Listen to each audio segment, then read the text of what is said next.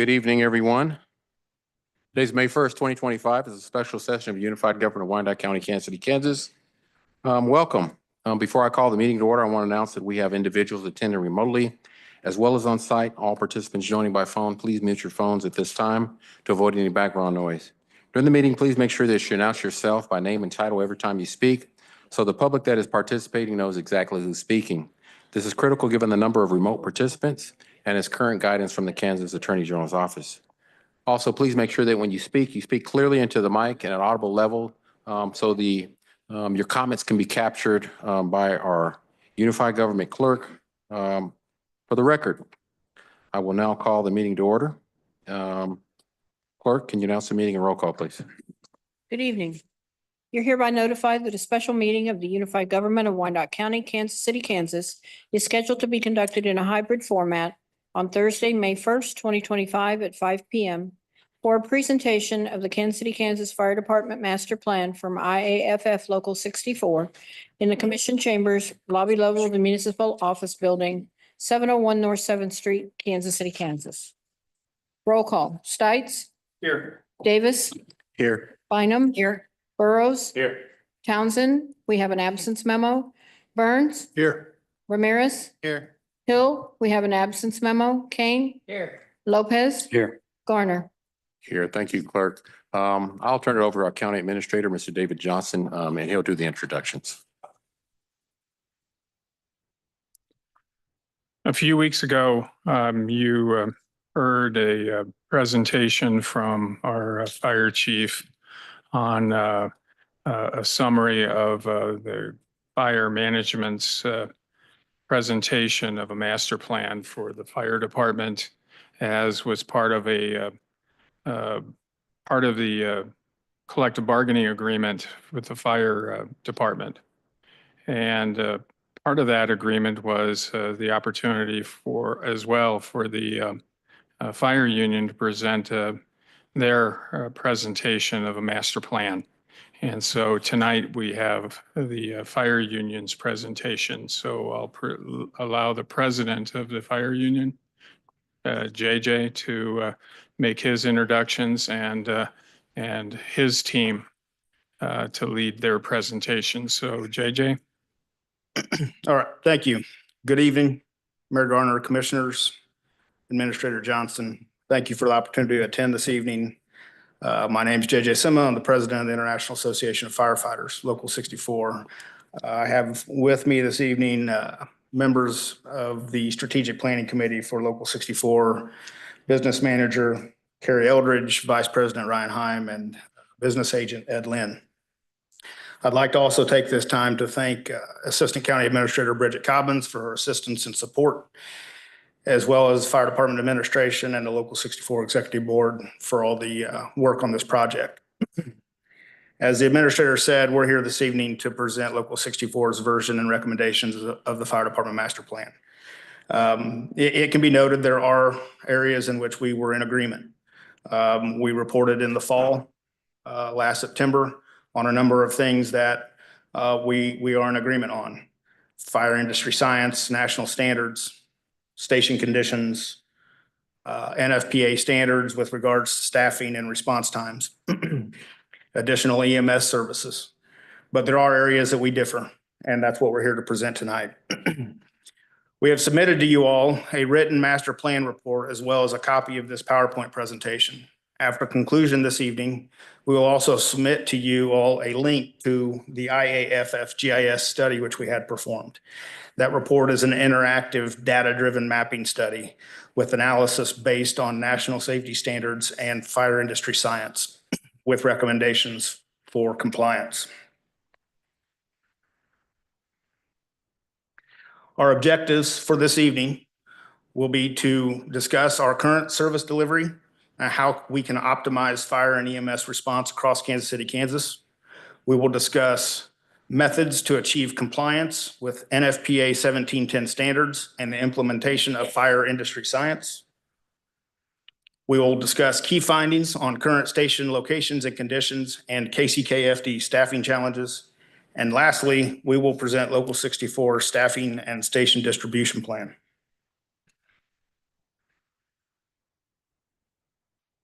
To give some history on this project, several years ago, within the parties' MOA, the fire department and union were tasked with conducting a comprehensive fire and EMS service analysis. Factors to be considered included station locations, potential new stations, renovation or expansion, and/or closure, deployment of manpower and apparatus, response times, safety, and consideration of the NFPA 1710 standard. A joint labor and management strategic planning committee was formed to develop recommendations for service and a master plan. Pursuant to the MOA, the recommendations and plan are to be submitted to the commission for consideration and adoption. Additionally, and what we will bring forth to you tonight, the parties were not required to reach consensus on all matters and are allowed to bring forth alternative options to the commission. NFPA 1710. 1710 is the national standard for organization and deployment of fire and EMS resources. Benchmarks established within the standard include minimum staffing of 4 firefighters per suppression apparatus for effective operations and safety.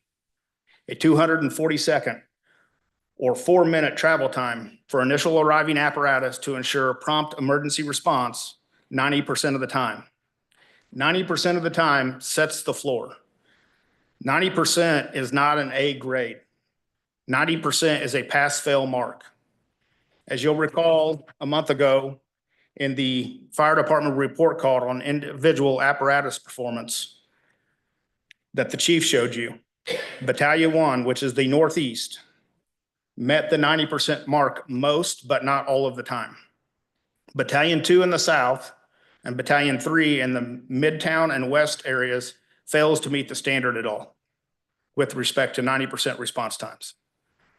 1710 also establishes the required number of personnel to be assigned and dispatched and response times for all personnel to arrive on scene for different types of fire alarm based on 3 levels of hazard. Those 3 levels are low, medium, and high. A low hazard alarm is a residential type structure requiring 17 firefighters to arrive on scene in 8 minutes. A medium hazard alarm is a commercial type structure, a strip mall, a restaurant, a garden style apartment, and that requires 28 firefighters in 8 minutes in the national standard. A high hazard alarm is a high rise, a high occupancy building or a high volatility building, manufacturing, a hospital, a school, high rise apartments. That alarm complement requires 43 firefighters to be dispatched on the initial alarm and to be compliant arrive in 10 minutes and 10 seconds. Impacts of understaffing are reduced efficiency and effectiveness and increased risk to the public and to firefighters.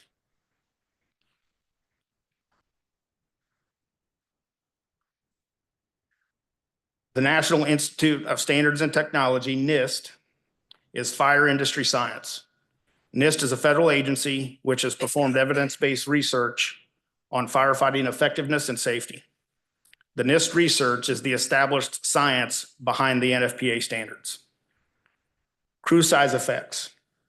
NIST has conducted research to measure the impacts of staffing levels on efficiency and safety. You'll recall last fall and a month ago, you were all shown a video that showed components of that research with respect to two firefighter, 3 firefighter, 4 and 5 firefighter crews. Health impacts.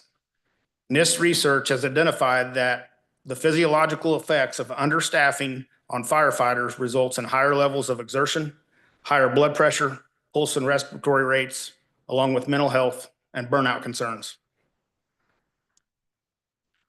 Operational efficiency. NIST research demonstrates that proper staffing improves operational efficiency.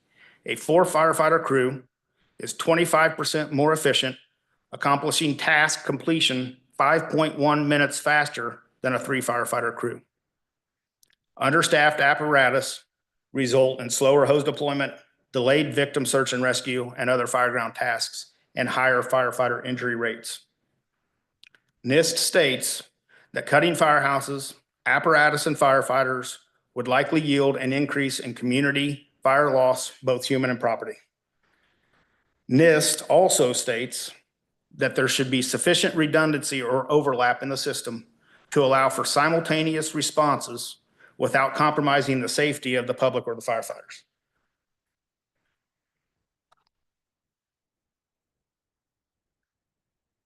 Local 64 requested a GIS mapping study, as I referenced earlier, through IAFF headquarters to assist the committee in its work.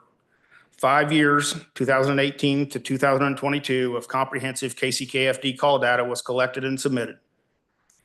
IAFF GIS analysts performed a data-driven roads traveled analysis on the KCKFD's current response capabilities. A roads traveled analysis looks at actual travel routes to incidents based on GIS mapping rather than simplified distance measurements. Other available methods which consultants and other departments may use are irregular diamonds, polygons, or concentric circles on maps to identify coverage area. These used a fixed criteria that a fire truck can travel 35 miles an hour and 1.5 miles in 4 minutes. This formula was established by a RAND study 50 years ago.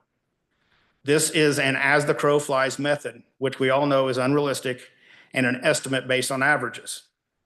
There are barriers which prevent the accuracy of these methods. For example, apparatus cannot travel 1.5 miles in all directions. Terrain, rivers, parks, rail, streets that do not pass through, all provide route obstacles, just to name a few. GIS roads travel technology and analysis, if available, which we have and have submitted, 5 years of data, is the best and most accurate evaluation of capabilities and need.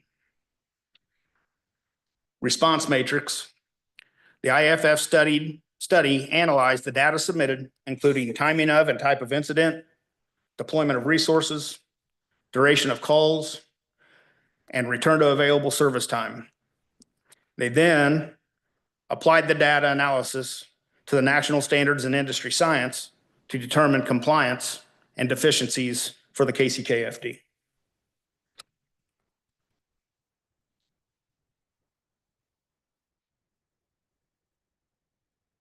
Current staffing levels versus NFPA 1710.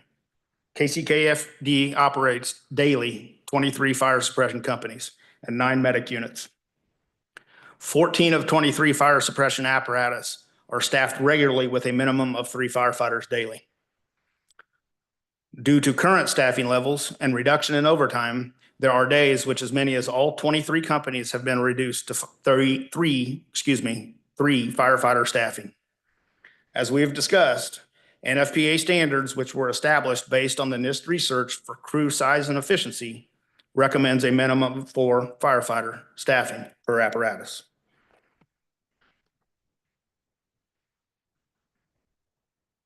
Proposed station closures. Historically, as KCK has grown through western expansion and development, city and fire department leadership has looked at the northeast and east, the urban core, for resources to relocate. 5 fire stations, which are now located in Midtown and West, were originally in the eastern corridor of the city. We currently operate less fire companies now than we had 50 years ago, when the area of coverage was much smaller and the call volume was much lower. As you all are aware, Station 15 closed in 2020 to relocate that apparatus to the new Piper Fire Station. With the efforts of the union, this mayor and this commission, Station 15 reopened in 2022, restoring service to the Fairfax area. Proposed closures.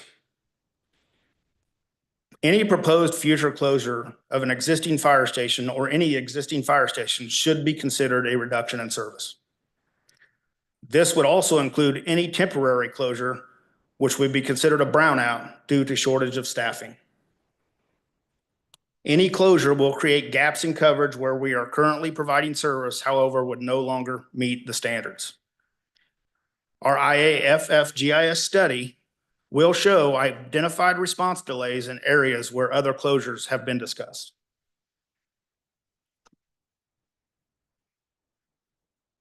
Public safety risks of inadequate coverage. Per the American Heart Association, each minute increases mortality rates between 7 and 10% in medical emergencies. Accelerated fire spread. As the NIST science on fire behavior establishes, fire doubles in size each minute, making quick response crucial. In another video that you all have seen on a couple of occasions from NIST, which was the apartment fire, a small fire in an apartment on a couch reached the point of a fully involved apartment in less than 3 minutes. If we refer back to crew efficiency studies and the fact that a firefighter crew is 25% more efficient and completes fireground task 5.1 minutes faster than a 3 firefighter crew, it emphasizes how important minimum staffing is. Medical outcomes may be affected as delayed EMS response impacts survival rates and recovery potential, and firefighter injuries. Understaffing can lead to increased firefighter injuries, overexertion, and burnout.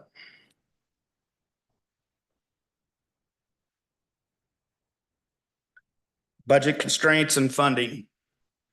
Fire and EMS are essential services and a necessity for public safety, not an optional expense.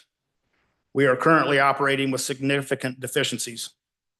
We do not meet response time standards, nor are we compliant with minimum staffing recommendations.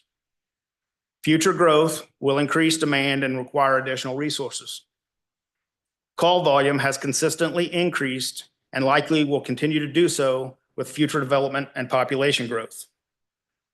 Current large developments such as the American Royal, Margaritaville, Buc-ee's baseball and soccer complexes, numerous apartment complexes, the downtown community college campus will increase demand.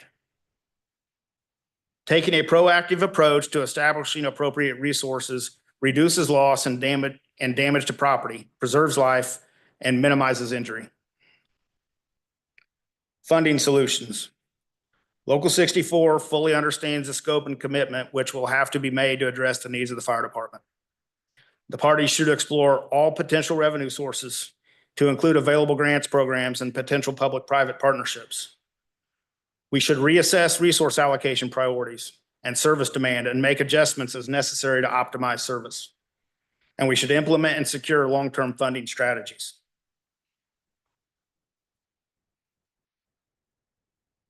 Community impact and public opinion.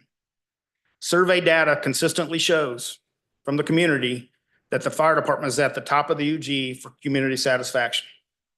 A recent internal survey by the fire department showed a satisfaction rate of over 97%. I want to emphasize the high approval rating should be attributed to the dedication of the membership and the work they do providing service to the citizens and visitors of this community with the resources we currently have. We should continually strive to provide a level of service to our community which the public has come to expect and deserves.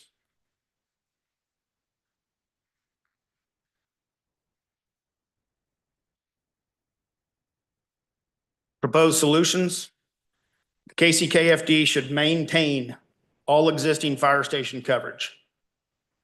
The fire department should continually evaluate and address areas of deficiency and future growth.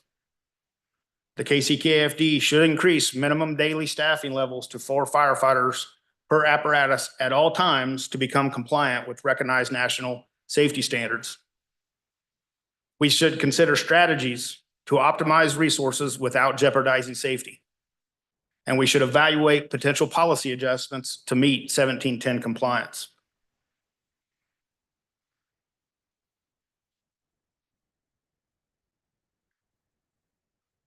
Here you'll see the KCKFD station table. It shows location, age, condition, and recommendation, Local 64's recommendation. Most are in need of significant rare repair or being rebuilt. You all are aware of this. We've talked about this in our last couple of sessions. As was presented in September on our initial report, the fire department and the union are in agreement on that fact.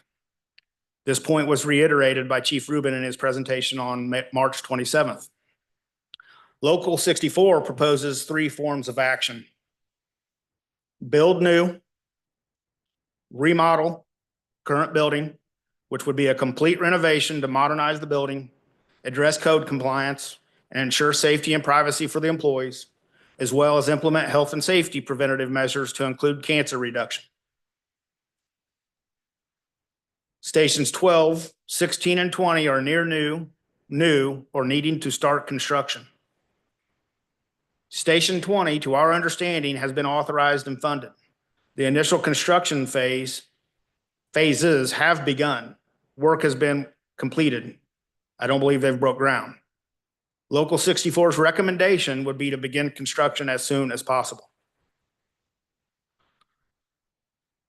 Local 64 would also propose that we jointly evaluate the need of each location with respect to resources as best as possible when making determination on building size and capacity to optimize available funds.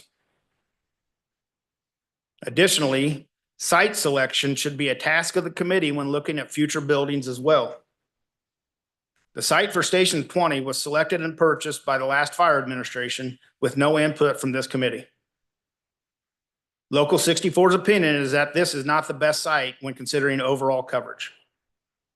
There is a resulting roads traveled effect on overall coverage and neighboring fire stations when any site is selected or any relocation is made. A site should be selected with the big picture and overall coverage in mind.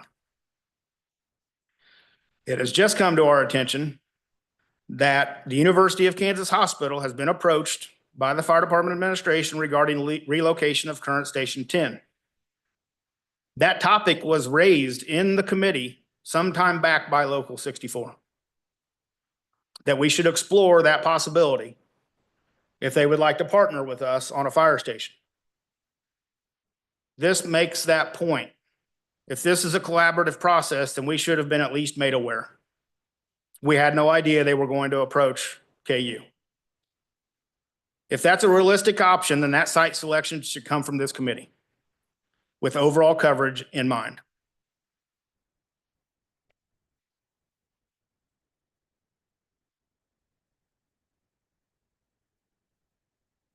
Our building recommendations. Local 64 recommends a two-phase plan to address station conditions. As you'll see, each phase will include both new build and complete remodels. We recommend fully completing phase 1 before proceeding to phase 2. Timeframe can be accelerated with additional funding and depending on progress. As you can see in phase 1, Local 64 recommends rebuilding stations 8, 4, 9, and 14, and renovating stations 10, 2, 18, and 19. In phase 1, we also have included the construction of a fire department training facility. The current KCKFD training facility is not adequate for a department of our size. Initial and ongoing training is critical in the fire service to ensure preparedness and safety of the public and the firefighters. In phase 2, you will see rebuilds and remodels as well. We are recommending the rebuilding of stations 11, 7, 3, 5, and 1. We also recommend remodels for stations 15, 6, 12, 16, and 20. As you see, Station 12, 16, and once complete, Station 20 are or will be our newest buildings. We are recommending no immediate action on those buildings. However, in the out years of this plan, those stations will likely be upwards of 20 years old.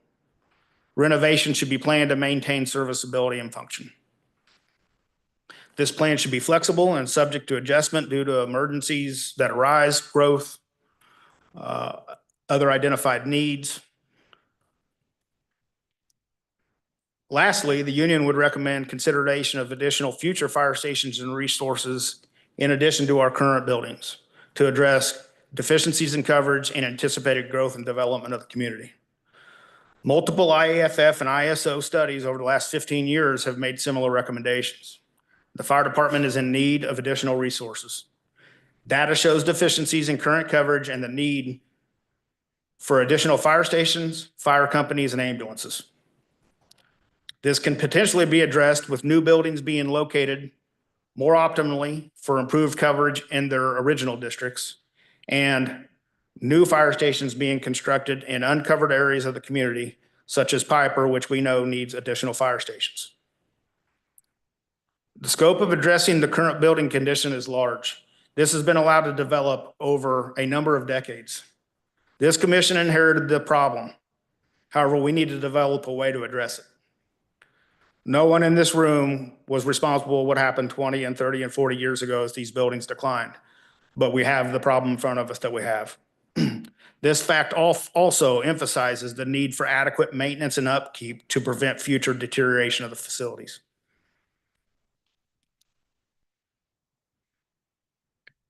Apparatus staffing recommendations. Daily staffing should be increased to a minimum of 4 firefighters on all companies. To accomplish this, we should fill all vacant and frozen firefighter positions. We currently have 12 frozen positions and an unknown number of vacancies due to regular attrition. We should hire regularly to maintain staffing levels and minimize overtime. And we should evaluate overall pin structure to optimize efficiencies and determine additional need.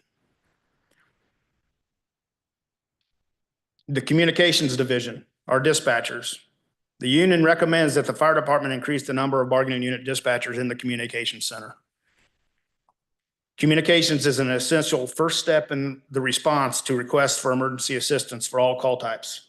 NFPA 1710 incorporates into its overall response time recommendations, an established time frame for the jurisdictional communication center's receipt and processing of a request for aid and dispatch of appropriate resources. The fire department has historically struggled to maintain staffing in the fire communication center. Dispatchers have a difficult and stressful job as the first link to the public when requesting assistance. Understaffing drives fatigue and burnout, as well as mandatory forced overtime, and may cause delays in processing requests and response to service.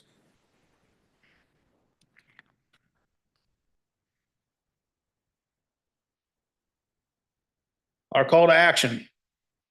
The UG should maintain all current fire station coverage. We should increase minimum staffing to NFPA 1710 compliant levels. We should invest in infrastructure repair and modernization to secure public safety into the future. The UG Fire Department and union should work jointly to optimize resources to ensure the safety of the public and the health and safety of the firefighters. Local 64 is committed to collaboration on solutions. We live here and we work here. We want what is in the best interest of the public and the city as a whole. In conclusion, the KCKFD's current response capabilities do not meet travel time requirements consistent with industry standards. The KCKFD's current staffing model is not compliant with NFPA minimum staffing. 15 of our 18 stations we showed on that station chart are in need of extensive renovation or of being rebuilt. The KCKFD needs additional fire stations, fire companies, and ambulances. As next steps, we suggest continuing an ongoing conversation and discussion. We suggest that we initiate action as soon as fiscally possible. This will help control costs into the future due to inflation and rising construction costs. With regard to the future of the Strategic Planning Committee, the fire department and the union have agreed that the committee should remain in place as a standing committee with the purpose of meeting quarterly to monitor progress and continually evaluate developing needs and deliver annual reports to the commission.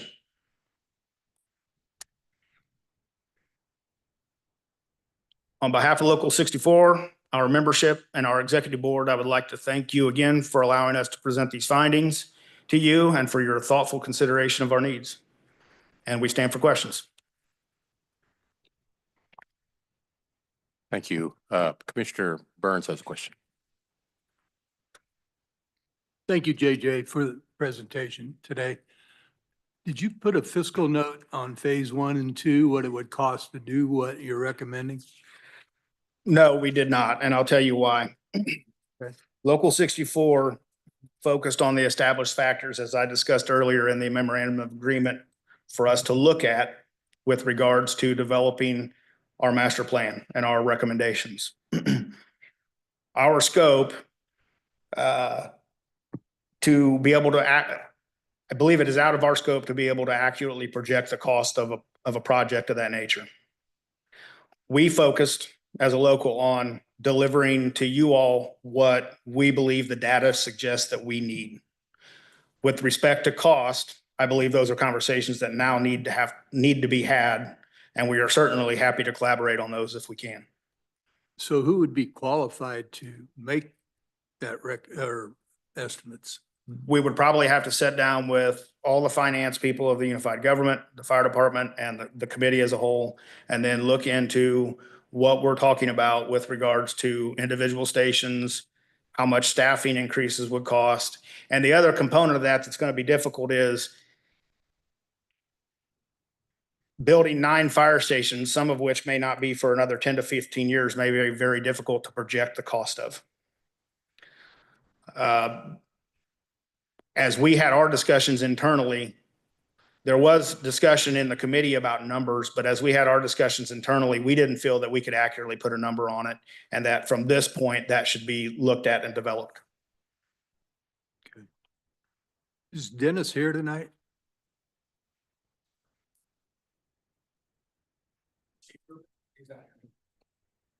Did he have a good reason not to come? He had, I can't hear you. Commissioner, he had prearranged,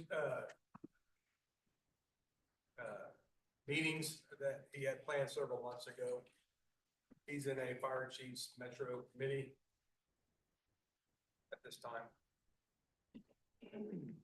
So is the taxpayers paying for that?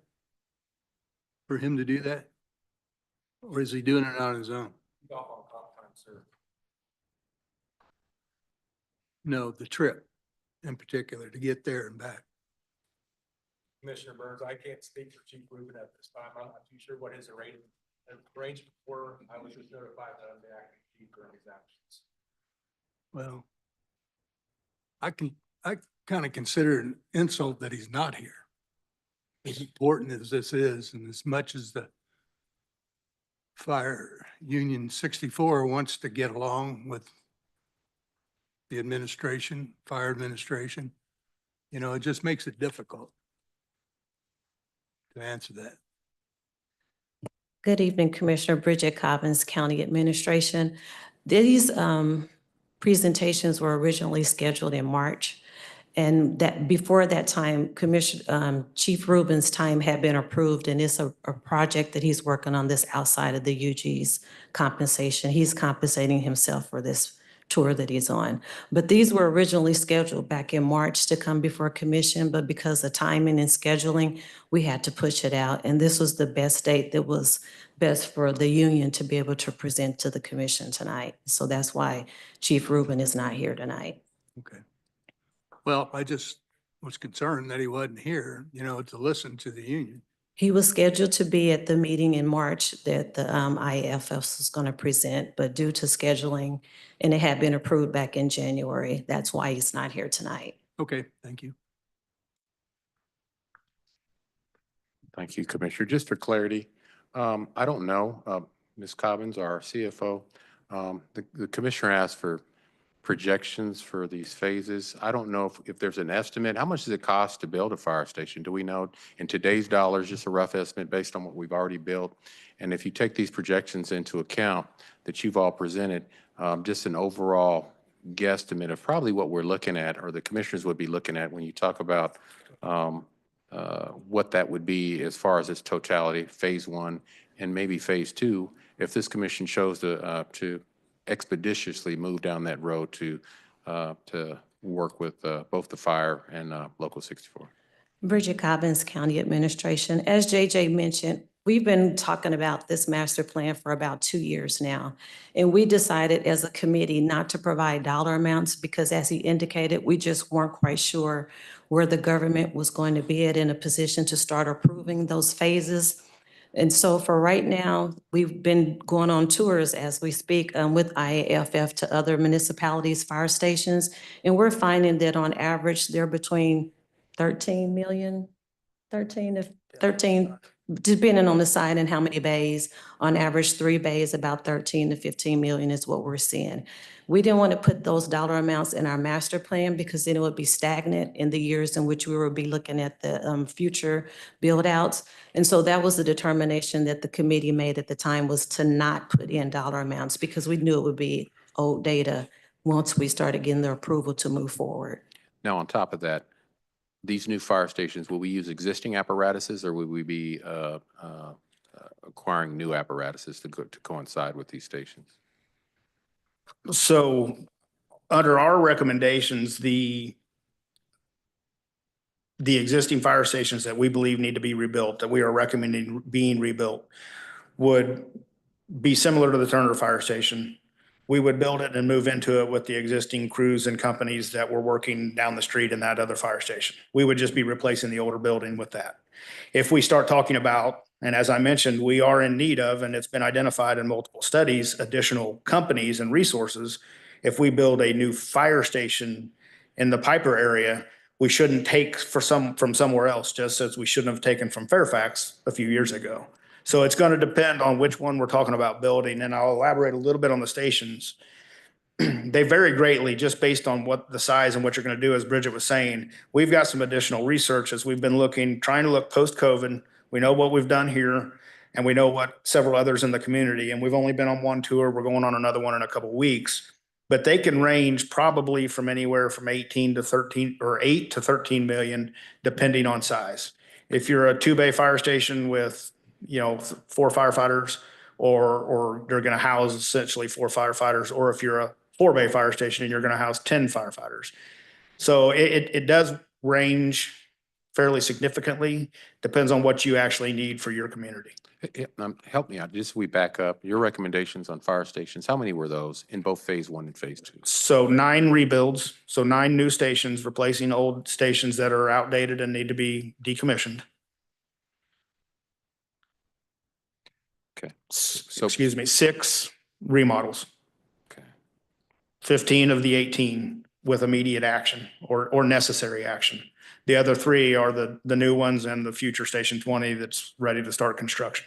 Just off the estimates that Ms. Cobbins gave us, I'm just looking, and this is just general math. It's just nothing exact, but I'm looking at possibly 135 million for 9 stations potentially. And that's just a rough guesstimate, I would think. And then if you add the cost of how much is, we're doing 3 that you said as far as firefighters staffing per a rig. If we update, how much do we know, what is the cost per person to staff?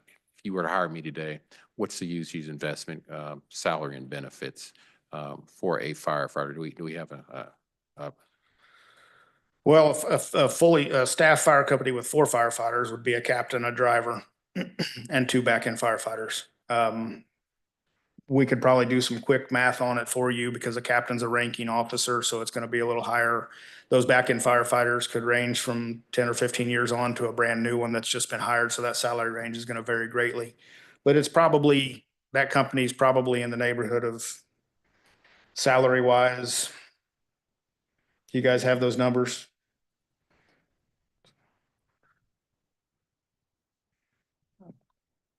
$350,000 annual salary, and that's a guess for one for company? one company. And we're talking about, if you go back, how many companies did you say needed? We have 23 companies. Right, We don't need 23 new companies. right. But we need on 14 of those companies to staff that 4th firefighter every single day. Now, that doesn't necessarily mean we need 14 new firefighters per shift. We have some of them in the system.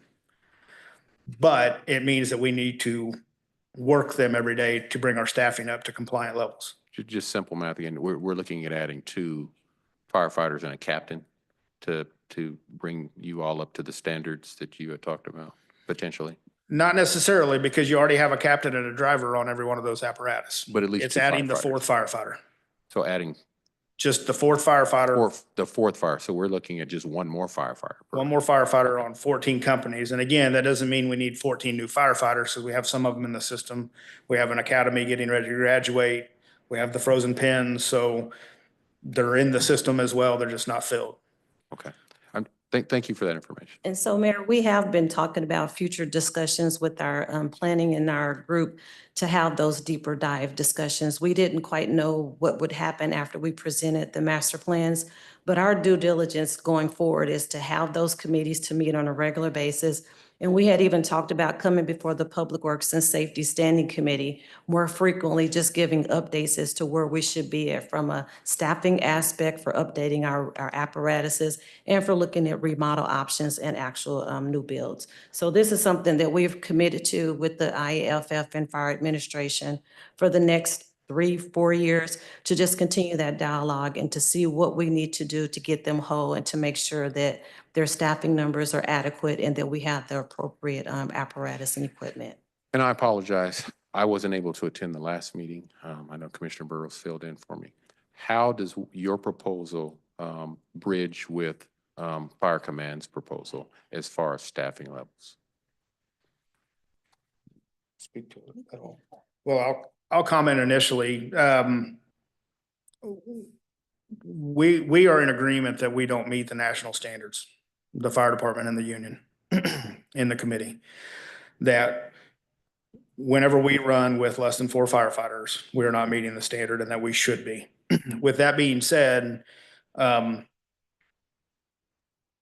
fire chief didn't, I can let Bridget speak to it, didn't bring forth the full number of stations and the full number of people that we would need. He brought forth an initial phase, and I'll let Bridget, I don't want to speak for him. I'd like to let Bridget or the fire department elaborate on what he brought forth. So there are some differences in how we get there, essentially. I don't want to speak for the fire chief. I know that you all are in continued discussions. Really, I just, for the commission, myself, and for anybody viewing, I'm just trying to get, I guess, a baseline on cost. And you've all done a great job with the presentation on what you're recommending as possible fire stations. But really, it's going to come down to the financials. I think those are the biggest things, as well as how do we staff to bring you all up to standards. And I just wanted people to kind of wrap their heads around this and try and maybe put a guesstimate of a dollar amount that we may be looking at. So thank you. Commissioner Maris. Well, Mr. Mayor, on that note, I would just say that we do anticipate and did anticipate there's going to have to be further conversation to identify some of those actual ways to get there and nail down the actual numbers. It's very difficult to project some of that until we can really get down to the hard numbers and crunching those. And that's probably one of the next things that has to be done through further conversation. Yeah, I think that's really key because we can project fire stations and personnel, but really it comes down to dollar signs. That's really what a lot of our constituents are going to look at, and really it's going to weigh in on the commission. How do we get you all to where you need to be financially and phase this out in a responsible way? So, but thank you for that information. Commissioner Maris. Thank you, Mr. Mayor. Thank you, President Sema, for the presentation. And just first, thank you to all the men and women of the fire department for the hard work they do. I appreciate the explanation of why there were no numbers, instead of coming forth and saying, well, you didn't think it was necessary to bring numbers from the previous response we got. So I appreciate the explanation of it is hard. And I appreciate that you guys are going to work with command staff, our staff, UG staff, to try and get those numbers solid as best as you can. And I know it's hard, especially in the economic dynamic we're in right now. It is much harder. With the funding sources, one of the bullet points you said is explore alternative revenue sources. What have you seen across the country of other organizations of using alternative revenue sources? So there's multiple ways, but there are other departments that have used sales tax initiatives, that have used bond issues, that have used usage taxes. They, as I mentioned, grants programs. I mean, even if you just get one fire station through a grant, that's one fire station you didn't have to pay for. public-private partnership is one that we would highly suggest we explore. I mean, the conversation with KU is along those lines. General Motors did it with Fairfax 40 years ago. We've got all the development in the West. We should be actively exploring those options. We're bringing quite a bit of development into the community, and they're going to need service. As I discussed, it's going to drive call demand. So we should be exploring all those options as well. And we should be anticipating those developments so that we can try to be prepared as they construct and go up and open, so we're ready to provide service. Okay. Going to you mentioned the public-private, you mentioned about Station 10 and KU. What was there an issue, or was the union not made aware of those initial conversations?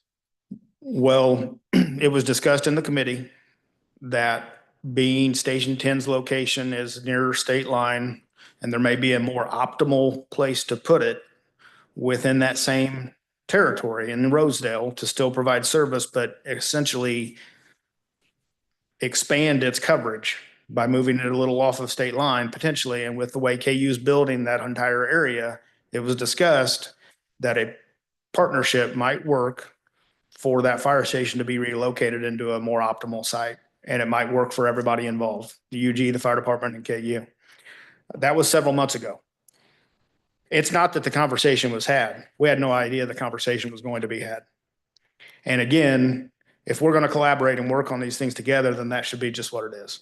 And as I said, if there is a site selected and that becomes a reality, that shouldn't just be picked out of thin air. We should be evaluating the data for the most optimal location to try to place that fire station with the available funds and available,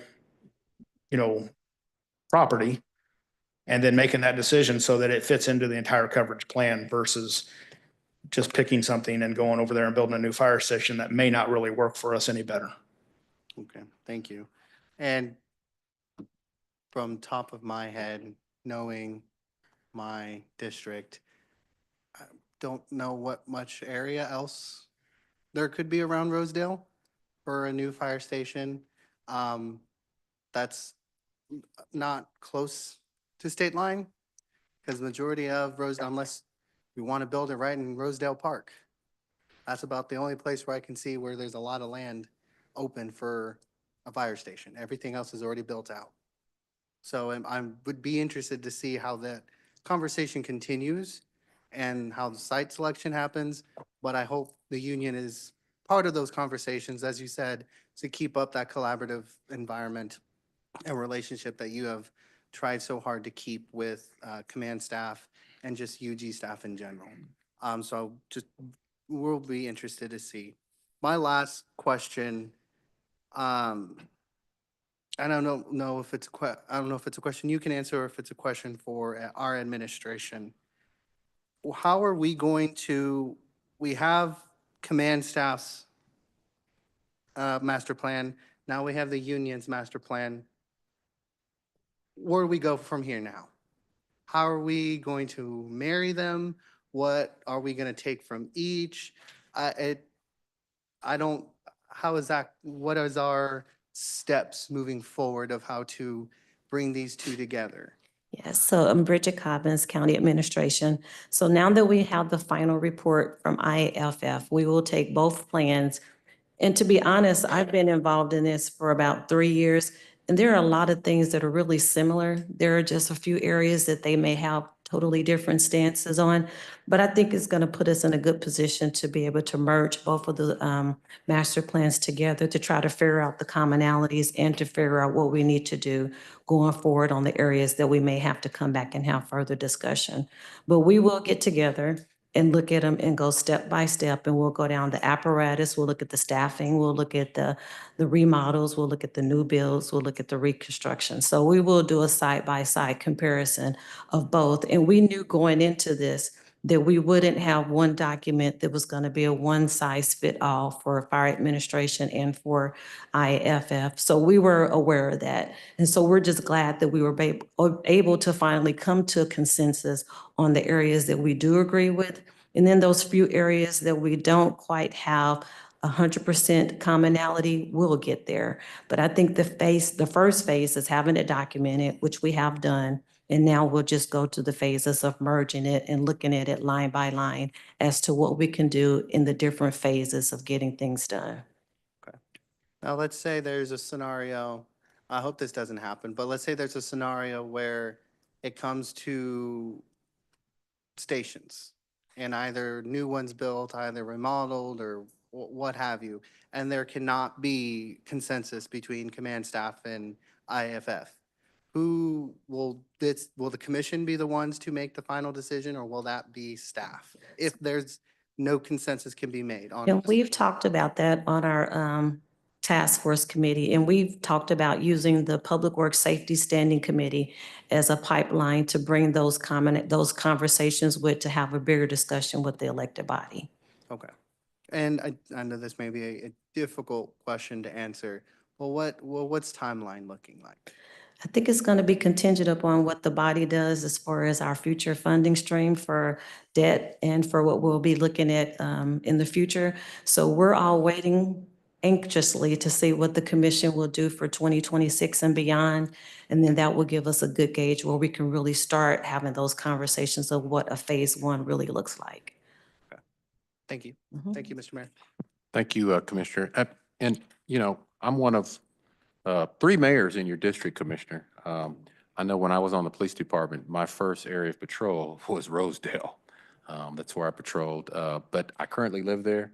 I would love to team up with you and tour. I know of several locations, if they needed to move, that would probably be good optimum locations for fire stations that we could probably look at together and ride around and probably have the union and maybe somebody from command to just explore those possibilities. But I know there's some good locations there to be able to do that.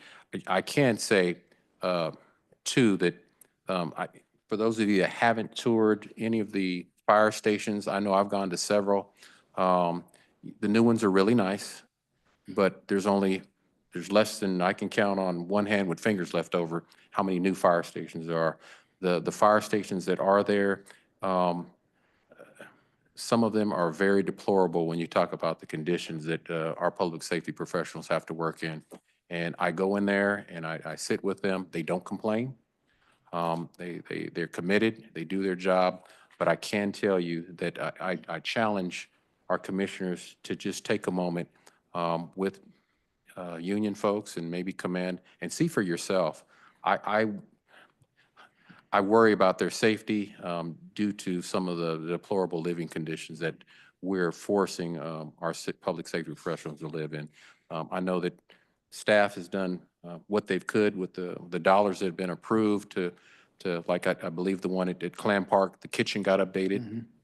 But there's so much more. If you go look in the bedrooms and things like that, the bathrooms, the living quarters, it's just not something that I would feel comfortable having to stay 24 hours in. And so this is something of an urgent matter, but we know that. And I go back to how we got here. And I'm really happy to see that, know that the union and the command don't agree on everything, don't expect you to. Union labor and management don't always agree on everything, but what I can tell you they do agree on is that they are communicating, they are talking. I can tell you before I became mayor, and this union will tell you, they didn't even have a channel or an open door of communication with the command staff of the fire union, let alone the commission or anybody in staff.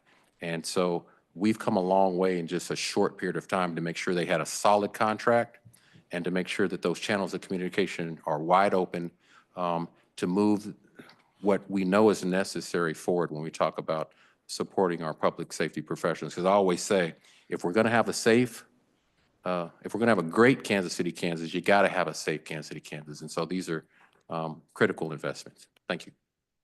Commissioner King. Thank you, Mayor. Panasonic was required to build a fire station in DeSoto. And we've got a couple of major projects coming out west, and there's no reason why they can't, $12 billion project, there's no reason why they can't build one for us. And actually, the study that they did some time ago says Piper needs 2 more fire stations, not 1. Correct. You know, and how many fire stations have been built in the last 20 years? 2, I didn't hear you. 2. Yeah, 2. And number 12, it took 5 years to build it. And they were supposed to have another company out there, and the former mayor and the former administrator robbed Station 15 and moved those folks out west to fill it. And that is not what the commission originally agreed on.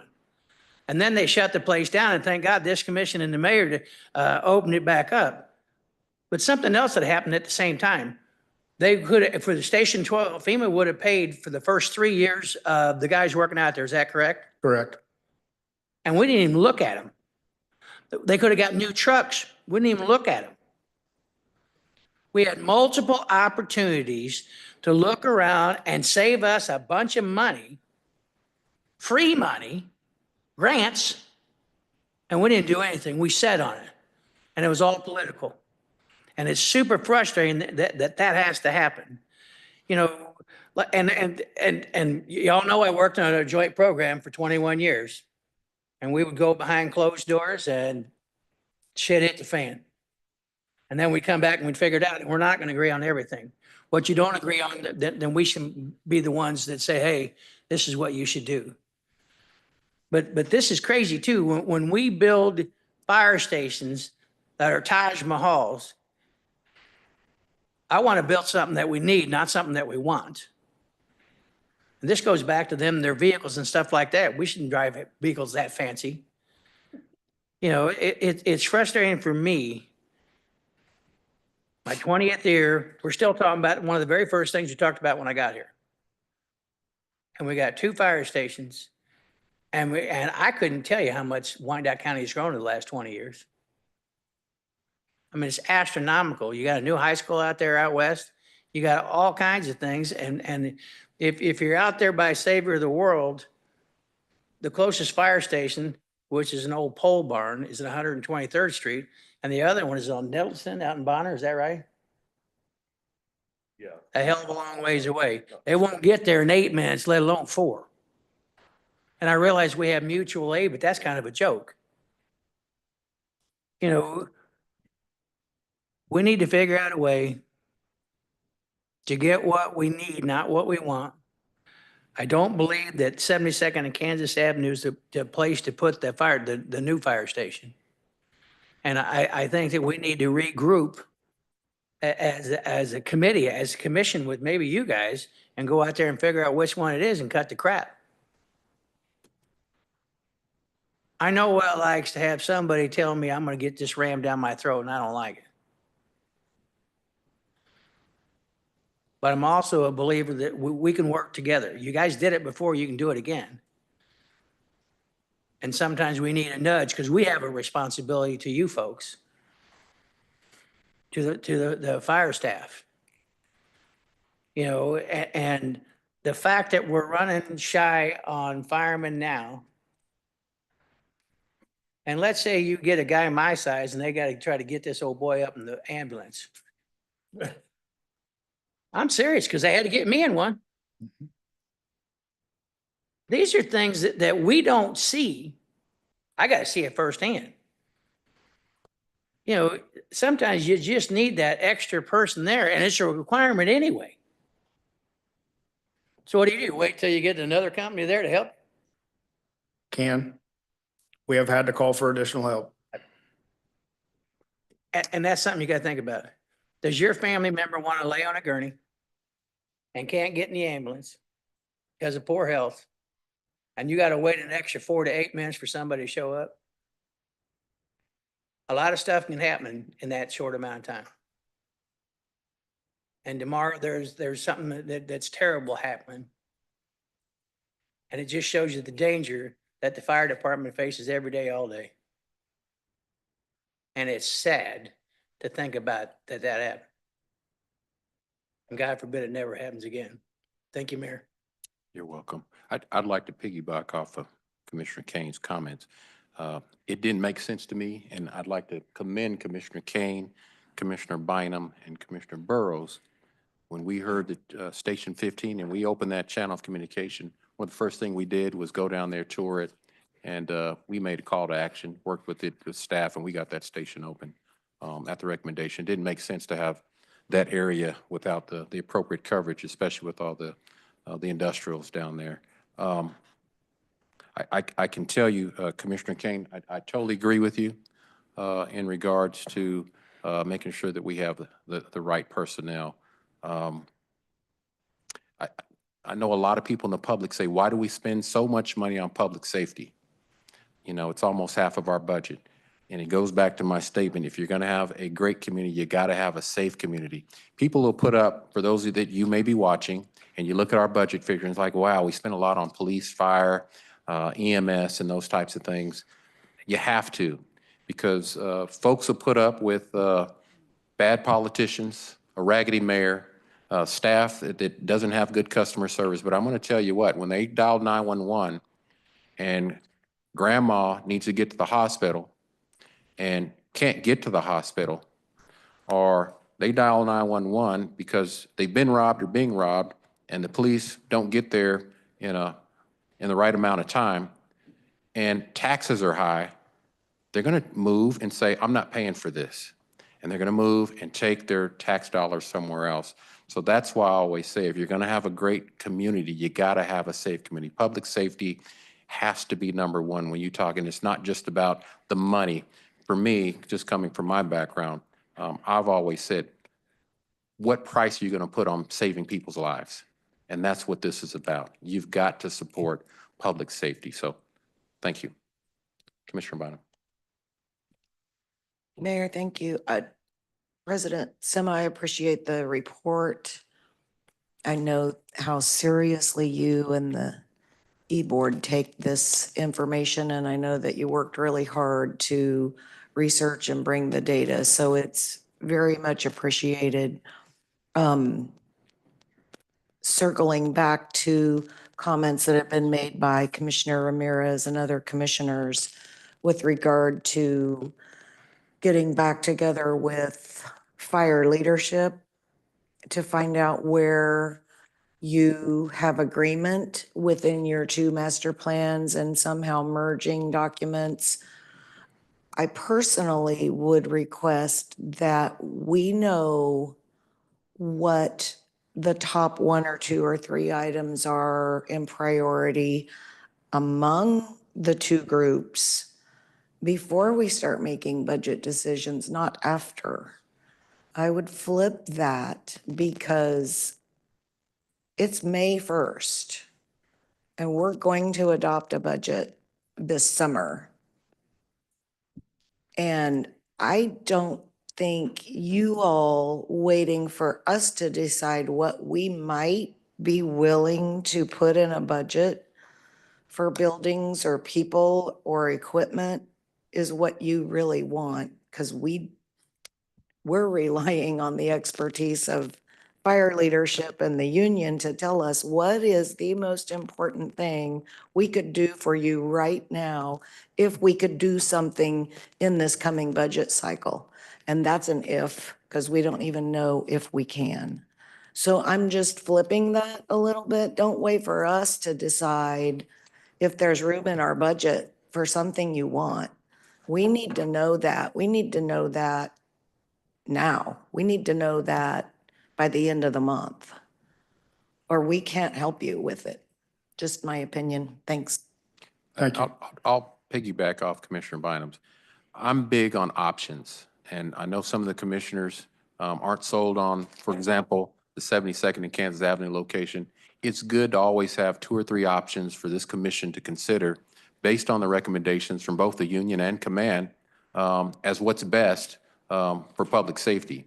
And so if you all could even do that, my request is not only look at the financials on cost of personnel, apparatuses, if it's needed for these fire stations, the amount of fire stations, the cost for, I guess, totality of phase one, phase two, maybe a 5-year plan, 10-year plan. I don't know what that looks like. And then options. If there are facilities that are like Commissioner Kane talked about, ones that are, we need them fixed today because the ceilings are falling out. I've seen I've gone to some fire stations and I've just seen mattresses sitting on stilts. I mean, that's unacceptable, how we treat our public safety professionals. We need to make sure that they have what they need. I like all those financing options. It would be great, and I'm glad that Command and the union are working together. Look at those financing options. So when you talk about options, bring some of those recommendations back to this commission, things that they can act on today if necessary. I'm big on, there's a lot of discontent with high property taxes or the perception of that here in Wyandotte County. We all know that. BPU and all those things, when you talk about taxes and fees that we're all struggling as policymakers to try and address. But at the end of the day, from day one, I brought a budget recommendation to this commission and I've suggested sales tax. And the reason I did that is because make the community put some skin in the game and sell it to them. If you want amenities, if you want infrastructure, if you want parks, if you want upgrades, if you want the level of service, I always say it isn't just about what this mayor and this commission and what staff is willing to do. I really like to know what the community is willing to do. And they should say yes, and they should say no on what they want and give them some options on an initiative for sales tax. I know some people say, oh, it's a regressive tax. Well, so is property taxes. People are being put out of their homes. The good thing with sales tax is that people that don't live here pay into that as well. And as we grow our community and we get more tourists, we get more people seeing the value and the great things we have to offer in Kansas, they're going to pour those dollars in here too to help prop up some of those necessities. And that's the value of sales taxes. But I like the idea of private public partnerships and cooperative. I'd like to learn more about that. But really, you all are the experts, like Commissioner Bynum said. Bring forth those recommendations so this commission can make an informed decision on what they feel is best moving forward, because they are leaning on you and relying on you. I can tell you this commission, I've told all of you, I've talked to everybody, and I've told people in the community, this is probably one of the most, and I worked here for 32 years in law enforcement. I have never seen a commission this supportive of public safety than this commission that you see right now. Every last one of them, all 10 of them, and this mayor support you guys. We respect you guys, and we appreciate the work that you do, both Command, because it takes good leadership, and the union, making sure that you all have good working conditions, pay, benefits, so you all can provide, as the boots on the ground per se, the quality of service that our residents not only come to expect, but they deserve from our public safety professional. And I just want to say thank you all. Commissioner Davis. Thank you, Mayor.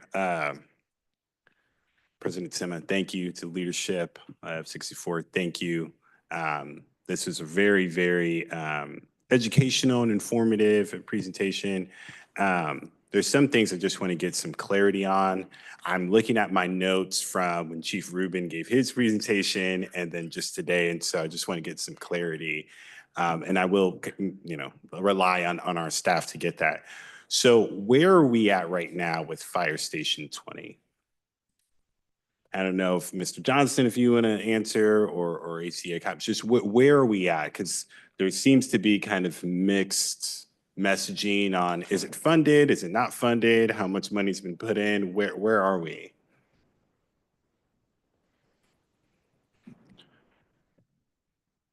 Well, I believe that when we had this with discussions when we had some of our other public works projects, it was in this nomenclature issue that when we had this issue called, when the project was authorized, everyone thought it was approved. Well, it may have been authorized, but it wasn't there was never a dollar amount approved for it, particularly in the debt issue. So it was in the queue, but it was never in the approved to get dollars for it. Okay, so currently it has been authorized, it's just not been funded. Right, it hasn't been funded. Okay. And so particularly in the 25 budget, remember, we did not authorize any debt financing for the 25 budget. May have been authorized, but where there's no debt financing for any debt finance. So if there's no debt, it's not to be funded. So there was no debt to back the project. So it then would be on the shelf to be considered for the 26 budget. Gotcha. Okay. Thank you for that. I'll agree with Mayor and Commissioner Bynum. I think if you all gave us kind of best case scenario, right, for the fire stations remodel, what you can live with, and then what's the bare minimum, right, of how many you would want to do, whether it's one station for every 2 years, one remodel a year, some sort of strategy that we can tinker with really helps, especially as we are considering the budget. That can just help, particularly for the community, what the impact will be. The last thing I'll say, and I know we have Dr. Knieven here from Finance, do we have a number on what the sales tax is generating right now for capital just every year? Because it's not as though we aren't making investments in our fire department.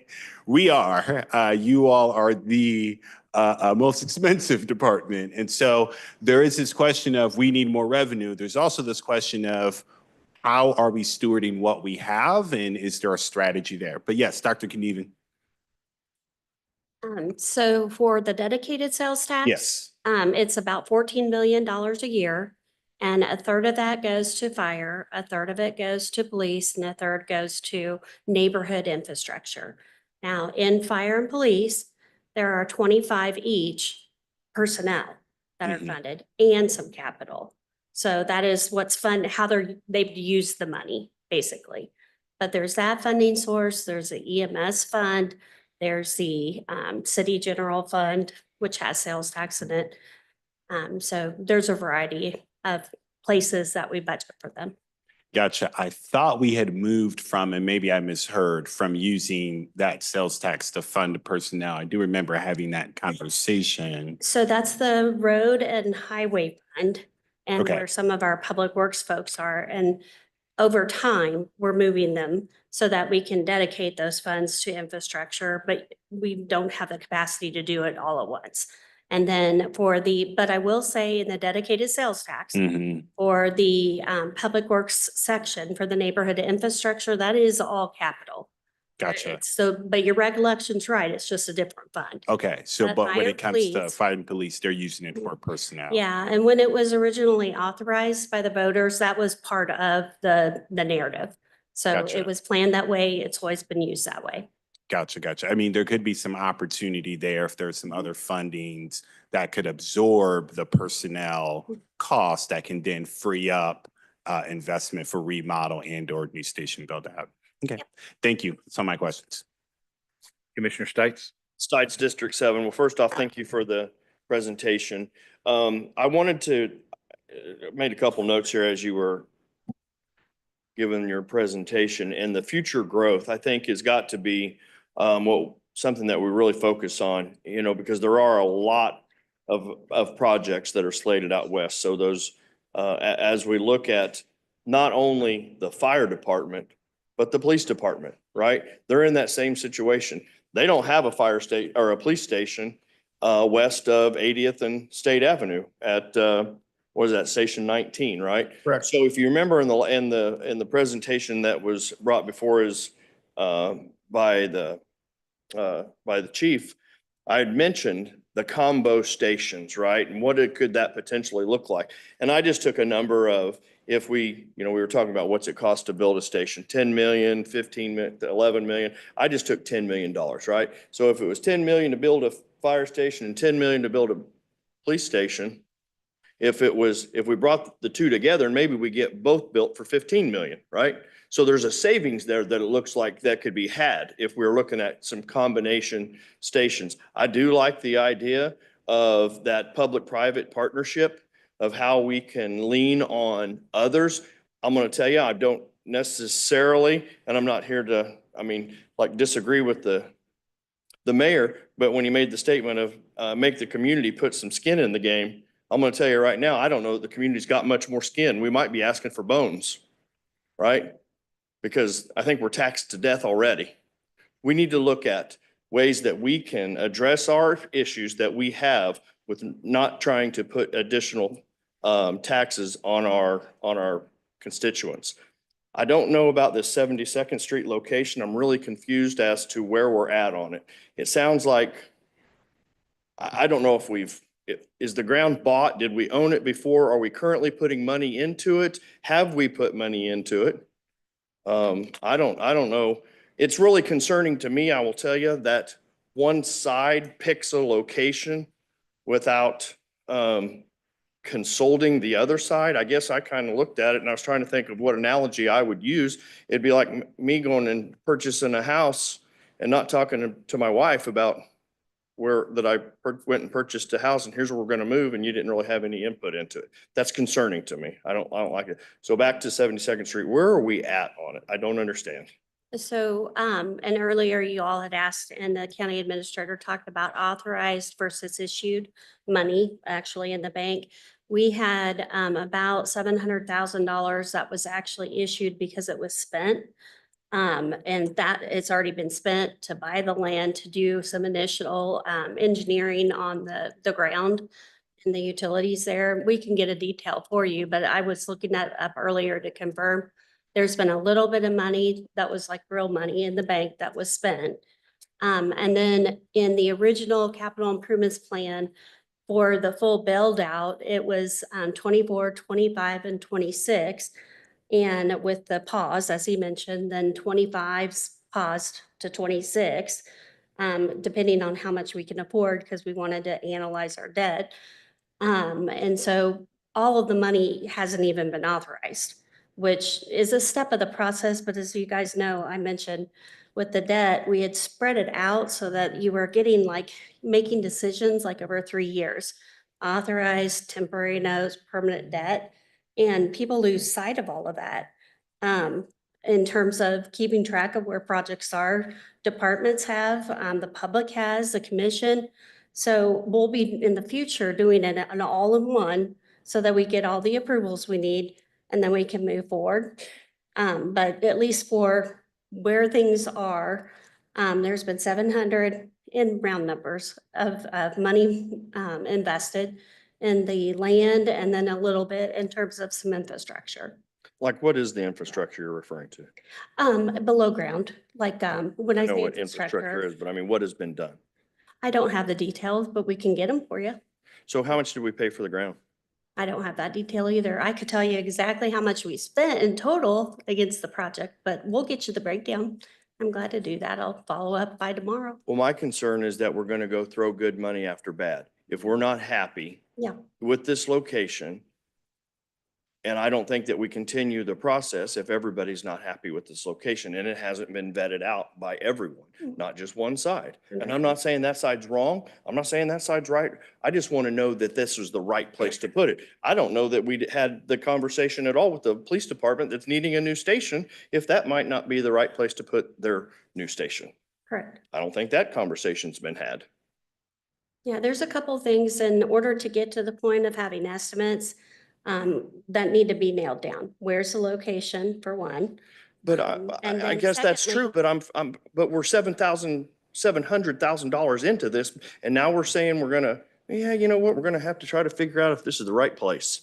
And we've spent $700,000 of taxpayer dollars to figure out if this is the right place now. We should have done that before we sunk a single penny into it.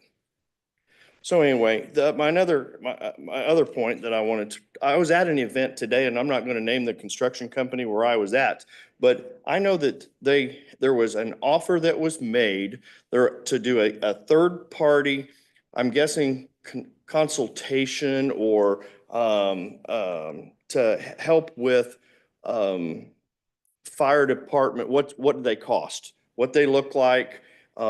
Free of charge. And I don't know if we looked at trying to take advantage of those types of people a consultant that would help us free of charge, right? Because I'm trying to not spend any more money that might be able to tell us what new fire departments are looking like. Because we all sat up here and said, who is making that determination? Is it 2 bay? Is it 3 bay? Is it 4 bay? Is it What have you? Do we need an $8 million station? Do we need a $15 million station? I don't know. You all may know.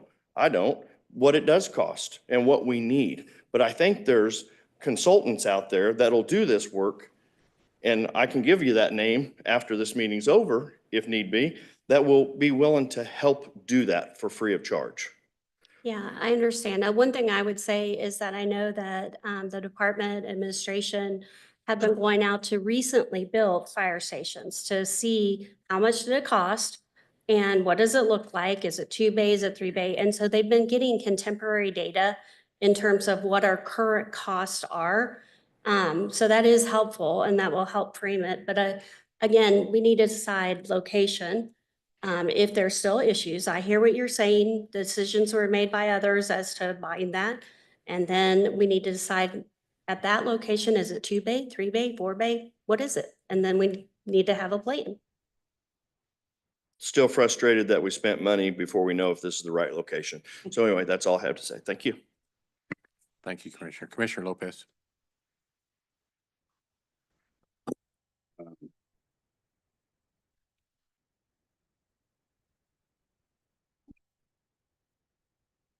I was basically having the same question with Commissioner Stites. It just seems a little asinine, and then we don't have any money that's budgeted for it, or has it, but yet we're in at 700 grand already. Anyway, we're talking about maybe a new location for the fire station well, hey, let me back up a second. How much do you have a dollar amount that you know that we spent already on this new location over there for Station 10s? I don't have very much information on that at all. Does anybody in this room tonight? I don't know that have there's that been dollar any, amount? somebody would have to explain if it's been. Bridget I mean, Cobbins. there's, we have money and plans too, didn't we? Didn't we spend a bunch of money to have plans built or made, or we're just using from another fire station? Bridget Cobbins, County Administrator's Office. So in regards to Fire Station 20, what we can do, we'll get a report together to get the details to provide it to the commissioners with all the questions that you have as it relates to where we're at, how much we paid for land acquisition, where we're at for construction, and how it was determined that that was the ideal spot. So we'll get that information so that we can disseminate it to the commissioners so that we can have an understanding as to where we're at with Fire Station 20. Would that be okay for the commission if staff get that information for you and we'll email it out to you with all that information? That would be fabulous. And then talk about putting finding a location in Rosedale for a fire station. Am I correct there? Not looking for a new fire station. Preliminary discussions were being had with KU Medical Center about the current fire station near KU Medical Center. It was very preliminary. We're in the very beginning stages of that, and so we are exploring that. But no decisions have been made, no sites have been identified, and there has not been any discussion on actually selling the facility. Just conversations with a partner in an area looking at what we could do to improve our infrastructure of the fire department in that area. Because I was just looking around and there's a Mount Marty Park that we own, 14 acres that we own, UG. It's right behind the old Rosedale, well, it's Rosedale Middle School now. But I mean, looks like it'd be a great spot if it came down to that. It's right there on the Rosedale Extension and Seminar Street. I mean, if we had to go that route. But what brought up the conversation with KU and this location? What's their issue? There wasn't really an issue, just talking about redevelopment in that corridor of the community. And like I said, it was just preliminary discussion, and we try to not have those conversations in an open setting as to where we're going to identify for development, because then that puts us in an uncomfortable situation when we do identify property. But our economic development director is working in conjunction with the fire department, the police department, on areas of what we can look at for expansion once we have the financing available. I mean, is this something that KU Medical Center can fund too? We're in preliminary talks with them, and I'm not at a position to share that, but it's very early as to what we're doing. But we do have plans in the future to figure out how we could collaborate with different partners on firehouses and for police stations. Well, I appreciate it. Thank you. Mhm. Thank you, Commissioner Ramirez. Thank you, Mr. Mayor. To not sort of piggyback off of that, but as conversations are had, I will take up your offer, Mr. Mayor, of working with you and working with Command Staff Union and our UG staff, just to make sure that what location is picked is, if that's what it comes to. As you said, it's preliminary, but just I would like to, along with the union, be kept up to abreast, and the mayor as well, of what those talks turn into. And as I understand, they're preliminary. It's just the idea. They're entertaining the idea.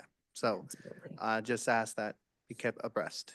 Yeah, and I can assure you that IFF understands that if there's any conversations to be had that's going to impact them, the administrator's office has given them assurance that they will be at the table when we have those conversations when it gets to that place. Thank you, Commissioner. And Commissioner Ramirez, thank you for that. I think, yeah, we could do that. If you don't mind, either I can have my Chief of Staff get with you, or you can get with Chief of Staff Cadillo, and she'll get that set up, and we'll get it set up with some union folks and command staff folks, and we'll take that tour. Yeah, I got so okay. Thank you. Commissioner Burrows. Thank you, Mayor. JJ, one of the things you talked about was dispatchers, and I know that can be a very stressful job, and specialist in communication to assist you in your teams to get to the spot in a timely manner and safe manner. How many dispatchers are we short, and what would you suggest we do to encourage the continued pipeline for dispatchers? So to answer your first question, I don't have an exact number of how many we're short. I don't know if the fire department administration that's here can answer that for us as to how many people we have in dispatch and how many vacancies we have. I know that we've struggled for years to maintain staffing out there, and that we probably have an identified number as to how many we ought to have on duty each day to handle call volume, but that's where the variance is. Dispatch is different in that it's the nature of how many calls they have to handle during a shift as to how many people you need to have on duty.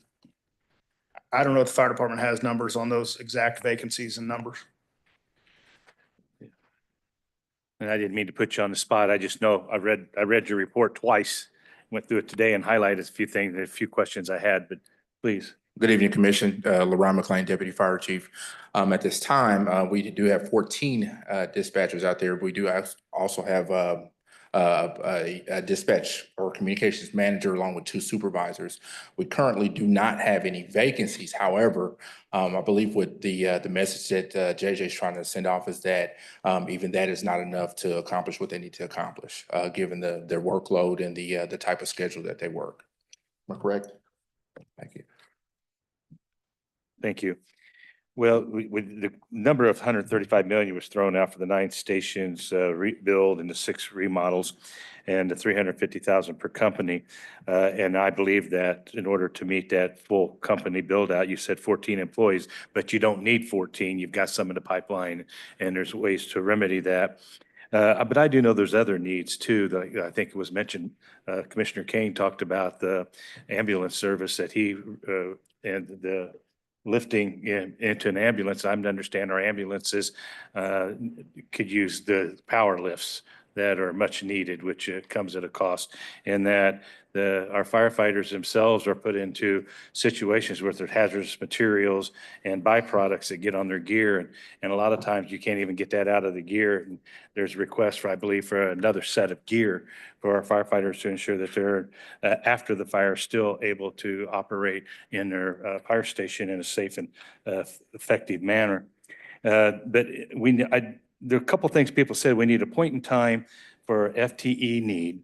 And I think we as a commission can look at the cost of that and see what we can do to start building into that. And the fire station build out, that's going to be important to find out just what it is you all agree to. And I'm pleased to see that it's been requested you two get back together and see how we can consolidate these reports to give us the guidance necessary to meet your criteria. But one of the things I did want to talk about, and that is the public-private partnership that was mentioned. I know the new data centers are coming in, and as it was mentioned, that comes in at billions of dollars. And that public-private partnership is important. We have examples of companies doing that. And I did mention that in a meeting and was advised that I shouldn't be asking for those types of things. But when it comes to this community, I'm going to stand up and ask for those kind of things. Because if you don't ask, you don't get. And if we're going to provide services to an industry that's new to this community, well, we ought to give consideration to partnering with us and being a good neighbor. The KU relocation, KU has the resources into which to help with that. We have ambulatory services. We operate with them and to them. There's an opportunity there for a public-private partnership. I would state that if we choose to move forward to 76 and Kansas Avenue, that we have very few windows in that facility except the windows that might be in the doors, and they don't face the far west. As we know, that's at this particular time, there's much concern down there. You all make response calls along with our along with our police department. Pipeline for firefighters. I'm sure you're going into the high schools to recruit and to talk about career day and or our community college like our law enforcement community is doing. When it comes to additional dollars, insurance and fee collections for services, I think you even mentioned it in your report. So I commend you for looking at those alternative services. I know when I was in the legislature, there was even a bill that was considered that if you are called out to an accident, that car insurance companies should pay for the extraction and or services that are provided above and beyond what's necessary for our fire department emergency response teams. And I think that's critically important that we give that strong consideration. I know the EMS fee, we've been supplementing it just under $1 million per year. And I would hope that we look at a stronger collection and insurance fee service that can help us provide the necessary dollars to meet the budget shortfalls and challenges that we face today.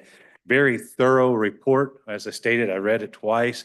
I'm not surprised with some of the information that came forward. It's very well and very well done, but very well thought out. I commend you for the presentation.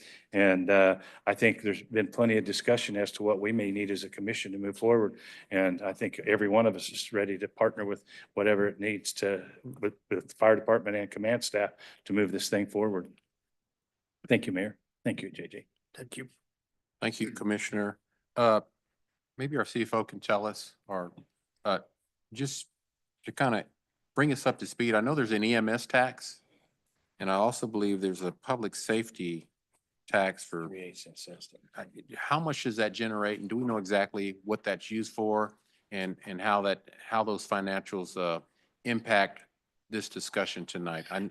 I know one of the bright spots for fire department is they're one of the areas in the unified government that really isn't struggling with recruitment. I believe they're over 90% staff. So if this commission was to budget for additional staffing, I don't see that as being a problem, like the police, sheriff, and other UG departments. But what exactly is the EMS tax and the public safety tax? I believe those were sales tax initiatives that were passed by the voters. Can you just kind of educate us all on that? Yeah, I think you're referring to the dedicated sales tax, which is the 14 million, and a third of it goes to fire, a third goes to police, and a third to neighborhood. Going from memory here, so if I'm incorrect, I will email it out, but the EMS tax, I believe, is around 9 million, but I'm glad to verify that. And those are the two in particular that have funds that are going towards the fire department. Then there's obviously the city general fund, which is where the majority of their funding is. Okay. Yeah. I guess the question is that for personnel? Is that for? Yeah, it's for everything. So it's over $80 million for the whole department. So it's one of the most significant, if not the largest budget that we have. Okay. It's just, I guess for future, if you could break that down with that tax. Absolutely. Because I know it goes into the general fund, I guess, at some point, but it is separate from the general fund because we didn't have that tax. That would be an increased burden on our general fund. Absolutely. Without that tax. It'd be good for the public to see that breakdown and how beneficial that sales tax initiative is. And that's another example when I recommend as commission that we look at sales tax because that's a a positive example of how sales taxes can benefit some of our infrastructure and our needs here at the unified government. And I believe that that's one of those good examples.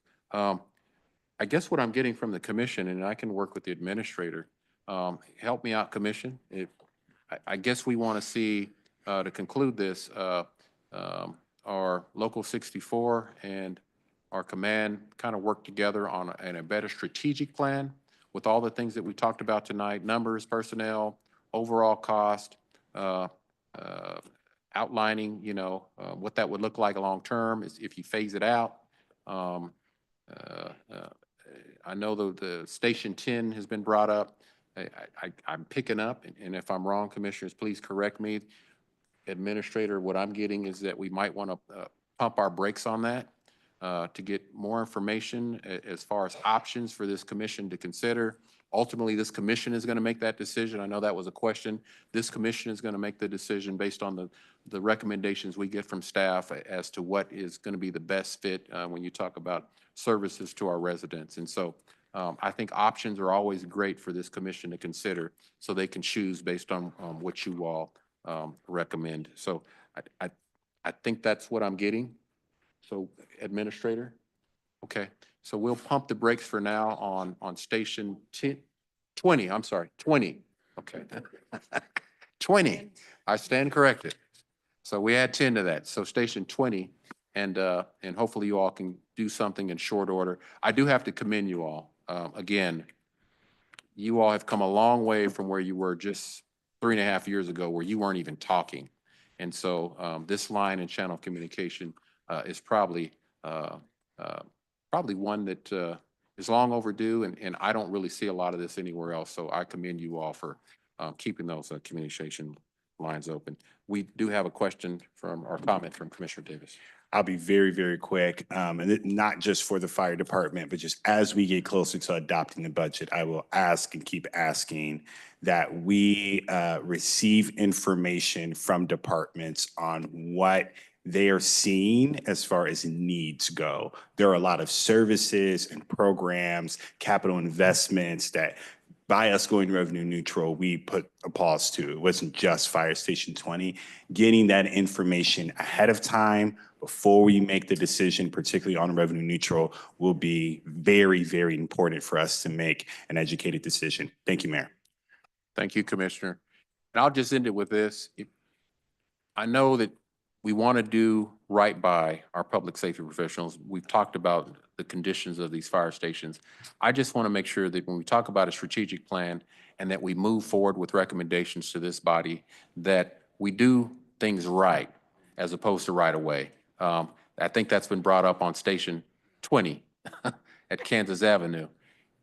Let's get things right as opposed to right away, and let's build that bridge of collaboration between union and management. Let's strengthen that, solidify it.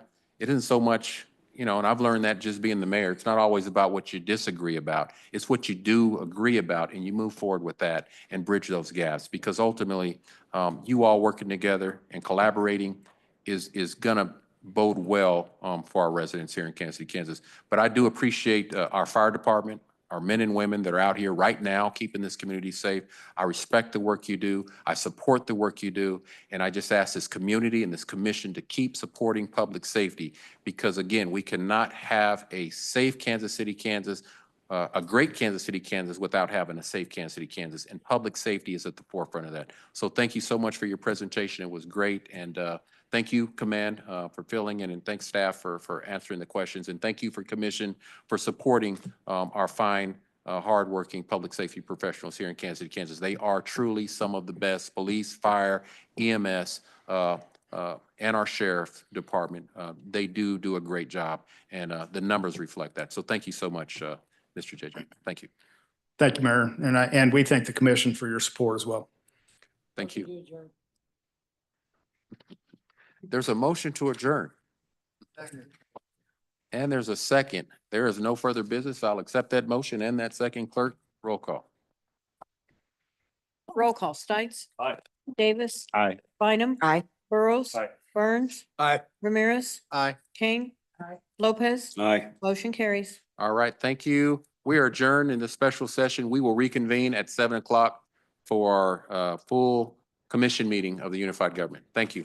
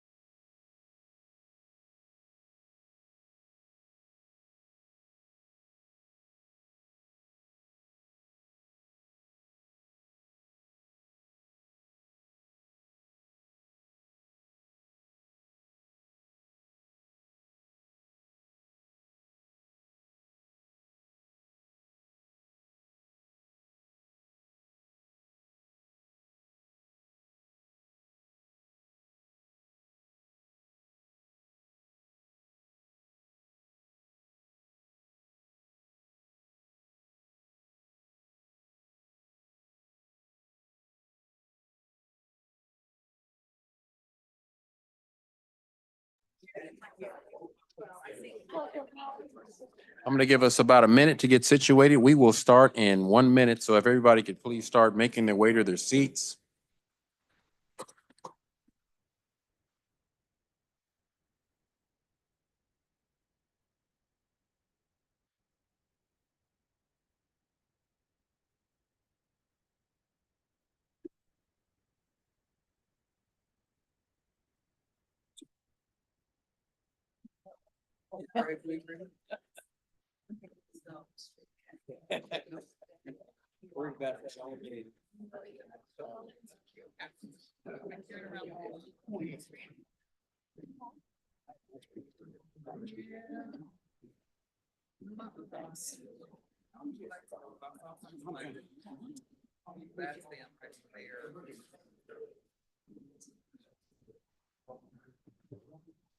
All right. Good evening. It's good to see everyone. Welcome. This is the regular session of a Unified Government of Wyandotte County, Kansas City, Kansas Board of Commissioners meeting. Today is May 1st, 2025. Before I call the meeting to order, I want to announce that some commissioner staff and the public are attending via Zoom, by phone, or on site. All participants joining by phone should please mute your phones at this time. During the meeting, please make sure that you announce yourself by name and title every time you speak so the public that is observing knows exactly who is speaking. This is critical given the number of remote participants and its current guidance from the Kansas Attorney General's office. I also ask that if you do speak, make sure that you speak clearly and loudly into the microphone so the clerk can capture your comments for the record. If public comments are allowed on the agenda items, comments should be limited to that specific topic of discussion. And as a reminder, disruptive comments and behavior is not permitted. Disorderly conduct in this chamber is totally prohibited, and we just need to make sure that we're respectful and maintain the decorum that is expected here at the Unified Government. I will now call this meeting to order. Clerk, could you announce the meeting and roll call, please? Roll call. Stites? Here. Davis? Here. Bynum? Here. Burrows? Here. Townsend? Here. Burns? Here. Ramirez? Here. Hill?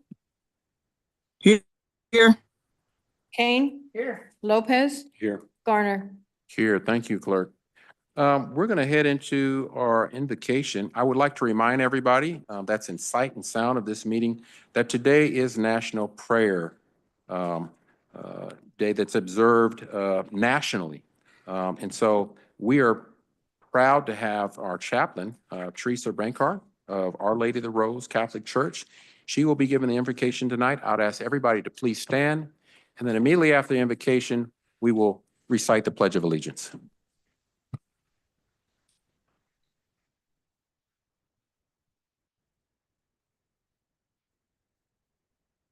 Tender God, we believe that you are here with us on this National Day of Prayer. Help us to be with you as we lift our hearts. And on this May Day, we send gratitude and blessings for all in this community who labor for us, helping to build neighborhoods, helping to build good policy as this mayor and commission do, helping to keep our community safe, our police and fire persons, and so many more. May we always respect the human dignity and workers' rights, as well as the skills that workers bring. We ask your special protection for those in our community who are caught in the web of our country's broken immigration system. God, those of us who claim the Christian name, remember that Jesus was known in his hometown as a carpenter, one who worked with his hands. And God, I believe that you delight in the proclamation also this day, this evening, of the Global Love Day. Global love that would remind us that we all belong to each other and we are all connected, and that war causes untold suffering. Your servant God, Pope Francis, in his final sermon that was read on Easter Sunday, called us to newness, and I repeat part of his prayer. Lord, on this feast day of Easter, we ask you for this gift, that we too may be made new. Cleanse us, O God, from the sad dust of habit, tiredness, and indifference. Give us the joy of waking every morning with wonder, with eyes ready to see the new colors of the morning, unique and unlike any other. Bountiful and compassionate God, we ask for this grace of newness for our own spirits and the spirits of all gathered here. And I pray in the name of Jesus and ask you to join me in amen, amen. Amen. To the flag of the United States of America and to the republic for which it stands, one nation, under God, indivisible, with liberty and justice for all. Thank you, Sister Therese, for that powerful prayer on this National Day of Prayer that people all over the United States are recognizing. And I'm a firm believer as a person of faith that prayer can definitely change things. So let's continue to pray for one another and love one another here in Wyandotte County. Clerk, are there any revisions to tonight's agenda? Yes, Mayor, there are several revisions to the agenda this evening. Under the mayor's agenda, item numbers 5.1 and 5.2, which are presentations, as well as item number 5.4, a proclamation, have been added. In addition, item 12.2 under the administrator's agenda has been moved to the mayor's agenda, is now item 5.2. The order of the agenda is changed as reflected on the updated agenda. Those are all the revisions, Mayor. Thank you, Clerk. That takes us to the mayor's agenda. Last night, we had a great meeting out at the Tech Center at the Community College, 65th and State Avenue. I know some of you couldn't make it. There was a good presentation that was given by our budget director, Mr. Reginald Lindsay, that I really felt that the community needed to see. So for those of you that didn't make it, and I don't know if that meeting was recorded, I just wanted to make sure that everyone had an opportunity to at least be educated on some of the financials here at the unified government. And so I'm going to ask Mr. Reginald Lindsay to come forward if he's available. And he's going to repeat this presentation, and that'll take us into the results of the community survey as well. So Mr. Reginald Lindsay. Thank you, Mayor. Good evening, everyone. And good evening. So we just finished up our fourth season of Dot Talks. Dot Talks are something we started back in 2022. So what we like to do is go out to the community, meet them where they are. Not everyone can make it to the commission chambers to speak on the budget when we have our public hearing. So we go out to the community because we want to hear what they value, because we stand for what they stand for, and we want to make sure we're able to work it into the budget because we work for them.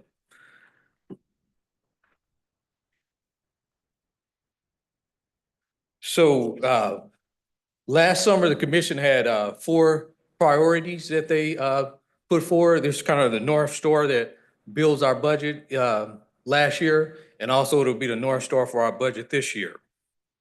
So we'll be using these 4 priorities throughout the budget process this season. The first priority is to uphold fiscal sustainability. The second one is to foster economic development. The third priority is to focus on service and communication. And then the fourth priority is to improve infrastructure. So digging down into priority 1, I want to give you some things that we did with upholding physical sustainability when we built the budget last year for the 2025 budget that we are utilizing right now. So one of the things that we heard from the public was we want a BPU pilot relief. So we did that with a 1% decrease to the residential BPU pilot. Also, the budget before that, the pilot was broken out into a residential and commercial pilot. That was something that had been done before. We had a BPU pilot committee that worked on that.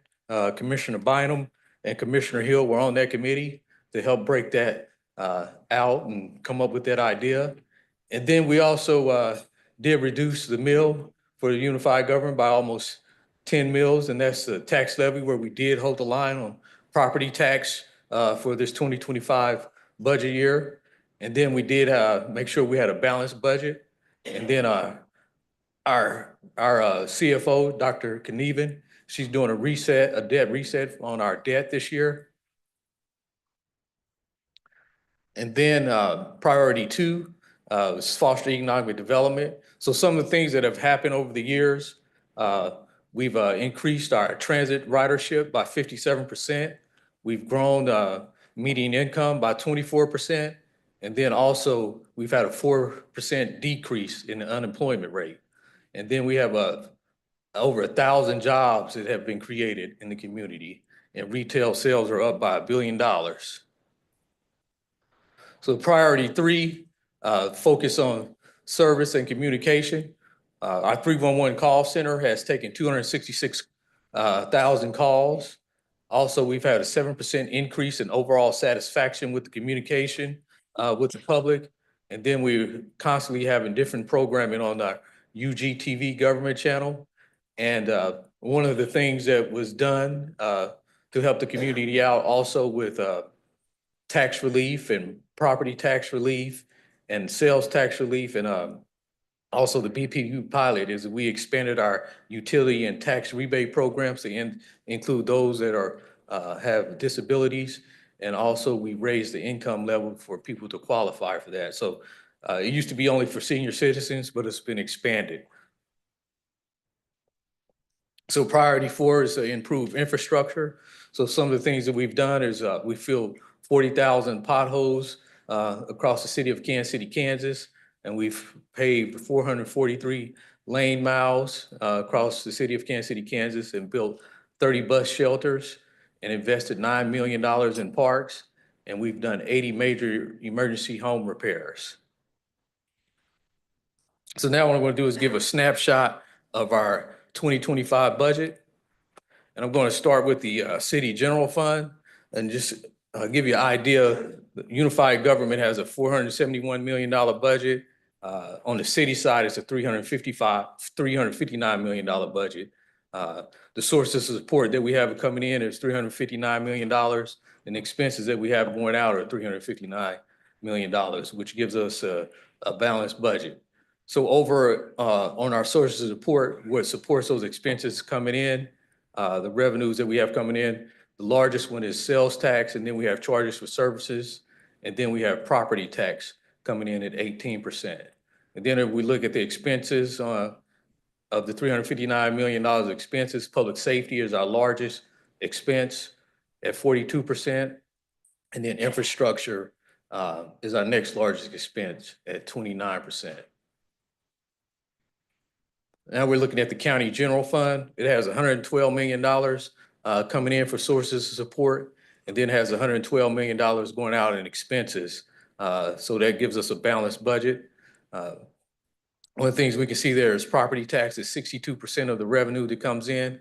And one of the things is that's different with the county is that it has it's more dependent on property tax. It doesn't have the diverse revenue that the city general or that the city has. So the city has sales tax coming in and also has charges for services along with property tax. And if we jump over and see the expenses that are going out, the $112 million, we can see 44% of that is for public safety. And then we have community services that are 23%, and then general government that are 12%. And some of the major expenses there are getting paid out of that pie there are personnel for public safety, about $42 million, and then community services for personnel was $13 million, then general government personnel is $11 million. So also on the county side, there are things that are put out by the state that have to be done that we call constitutional offices.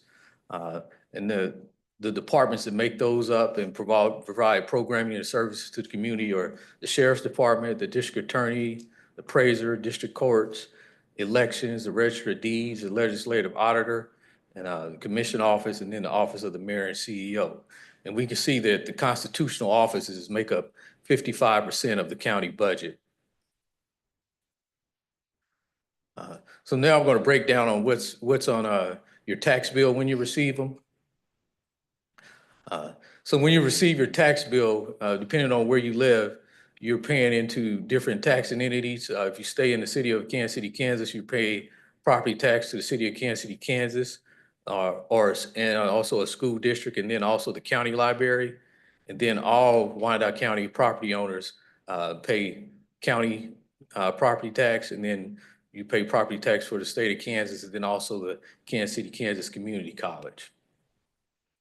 The unified government collects money from the community for the property tax, and what we do once we get it, we distribute it out if depending on what area you live in, that's where your tax dollars will go to. So we do keep the Kansas City, Kansas and Wyandotte County property tax dollars, but end up distributing school districts property tax to them, and then also the state of Kansas funding to them, and then also the Wyandotte County Libraries funding to them, and then also the Kansas City, Kansas Community Colleges funding to them.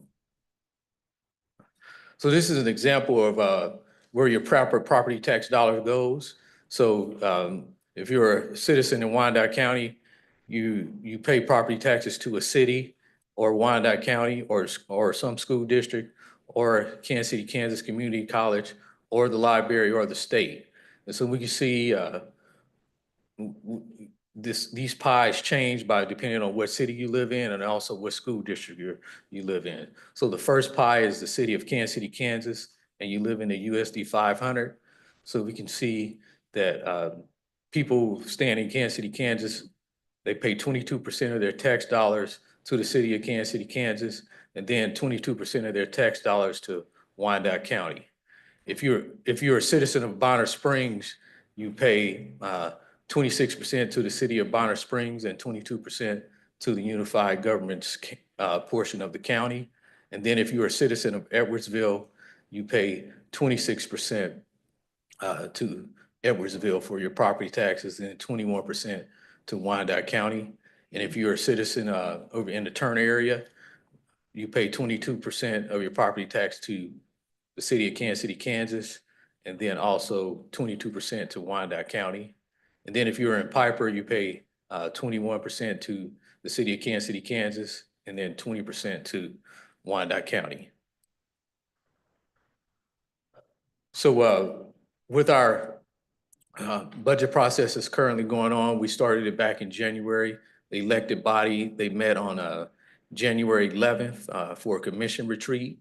And then they had another commission retreat on February 22nd, where they worked to set priorities for this 2026 budget. So this budget process has been going on all year already. Budget process is something that goes on year round here at the Unified Government. On March 13th, we had a budget workshop. And then on April 3rd, we had another budget workshop. April 16th, we had a budget workshop where we covered mandates. And then last night we had our dot talks. Tonight, right after I speak, we'll have our citizen survey that will be presented to this elected body and also the citizens. And then on May 15th, we'll have our second budget workshop where we'll talk about revenues and what we expect for revenues in 2026. And then on June 5th, we'll have our first budget input here in the commission chambers. And June 12th, we'll have our fifth budget workshop where we'll cover personnel costs. And then on June 26th, as part of budget workshops, we'll cover capital projects. And then August the 7th, the county administrator will present his 2026 proposed budget.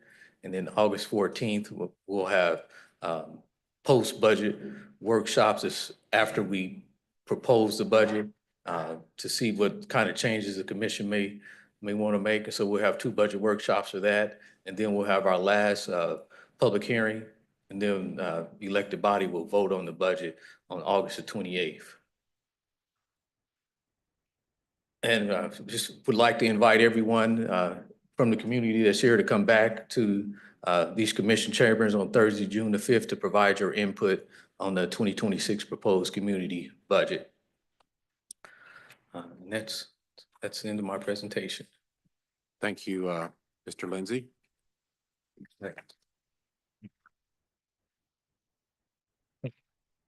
I guess that means you did a good job. Thank you, everyone. Any questions from the commission? Okay, Commissioner Ramirez. Thank you, Mr. Mayor.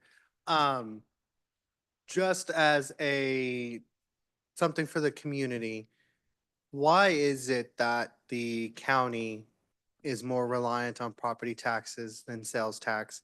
And it's flipped where the city is reliant on sales and it's not really reliant on property tax, just so that they have that knowledge. Okay. The percentage of sales tax that the county collects is not as large as what the city collects.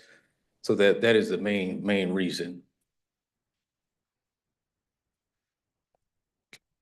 Thank you, Commissioner. And just to make that clear, and when I say the percentage, like the tax rate for the county is lower than what the city has. Okay, thank you. Hopefully what you'll take away from this is that this elected body has heard from the public and takes how we spend your tax dollars seriously. I can tell you that each one of our commissioners is working diligently with our staff to make sure that we not just meet your expectations, but we exceed them. We do have budget challenges here at the unified government. That's no secret. I've mentioned that openly. But I can say what you're seeing is a more streamlined, efficient, effective, customer service friendly, unified government that is trying to find ways to at least put a pressure point on year after year property tax increases, BPU fee increases, and this unified government body, the commissioners ultimately make the decision, but they want to make sure that they are responsible in making those type of decisions because we do have a lot of commitments that we have to make when you talk about our employees, infrastructure needs, public safety, take your pick. There are a lot of needs, and with inflation and the cost of goods and services going up, your unified government commissioners do have some hard decisions to be made. So Dot Talks is really powerful. So those that you didn't make it, please come out to these informational sessions as we go through this budget pathway to get to where our commissioner is going to have to make that decisions. Contact my office, contact your commissioners. Please weigh in on the things that are most important to you and that what you would like to see your elected body take into consideration as they make informed decisions on a budget for the 2026 upcoming year. One thing we do know is that with all our challenges, economic development is key to bringing us out of the financial challenges that unified government has. I can report to the public that our administrator and our new economic development director have heard from this commission, have heard from you, and they are currently actively proceeding to revamp the entire economic development ecosystem here at the unified government to make it more responsive, customer service friendly, and business friendly to those individuals that want to do business here. And we need the business. We need to anchor people in affordable homes in neighborhoods right here in Kansas City, Kansas, as well as businesses that will pay their fair share of incentives here in the unified government as a means to expand the tax base. The more we expand the tax base here, the more we can bring the type of property tax and BPU pilot tax relief that you all have not only demanded, but you deserve. And so thank you, Mr. Lindsay, for that presentation. Thank you all. That takes us to the next item, and it's the results of the 2025 Community Survey. It's a presentation from ETC Institute. I'll ask our administrator, Mr. David Johnson, to make the opening remarks. Thank you, Mr. Mayor.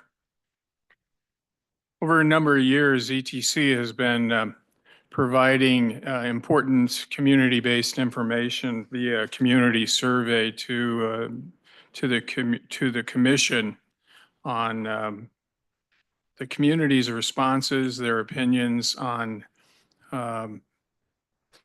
how the city is doing with their services. And so we commissioned them for this year to do, again, the community-based survey. And we have their representative here. We'll ask him to introduce himself to provide this year's survey.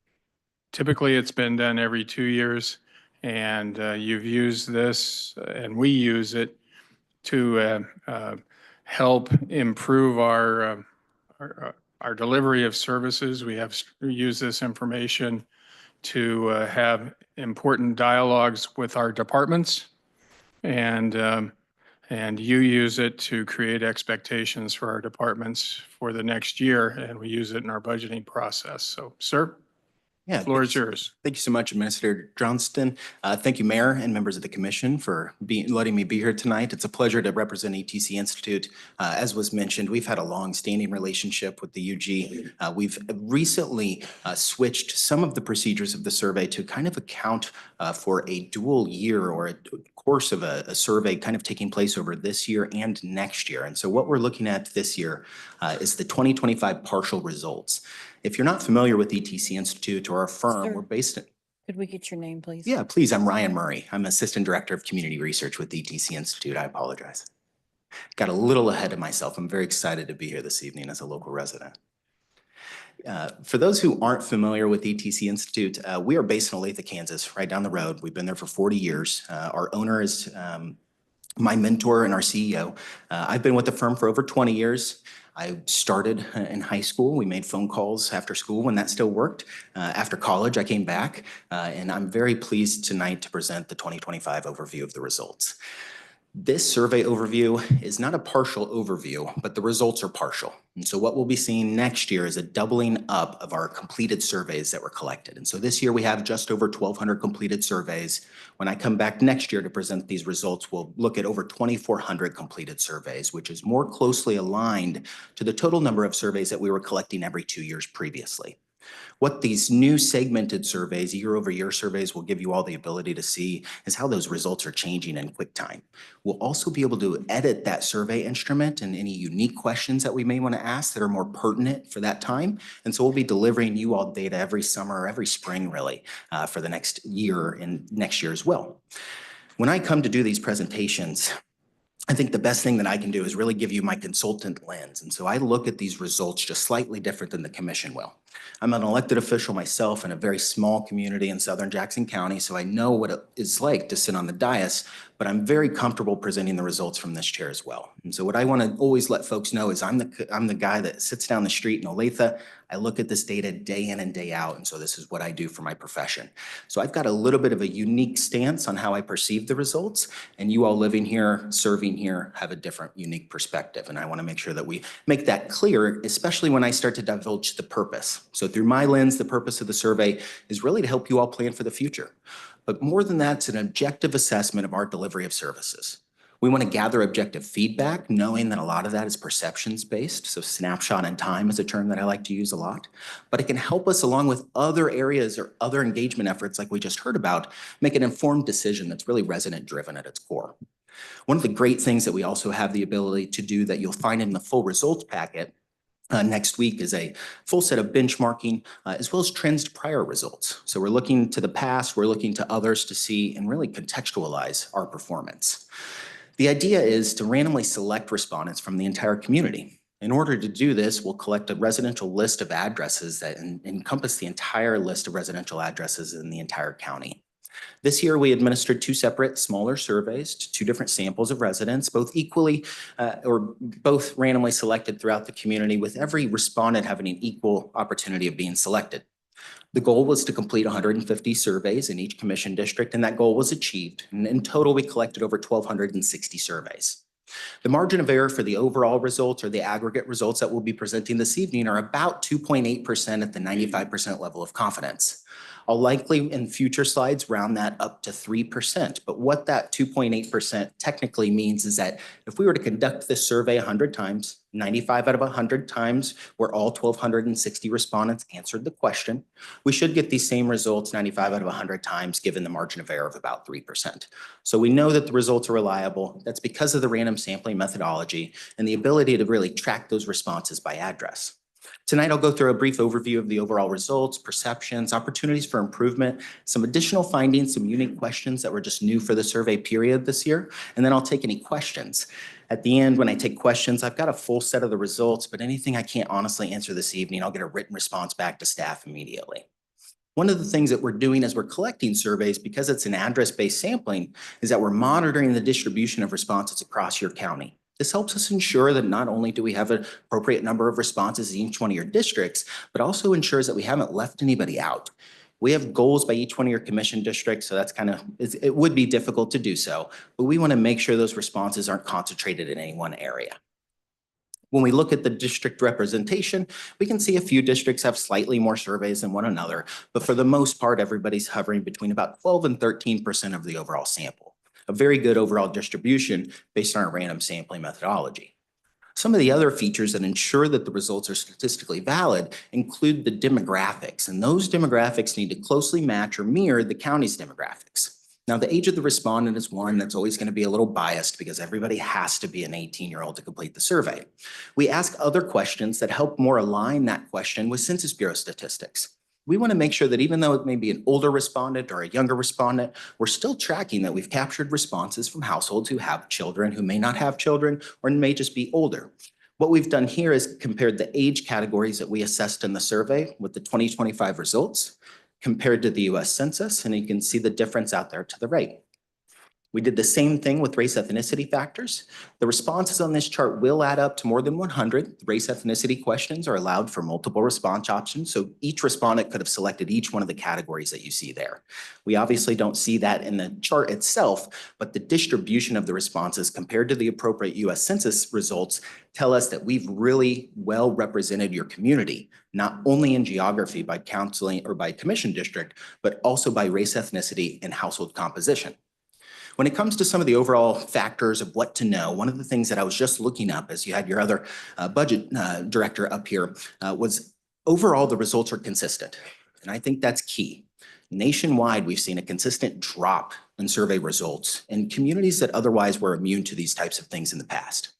Of the 44 areas that were directly comparable to past results, 20 either saw an increase in satisfaction or no decrease in satisfaction, which is really in this era is what at ETC Institute we're seeing as success for a community. One of the areas that I did pull out of my results here is you had a 15-point increase in the level of the satisfaction with the level of public involvement in local decision-making. I think you could directly attribute that to some of your efforts.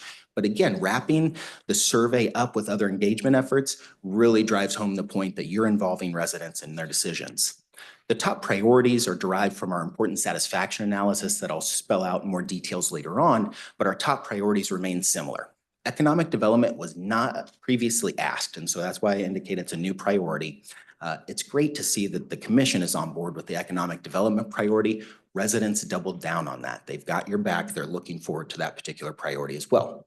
Along with property maintenance and police services, the maintenance of city streets really tends to be the highest opportunity for improvement in order to continue to push satisfaction upwards. Public safety results remain very strong, and responses show a lot of satisfaction and a desire to continue emphasis of those services. And so we'll see some results, and I'll explain those in just a moment here. When we look at some of our overall results, I like to continue that phrase snapshot in time. We want to understand that each one of these residents were providing their opinion on the county as a place to live, as a destination, as a place to raise children. When we analyze these charts at ETC Institute, we see the excellent and good and the neutral all as passing grades. Obviously, as the intensity of the results in the blue reach out, we see larger levels of more positive satisfaction, but neutral rating should always be seen at as a passing grade. The respondent wasn't negatively or overly positively impacted in their response there. When we look at community image, we'll see a lot of the same items there. And we know that overall value for tax dollars and fees is definitely on the commission's mind, something we'll be working along with the overall physical appearance of the county. When we look at opportunities, we're really aiming for our important satisfaction analysis, which is meant to understand which areas are likely to have the greatest impact on overall satisfaction moving forward. The analysis is predicated on the idea that items with relatively low or lower than average satisfaction, which I've highlighted at the bottom there, and the items with relatively high levels of emphasis in a follow-up force ranking question will be the items that if we are able to make improvements in, noticeable satisfaction improvements with residents over the next year, we should see a slight increase in overall perception ratings and overall satisfaction with our government. The items in green are those items in which we're performing very well or are slightly less important to respondents. A good instance is the municipal court. Not everybody in the community has instances or business with the municipal court. Overall satisfaction is relatively low. overall importance is relatively low. So even a massive increase in the satisfaction with municipal court would be unlikely to increase overall perception satisfaction. Whereas as we get into maintenance of city streets, economic development, property maintenance, we'll find that it's going to have a larger impact on a greater number of people across the county. As we get into public safety, we see police visibility in residential neighborhoods highlighted, and it's a relatively high level of satisfaction for that particular item. We also have animal items towards the bottom, enforcing the code and availability of low cost or free vaccine services. While enforcing the animal code was slightly less important, the most important item in this list was police visibility in neighborhoods. This item turned out to be the highest opportunity for improvement. And so the analysis is really suggesting to us that we continue to emphasize the visibility of our police throughout neighborhoods. It's not that we should be recoiling from that, but we should also be focusing on our animal code. When we get to the bottom again, we shouldn't be too worried about our ability to pay our traffic tickets online. Our police and the EMS folks are arriving in a timely manner, and the ease of finding information and making municipal court appearances is all satisfactory. And even though it might not be, it's not overly important. So it's not moving the needle in that mind of that respondent. When we talk about property maintenance, this is one of the final important satisfaction analysis areas that we touched. We focused on maintenance and proper use of zoning codes, commercial and business property. We asked respondents which one of those items were most important to them. It really seems to be the focus of cleanup of junk, trash, and debris in neighborhoods. And each and every one of those items were technically a higher priority for improvement. And we know, again, that is one of the commission's priorities. So we're already addressing that. So what I found in these results is that the commission is already in tune with respondents, likely associated with their level of public involvement in your decision-making, and you're actually making movements or actually making changes in those areas that are most important to them already, including streets and infrastructure. We asked respondents to rate their level of satisfaction, and we asked a separate question to indicate which of those infrastructure items are the biggest priorities for you. So we know street maintenance is important. We got that out of one of our other tables. It's really about the patching of potholes. So respondents are kind of thinking street maintenance, potholes. The other items there, maintaining of existing infrastructure, restoration of failed or closed infrastructure, and some of those folks likely out by some of those bridges are likely the ones indicating some of that. Some of the other items, again, maintenance of UG land bank, modern public buildings and facilities, those are less priorities for respondents, meaning they'll have a lesser of an impact on their overall perception of your delivery of services. We talk about additional findings. There were just some things that I wanted to make sure that we brought up here today. Most people who completed the survey indicated they have regular access to internet. Only about 57% indicated they've had contact with the Wyandotte County Sheriff or police officer. And only 52% have indicated they've called 911. All of the other instances of experiences in the county are less by a large margin than 50%. When we asked respondents what their communication sources are, we found out that the website, social media, and mailers or flyers are those primary sources used. They're also the most primary sources preferred. And so that is a really good alignment. It gives you that foot up or that leg up on everybody to say, hey, when we want you to know something, we know exactly where you're at. We know where you want to get it, and we're going to be right there. So we shouldn't be focused too much on our Spectrum Channel 2, although that's a vital service. We just shouldn't be investing loads of money into that because we know most people are going to go to our website most likely first. We talk about customer service. I'd be remiss if we did not bring this up. The results are phenomenal. 63% of respondents indicated they'd contacted the county over the last couple of years. When you contact your local government, it's usually not the best part of your day. And I just have to be honest that most people are calling to complain or to ask for a resolution to a problem. When you have such high satisfaction numbers here, it means that your customer service, your forward-facing employees here at the county doing an excellent job of handling those issues, resolving the problems, and then leaving those customers satisfied. And that is a really good thing for long-term brand loyalty, is that when they call, they're treated well. A vast majority of those who contacted us feel very good about that experience. We also rated motor vehicles this year. Most of the motor vehicles items were very satisfied. Folks do not necessarily want to go renew their vehicle tags in person, which I can understand, and same with new vehicle registration. We talk about elections. We get some of the highest levels of satisfaction throughout the survey. Folks are very pleased with that particular service that the county offers. One of the most vital services that we could think of. We know that water is important as well, so I don't want to undermine things. But yes, elections are very important. And then property appraisals. One of the areas we should expect some dissatisfaction. One of the things I brought up with staff is that just because you're on the other side of the river does not mean you're not immune to all the Jackson County discussion. And even though your property tax appraisals might not have turned out like theirs, The perceived notion is that something maybe fishy is going on, and we received very positive numbers despite a lot of that local discourse that we've been hearing. In terms of the World Cup, folks have some really strong opinions in terms of the agreement with those top 3 statements. They think it's going to have a positive outcome for us economically. They think it's going to impact our transportation and/or congestion most likely. And it's going to benefit local small businesses with new customers. When we talk about a summary, it's important to stress that the results are consistent with prior years. It's unusual. We should have seen a stark decrease in many areas. We didn't quite see that. Results for public safety and parks and recreation remain high. Continued emphasis in that area is going to continue to go to improve satisfaction. But one of the other things to note is that your important satisfaction analysis items are well aligned with your overall priorities already. So you're on the right track. Respondents showed positive rating for major county services such as your elections, motor vehicles, and appraisals, some tough items. And in 2025, the top priorities remain the same, and we expect that for 2026, but we'll be looking and hearing from staff what maybe needs to change or what might be expected to change in the next survey results next year. With that, I'll do my best to take any questions that I can, and I appreciate your time.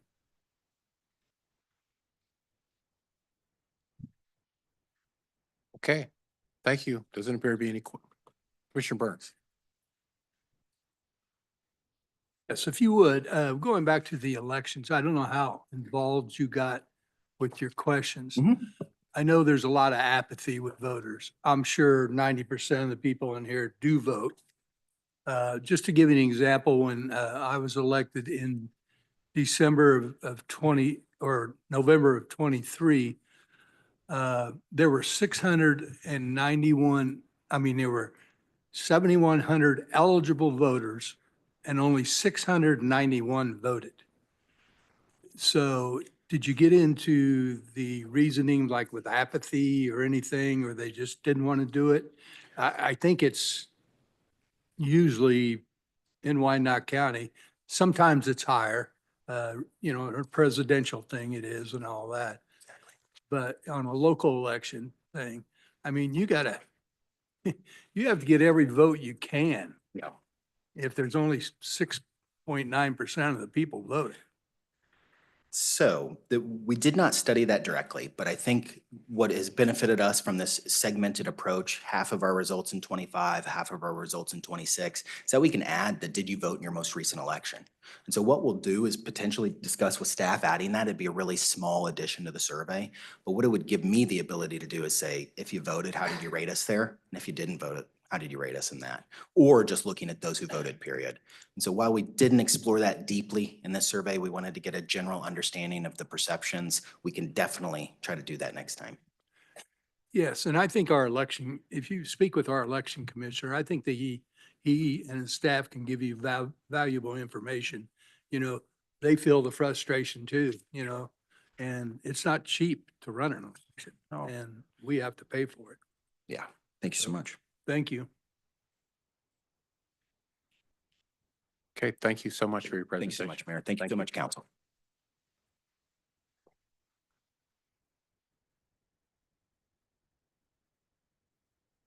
All right, that takes us to the next item on the mayor's agenda, which is our Proud recognitions. This is something that I know a lot of people are excited about. This was an idea I came up with. We hear a lot about Kansas City, Kansas, and Wyandotte County.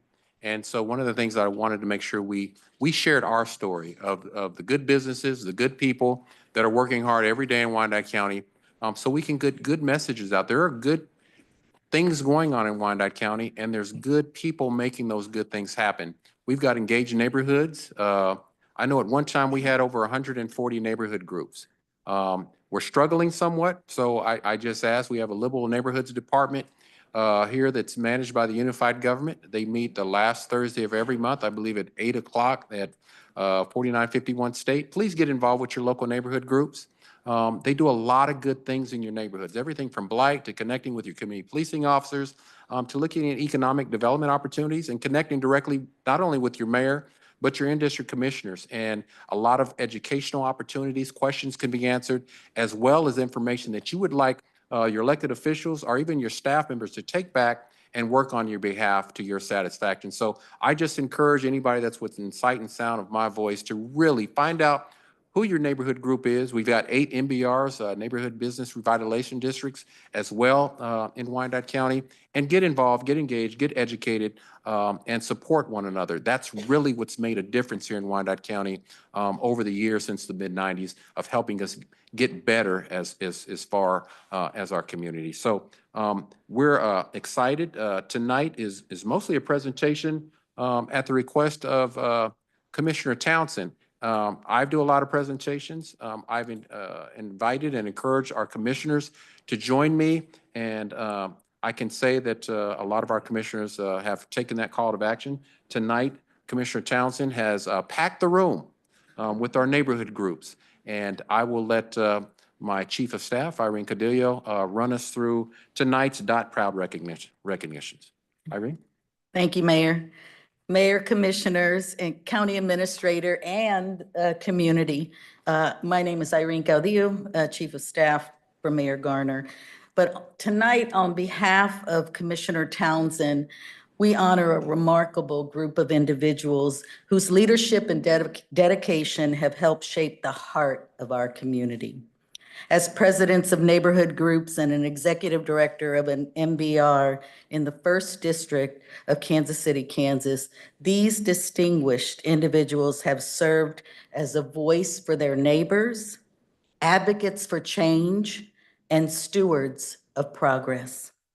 Their leadership, advocacy, and deep-rooted care for their communities exemplify the very best of civic service. These 10 people have spent years working behind the scenes with hard work, wisdom, and heart to build stronger, safer, and more connected neighborhoods. So tonight we recognize and thank them with a Dot Proud honor for the invaluable impact they've made and continue to make on the lives of so many of our community. First, Elnora Jefferson of the Oak Grove Neighborhood Association. So founded in the early 1980s, Oak Grove Neighborhood Association has long stood as a symbol of strength, self-determination, and unity. Its guiding motto is pursue. People united to restore and save their urban environment. And it continues to reflect its enduring mission. And for over 2 decades, former President Ms. Jefferson embodied that mission. She took on the role of president during a time when her beloved hometown neighborhood was facing deep challenges: economic decline, loss of opportunity, and a growing sense of disconnection. But instead of stepping back, Ms. Jefferson stepped forward. She knew that Oak Grove, like so many neighborhoods in Northeast, had the right to be informed, to have a seat at the table, and to shape its own future. She listened to other neighborhood leaders who voiced the same concerns about fading resources, stalled development, and shrinking sense of hope. And then she went to work. She didn't wait for solutions, she helped create them.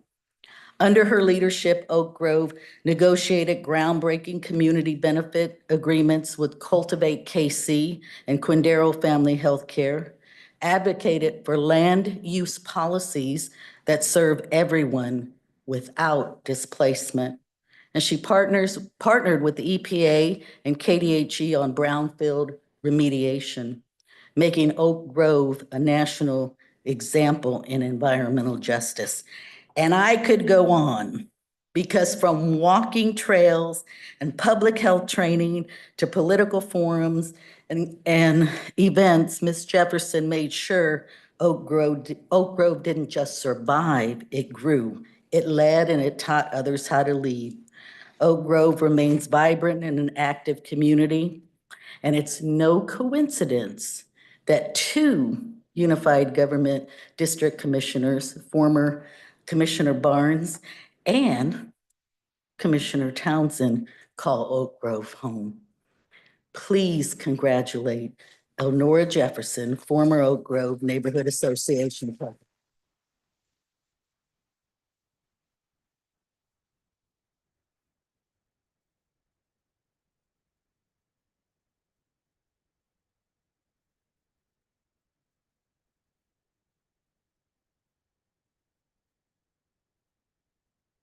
Vanessa Robinson, Caring Neighborhood Association Group.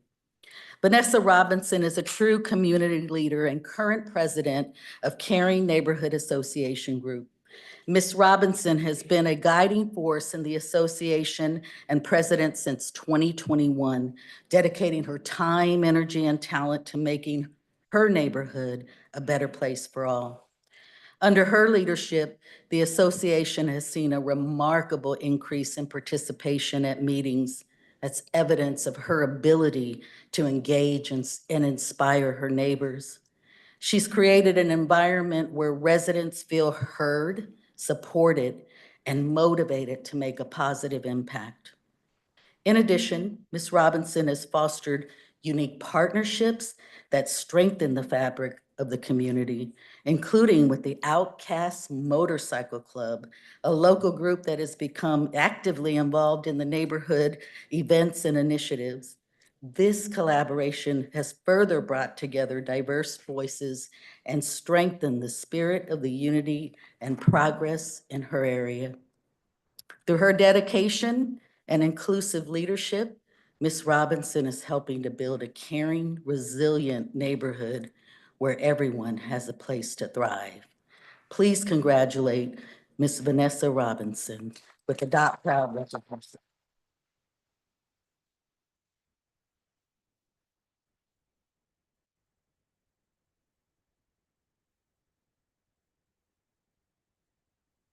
Handy Leonard Caldwell, Organization for Community Preservation.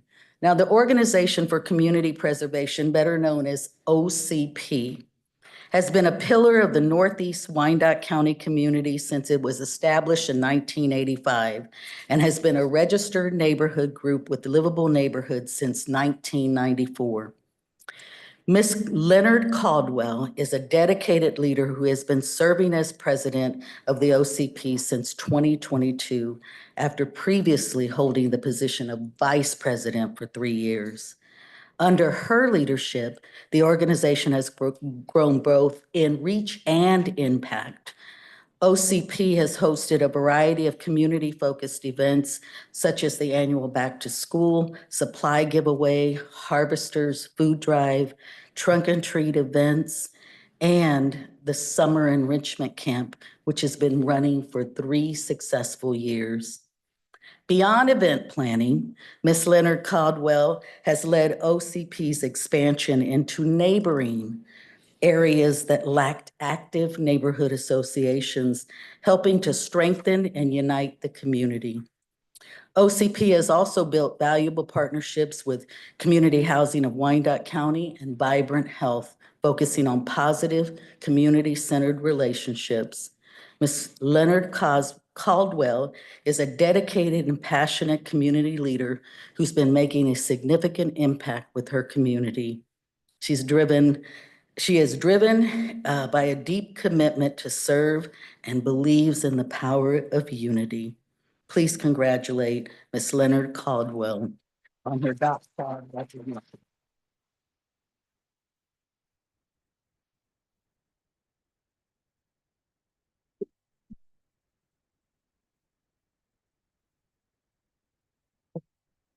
My fault.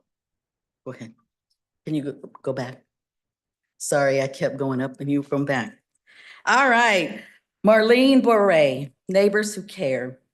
Marlene Bourret is the dedicated president of the Neighbors Who Care neighborhood group. For the past 23 years, Ms. Bourret has served as the heart and soul of this organization, volunteering her time and energy to make a real difference. The mission of Neighbors Who Care is simple, but very powerful: to promote, secure, and beautify the neighborhood through collective efforts. And under Ms. Bourret's leadership, this group has accomplished so much and too much to list here, but I want to give you some key highlights. That includes organizing neighborhood cleanups, creating flower beds like the one at 47th and Parallel, and hosting impactful events such as Mayor's Christmas Tree Decorating Contest and the Severe Weather Fair. Ms. Beret and her team also work tirelessly to bring together residents and educate them through a variety of community programs, from fentanyl prevention presentations to monthly meetings where they invite local speakers to discuss important topics. Recently, this neighborhood group welcomed the Wyandotte Village neighborhood into their group, expanding their reach and strengthening the unity in the area. We're grateful for Ms. Beret for her ongoing dedication and tireless work to make her community a better place. She credits the residents for these efforts, as this truly is a testament to the power of teamwork. Please congratulate Ms. Marlene Beret for her Dot Proud recognition.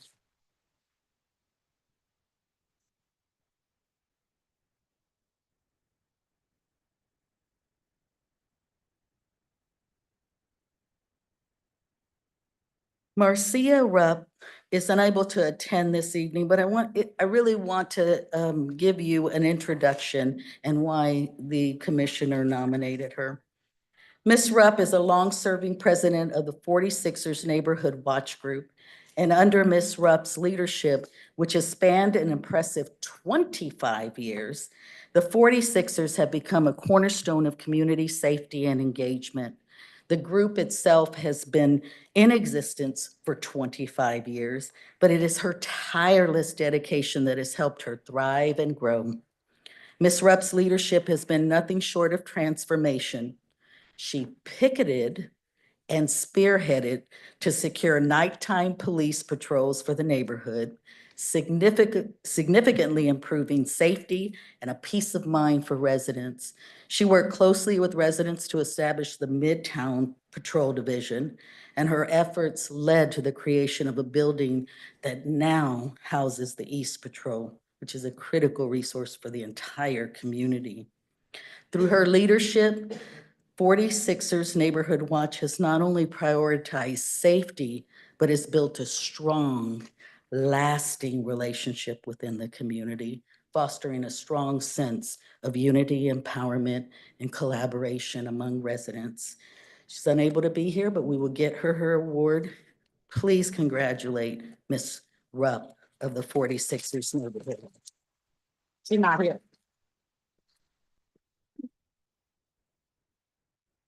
That's so nice. Luetta Lou Braswell, the passionate and dedicated director of the Leavenworth Road Association, has been with the organization for many years, having become the executive director in 2006 after serving as board secretary for over 2 years and being a longtime member of the organization. Since the organization became a 501c3 in 1985, Ms. Braswell has played a pivotal role in its growth and success. Under her leadership, the NBR has continued to expand its outreach programs, making a positive impact on community members of all ages, from youth to senior citizens and everyone in between. Ms. Braswell's work is driven by her deep commitment to connecting with people. She believes that one-on-one contact with the community members is the key, because sometimes that's all someone needs is just a listening ear. In her own words, the Leavenworth Road Association has become her proxy marriage since the passing of her husband, and she considers people to be her lifelong hobby. Ms. Braswell's dedication to improving the lives of others and her genuine love for her community continue to inspire all who work with her.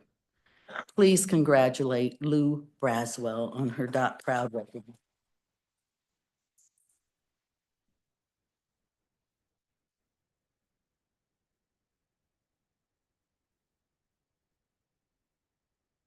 John Cantwell has been the dedicated president of the Leavenworth Road Association for the past 6 years. During this time, Mr. Cantwell has guided the association with ease and grace, crediting the success of the role to the amazing board and the wonderful group of members that make up the organization. Under Mr. Cantwell's leadership, the organization has seen many accomplishments, including the Leavenworth Road Parade, the Children's Fishing Derby at the Wyandotte County Lake, and Dumpster Days, events that have become staples in the community and all coordinated with the invaluable support of the board and executive director.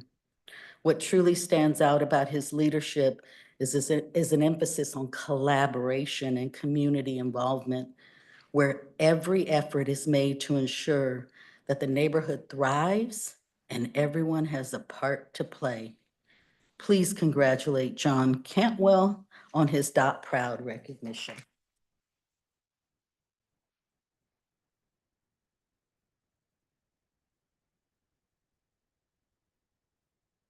Miss Davis from the North Wellborn Watch is also unable to attend this evening, but I'd love to also introduce you to her.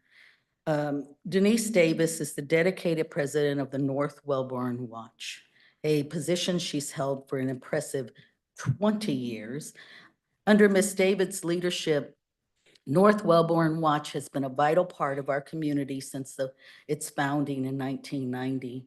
Approximately 10 to 15 years ago, Ms. Davis helped create a collaborative effort with 3 surrounding neighborhood groups: Neighbors Helping Neighbors, Wellborn Community Group, and Field of Dreams. This partnership has been invaluable, with leaders taking turns conducting meetings, allowing for greater communication and strong connections. Through this collaboration, the groups have been able to share resources, ideas, and even engage with community policing in a more effective way. One meeting now covers 4 groups. In addition to her regular meetings, Denise and the North Wellborn Watch community organized seasonal holiday celebrations, neighborhood cleanups along Leavenworth Road between 49th and 55th Streets, making the area cleaner and safer for everyone. They've also utilized grant funds from the unified government for important safety improvements such as emergency lights, fire blankets, and neighborhood signage. Ms. David's dedication to her community and her willingness to work collaboratively with other groups has truly made a difference in the North Wellborn area. Please congratulate Denise Davis.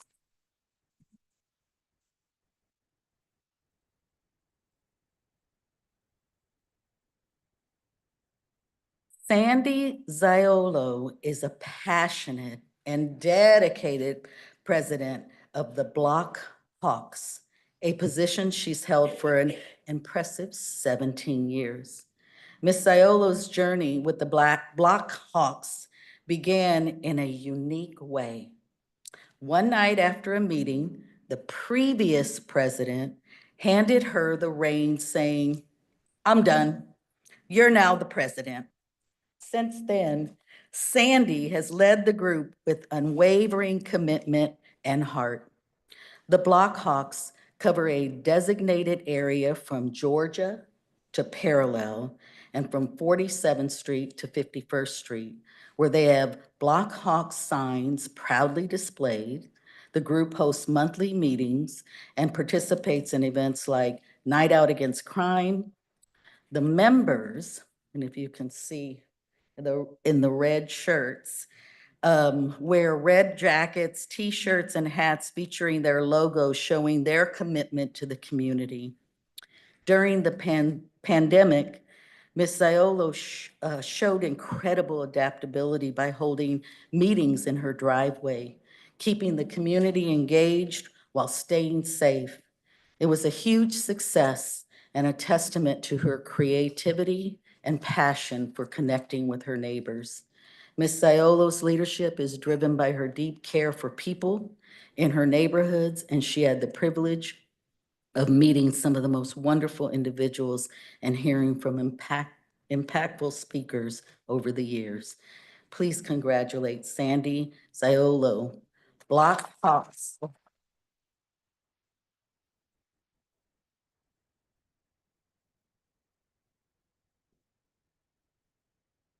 Okay, I'm making it through. This is the last individual who also was unable to be here, is Miss Dorothy McField. She was unable to be here tonight, but I want to introduce you to her. Miss McField is a dedicated leader who served as president of Parkwood Colony for nearly 20 years, retiring in 2017, and is currently president emeritus for the group.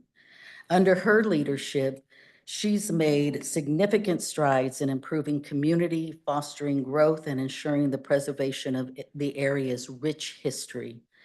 In 1988, Parkwood Colony, Inc. was incorporated as a non-for-profit in the state of Kansas, but in that same year, it was recommended for a designation as the Kansas City, Kansas Historic Landmark by the Landmarks Commission.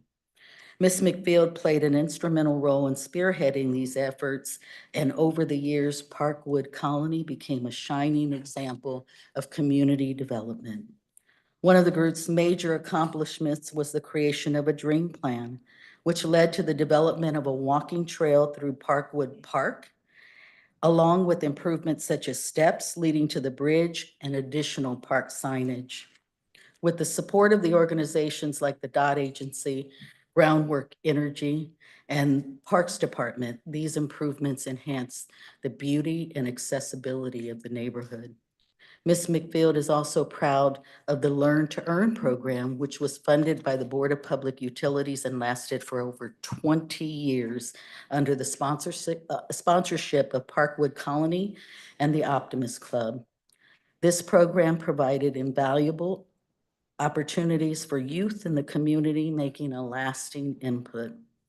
In addition, Parkwood Colony secured much-needed improvements such as new curbs, sidewalks, especially in the area nearest to the neighborhood's southern border, which, with the assistance of Commissioner Townsend and many others, have made improvements. We congratulate Dorothy McField, President Emeritus of Parkwood Colony.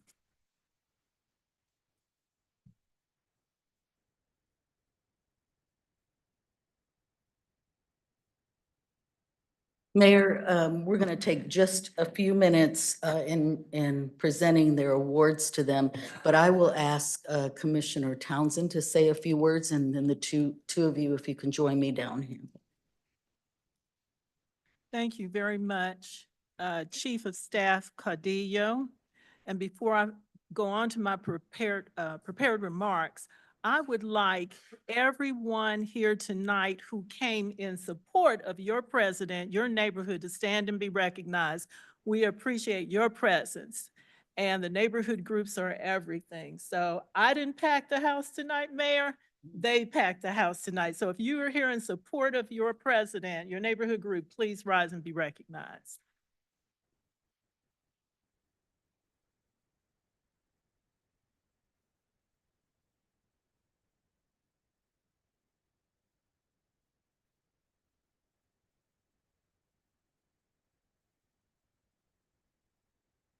Thank you.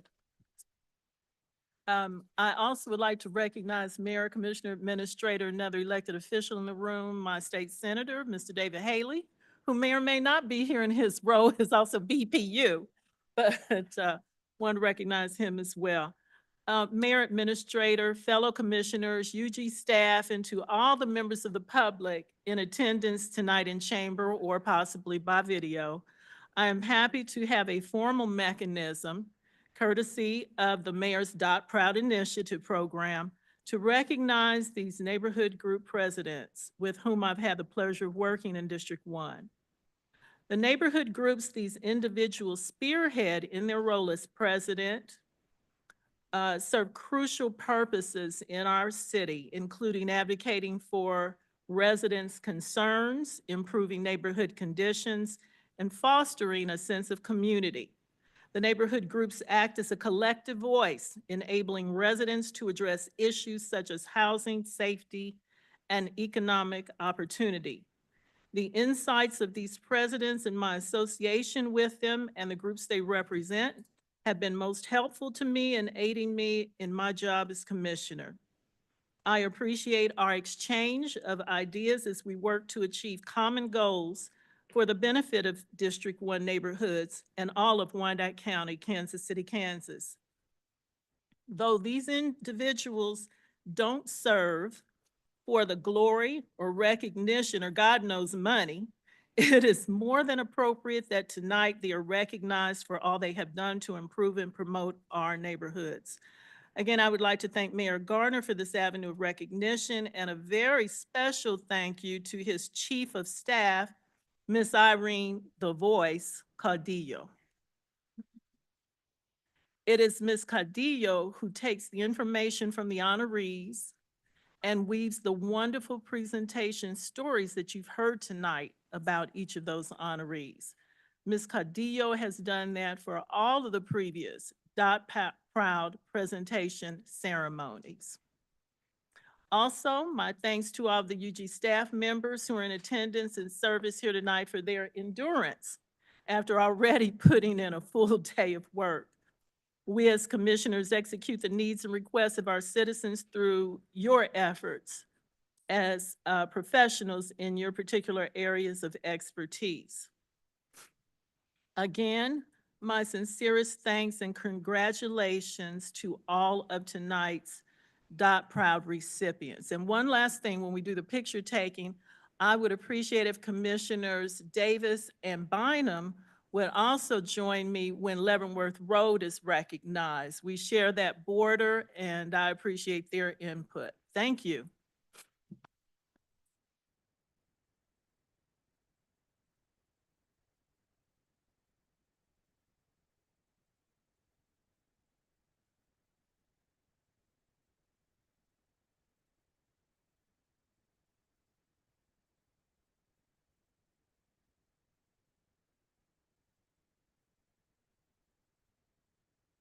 Leavenworth Road will be at Oxford.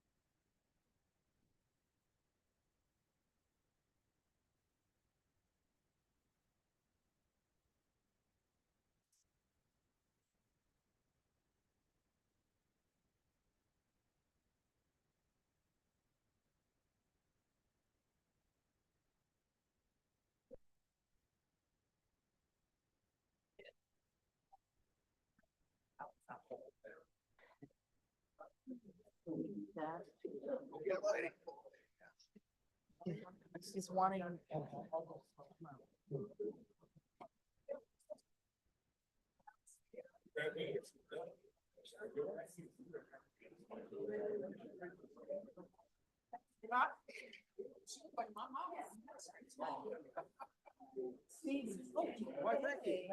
Stevie. Guess I was taking up all your space, wasn't it?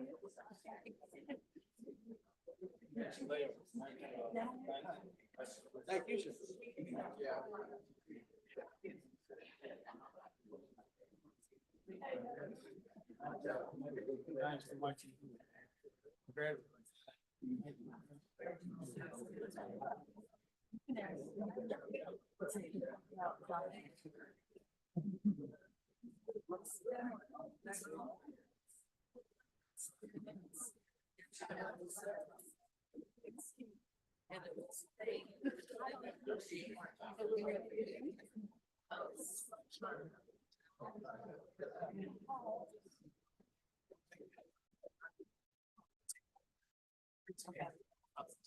So do you want the mayor to come back down?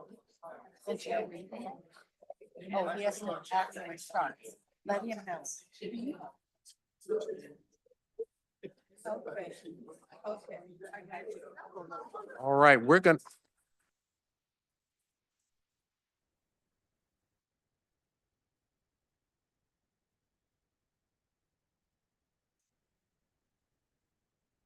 All righty, we can get situated. We're gonna continue on. We've got a full slate. We do have community input tonight. So if some of you, if you want to stay for the community input session as well, or hear what some of your neighbors have to say as their compliments or concerns, that is going to be coming up really quick. So and then we've got normal business of the unified government as well. So congratulations to all the honorees tonight. Thank you, Commissioner Townsend, for recognizing just a snippet of a few of our neighborhood groups. Our neighborhood groups are truly the backbone of what makes Wyandotte County and Kansas City, Kansas such a great place to live, to work, and raise a family. So congratulations. We're going to go right into our next phase. Clerk, I believe we have a proclamation for drinking water. We do, Mayor. And it's associated with the Board of Public Utilities. If you want to read that. Thank you, Mayor. Proclamation, whereas water is our most valuable natural resource, and whereas drinking water serves a vital role in daily life, serving an essential purpose to health, hydration, and hygiene needs for the quality of life our citizens enjoy, and whereas tap water delivers public health protection, fire protection, support for our economy, and the quality of life we enjoy, and whereas the hard work performed by the entire water sector, including designing capital projects, operators ensuring the safety and quality of drinking water, or a member of a pipe crew maintaining the infrastructure communities rely on to transport high-quality drinking water from its source to consumers' tap. And whereas the coronavirus pandemic has shone a light on the importance of drinking water for health, hydration, and hygiene needs, and whereas we are all stewards of the water infrastructure upon which current and future generations depend, and whereas the citizens of our city are called upon to help protect our source waters from pollution, practice water conservation, and get involved with their water by familiarizing themselves with it. Now therefore, I, Tyrone Garner, Mayor, CEO of the Unified Government of Wyandotte County, Kansas City, Kansas, do hereby proclaim May 4 through 10, 2025 as Drinking Water Week in Wyandotte County, Kansas City, Kansas.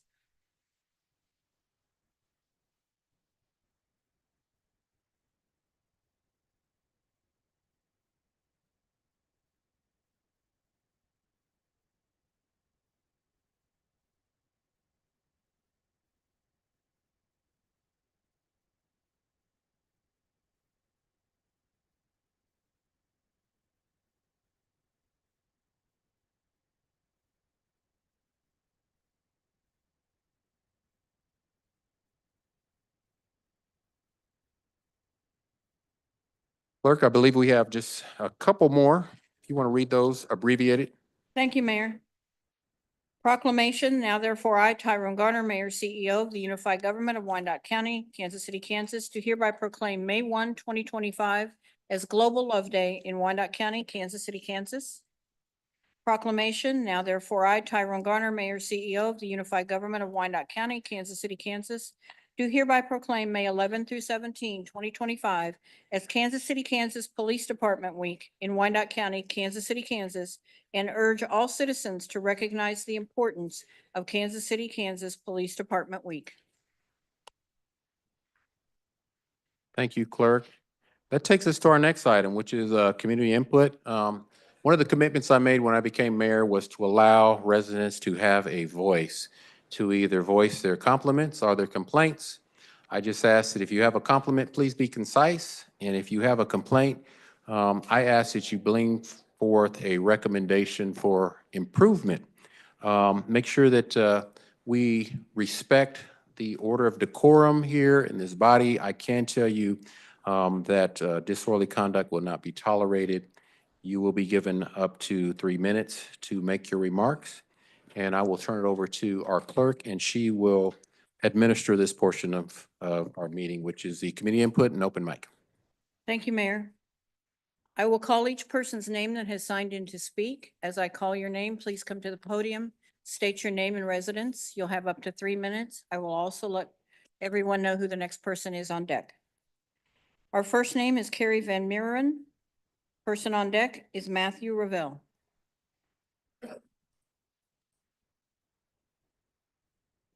Is Carrie in the audience? Okay. Matthew Ravel. No. This is for community input. Okay. We'll take you out. We'll get to her then. Albert McComas. Is Albert McComas in the chambers?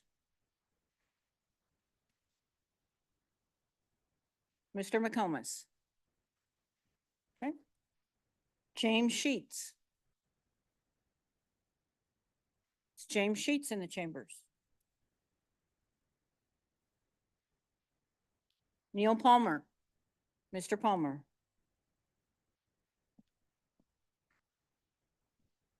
Please state your name and your residence. Neil Palmer, 2600 North 131st Street. Dot proud, that's a tough act to follow. I'll try to be brief. Mayor Garner, Commissioners of the Unified Government, Mr. Johnson, I thank you for the opportunity to allow your citizens to have an open forum to speak with you about issues which are important for your due diligence as our elected representatives. My topic of concern is the Red Wolf Data Centers proposed north and south of Parallel Parkway at North 123rd Street. In the 34 years we have resided in the DOT, I can't recall any development of this magnitude which has moved at this velocity through the system, but not for one or two of us continuously challenging the Department of Planning and Urban Development over the past 2 weeks. This project would have been on your consent agenda tonight for approval. Apparently, it was only late last Friday that Planning Department finally acknowledged there was an egregious error in that nearly 2/3 of the adjacent property owners were failed to be notified of the required neighborhood meeting and the City Plan Commission hearing on April 14th. The apparent lack of proper notification and signage was brought to the attention of the department head and the Plan Commission chairman by email on the day of the hearing and later in testimony at the hearing, but was apparently summarily dismissed as a technicality. The Red Wolf project, as you may know, has 2 separate applications, one for the north track, north of Parallel for 248 acres surrounding the Gate of Heaven Cemetery, and one for another track south of Parallel for 202 acres, which will be immediately west of the expanded American Royal campus. Both applications include a change of zoning, a preliminary plat, and master plan amendment for consideration. The Code of Ordinances, Section 27200, stipulates that applicant or other interested parties may obtain the staff report from the Department of Urban Planning and Land Use 3 days prior to the hearing at which the application is scheduled to be heard. You have 1 minute remaining. Oh, well, then I will fast track. very quickly. I'll send you what I've written here so that you can all understand it. My recommendation is that we do our due diligence. We have a huge opportunity with these data centers. The legislature is working hard to lure these to Kansas. We should be looking at creating enterprise zones where these best fit, given the demand that is going to double on the BPU. And we now have to go through another special meeting that's been called by the Plan Commission on the 28th. There's a lot of meetings that are required by the code that didn't get done before the last commission hearing. I'll send you that information. But Mr. Mayor, I'd like to quote you, let's do things right, not right away. I worked in a business where there was saying, if you want it bad, you get it bad. This is one, I think if we take the time to do it right, we're going to have a huge benefit economically. Our school district in Piper, we need to get tax base off the residential rooftops and onto places like this. There's a lot of opportunity here to make it fit, make it be right. And I ask that you give that due consideration and due process. It's Your going to time take some has time to get expired. there. Thank you very much. Our next speaker is Shirley Walton with Rochelle Donald on deck. My name is Shirley Walton, Kansas City, Kansas, part of the Unified Government. Thank you, Mayor and Commissioners, for giving me this opportunity. I'm going to go through it pretty fast, and I guess you all will go answer afterwards. What I want to talk about first are the streets and how messed up, how they messed up the sensors on my car just driving down state on my tires. The streets are so ridiculous that when you're driving, you're playing dodgeball on the streets, because if somebody's next to you, you can't help but to run into potholes. And it's terrible because when people come in from out of state, that's what they have to go through, driving down our horrible streets. And what makes it even worse is it's on the main ones like State, Parallel, Minnesota, further out. So that's bad. And then my solution kind of was, I know back in the day, we used to have our curbs used to be painted. They were painted. When you're driving down the street, if it's night and there aren't any lights there, you can't tell the street from the curb. And especially if it's raining or snowing. Same thing for the center line in the middle of the streets. It's ridiculous. When I ride around the neighborhoods quite a bit. So when I was riding down Central last week, I was looking at how amazing it was. It was beautiful. The streets were good. I'm looking at new sidewalks, everything. I ride down State, Parallel. I'm serious. You all know, I'm sure you travel those roads.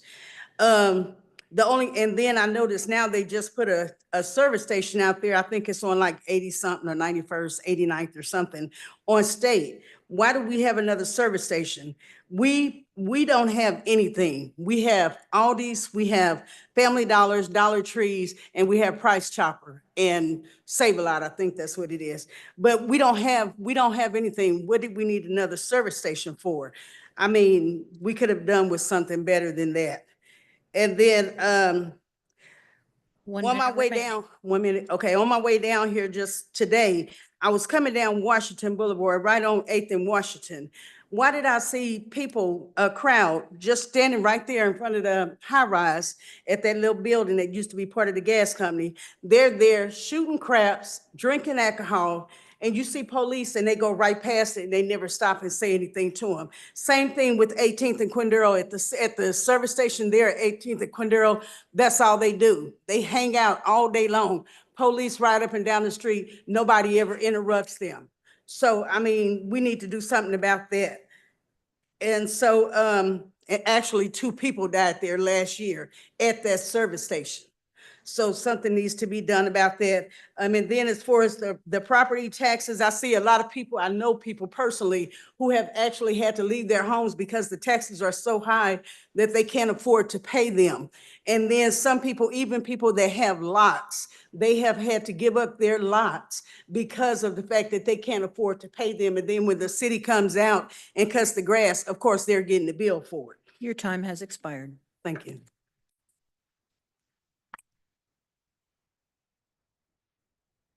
Our next speaker is Rochelle Donald. Linda Sullivan on deck. Good evening. My name is Rochelle Donald, and I'm the president of Struggler Hill Roots Neighborhood Association. I am here to express my concerns about two items that came across the agenda for Monday night, and one of them will be presented to you all tonight. On Monday, the Standing Commission unanimously approved the data center, which will be located in the Fairfax District, an area that is already heavily polluted. The request was made to be fast-tracked, which already is questionable to me because it's bypassing real community engagement. There are several reasons why the data center should not be allowed, even though some believe it is a great opportunity to repurpose an old facility and an opportunity for economic development. Not everything that looks good sounds good, and is beneficial for the residents. There are a few facts regarding data centers that I really want you all to consider. Data centers consume large amounts of electricity and water, leading to significant greenhouse gas emissions and the depletion of water resources. Increased energy consumption will raise residents' energy bills, which is a major concern as residents have been confronting BPU about excessive fees for several years. They generate substantial amounts of electronic waste. They can create overly heated work environments, hindering workers' ability to perform their duties. The chemicals used within the data centers can also be harmful. They contribute to poor air quality, noise pollution, and chemical exposure. Data centers do not create a large number of jobs. They can lead to mass displacement of current residents. The lifespan of data centers is only 10 to 20 years, which is quite short when you think about it. While real estate and tech-focused investors benefit significantly from data centers, minority and rural communities are negatively impacted by all of these issues that I've mentioned above. So I just ask that you take this in consideration. This is going to be item 11.1 tonight. Resolution for approval and option purchase for the Quindaro plant site. The other item that came up Monday night was about the Quindaro Crossing project, I'm sorry.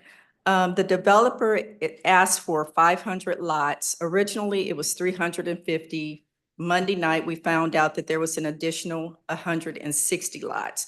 There was no real community engagement. He only reached out to a couple of neighborhood groups, and even with that, it was a very small amount of people, maybe 2 to 5 people or whatever. It wasn't that many people. I'm really concerned about this, especially when the developer has legal proceedings that he's involved in right now. So I just think that this really needs to be placed on hold. Time has expired. Okay, thank you. Our next speaker is Linda Sullivan. Henry Calhoun on deck. Good afternoon, good evening. My name is Linda Sullivan. My address is 1137 Haskell Avenue. I've lived in District 1. And I had a problem. I want to give Ms. Jefferson, she just left. And I asked this question, I said, Ms. Jefferson, if there's a disaster, what do we do? She gave me Matt Mays, told me where he was at, told me about his office. Then I could never get connected with him because he was short-staffed, and I didn't know that. I kept calling, could never get nobody. But then I got a chance to talk to Mary. I just want to tell you thank you. I want to encourage you. I'm going to say you're doing a good job, and thank you for connecting me with Matt May. And what it is, I want to ask everybody this question, because in District 1, we said, well, we talked about the fires in California. If something happened, where would we go? What would we do? And so in our district, we didn't have that information. But he hooked me up with Matt May in his office, and I found he was short-staffed. Talked to the secretary. They gave me a lot of information, a lot of input. But if I'm going to ask you all, if something was to happen, we had a disaster in Wyandotte County, where would you go? Where would your seniors go? Do you know? Did anybody know have you talked to commissioners? Hasn't been established.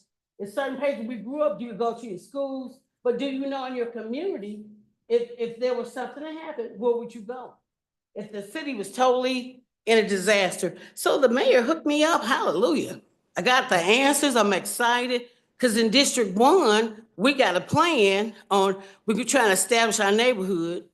And with Ms. Jefferson, she left, she said, Linda, that's a good idea. I don't even know where to go. So, but in District 1, we're gonna revamp our neighborhoods. We're gonna have a system. We're gonna help our seniors, because that's what I'm a senior. I wouldn't know what to do. So I just want to encourage the mayor and say thank you. And then I have a question. Why don't we have litter signs? 1 minute remaining. Okay, I grew up in Wyandotte County. Now there's mattresses on the highway, tires. You can drive through Kentucky. I've traveled, and it's not, our air's getting trashy. How come we don't have, and hook me up with somebody. I want to know why we don't have litter signs. Do not litter. You'll be fine. They dropping mattresses. I said, where does trash come from? Bags of trash. I'm a clean person. I can't stand it. So I want to know, tell me who I can talk to, because I want to see if we go on a governor level, how can we get funded to have do not litter signs? Thank you.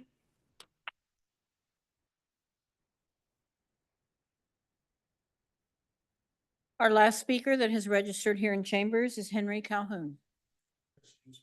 Okay, thank you, sir. Mayor, we don't have anyone else that signed up here in chambers. We do have some hands raised online. Okay, before we go online, if there was anyone else in the chambers that'd like to give a comment, just please come to the front. Again, state your name and your city of residence, and we'll run through those. Good evening, everybody. Carolyn White, Wyandotte County, Kansas City, Kansas. Tonight I'm here on the same issue as the young ladies up here about the streets. You have to ride down Quindurl. It's about the best street you can ride down. Quindurl, you can't ride down Parallel. It's horrible. I miss it all the time because you get a bumpy ride.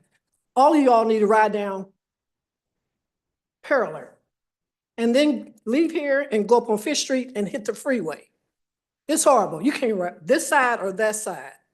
It's bad. And whoever's over that department, county administrator, whoever's over that person, they need to either move them, somebody need in there that's going to fix these streets, not just throw it over there and jump on it, because that's all it is. Back in the day, they had real concrete. Real concrete's gonna last.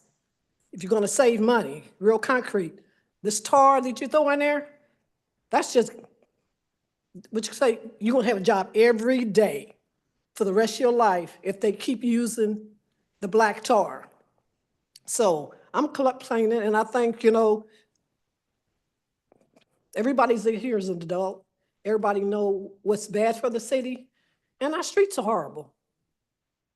So somebody has to get on that. That's one thing. And Mayor, thank you for all you've done. You've done a great job. You considered about everybody, black, white, red, blue, green, everybody. So just want to thank you for everything that you have done. And like I said, whoever's on those streets, there are some departments that have 10 supervisors over 5 people. If you want to know who that is, I'll give it to you later on that. But there's a lot of waste in that department.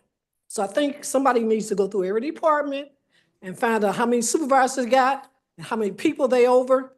And you can find out where the money is, but streets, it should be number one. Thank you.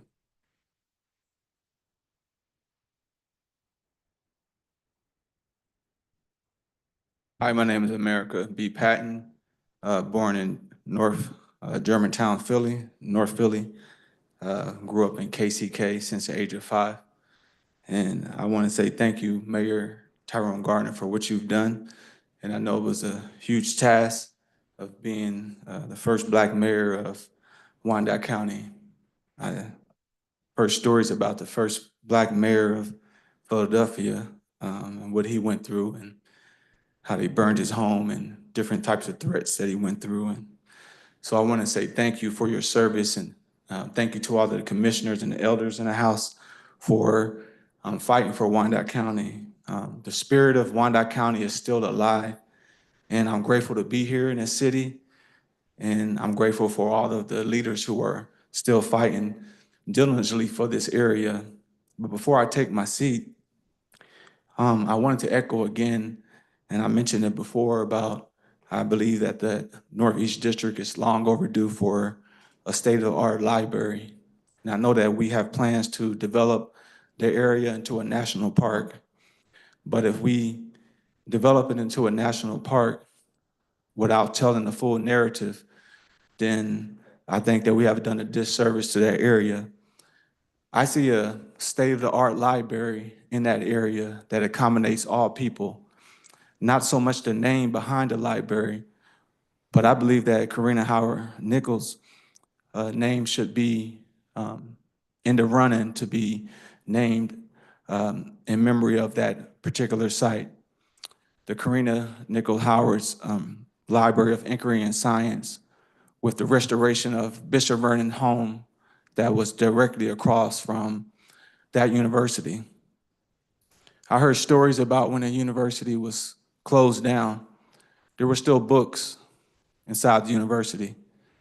People were going to that campus and see some of the books that were thrown out windows there, and they were not even preserved. And I feel that if we did implement a library there, we could integrate all of the things that people want over there, such as a genealogy research center, urban partnership of a Black college campus inside of that library, so students don't have to go too far to get a Black college experience. I also see a writing inquiry research library in there. Also a real library for the Wyandotte natives who were pushed out off the land. I went to an Indian powwow and I asked a student there a few years ago what tribe she was from. She said she was from Wyandotte. I said, well, I'm from Wyandotte. I said, have you ever been there? She said, no, she didn't know where it was at. And I feel that we need to do a better job of preserving not only our stories, but everybody's stories in our libraries. And if we did this library right, this library won't just be for us. It would be for those people in Africa and China and South America who have never seen a book, who have never had an opportunity to step inside the library, who would love to come and learn about this beautiful Republic of the United States of America.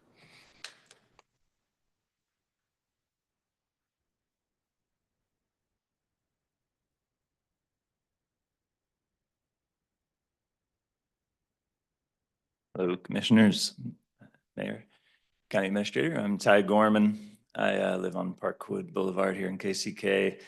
I've been coming up here for some years now to ask for the Commission to support the BPU and reducing prices on customers and removing any fees or regressive taxes on customers that might drive our costs up, and to have progressive fees and taxation on people coming in and companies coming in.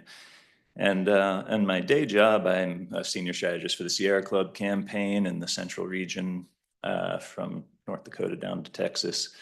And in that capacity, I do a lot of work recently on data centers. So I just wanted to come share some of that regional and national perspective on data centers that the Sierra Club's had over the past few years as they've scaled up, trying to keep the air clean and the water clean and people's electricity prices low around the country.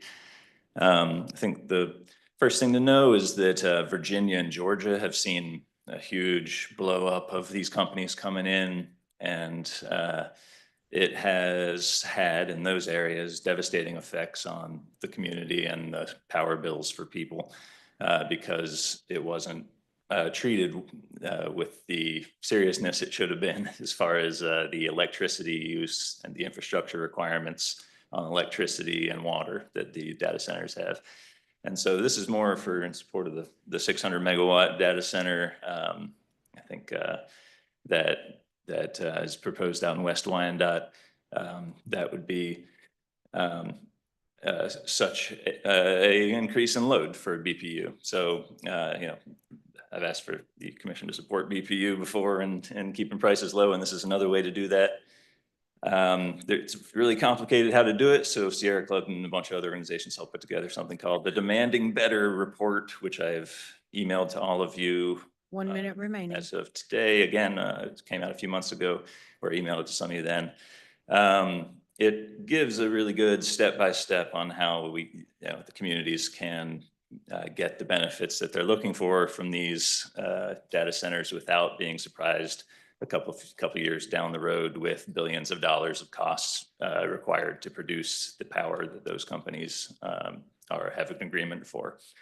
So just coming up to encourage you to reach out to me, and if you have questions about that report that I sent out or want me to kind of tailor it to what's happening here, then appreciate y'all.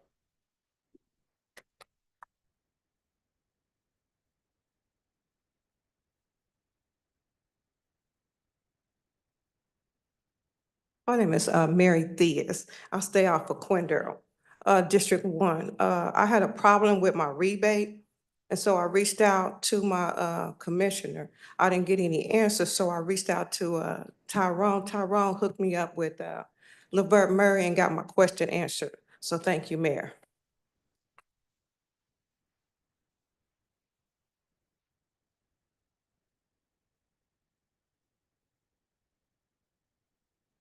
Victor Harris, 2546 North 17th Street, Kansas City, Kansas. I'd like to thank the mayor and the commissioners for the job that you're doing. I know it's tough.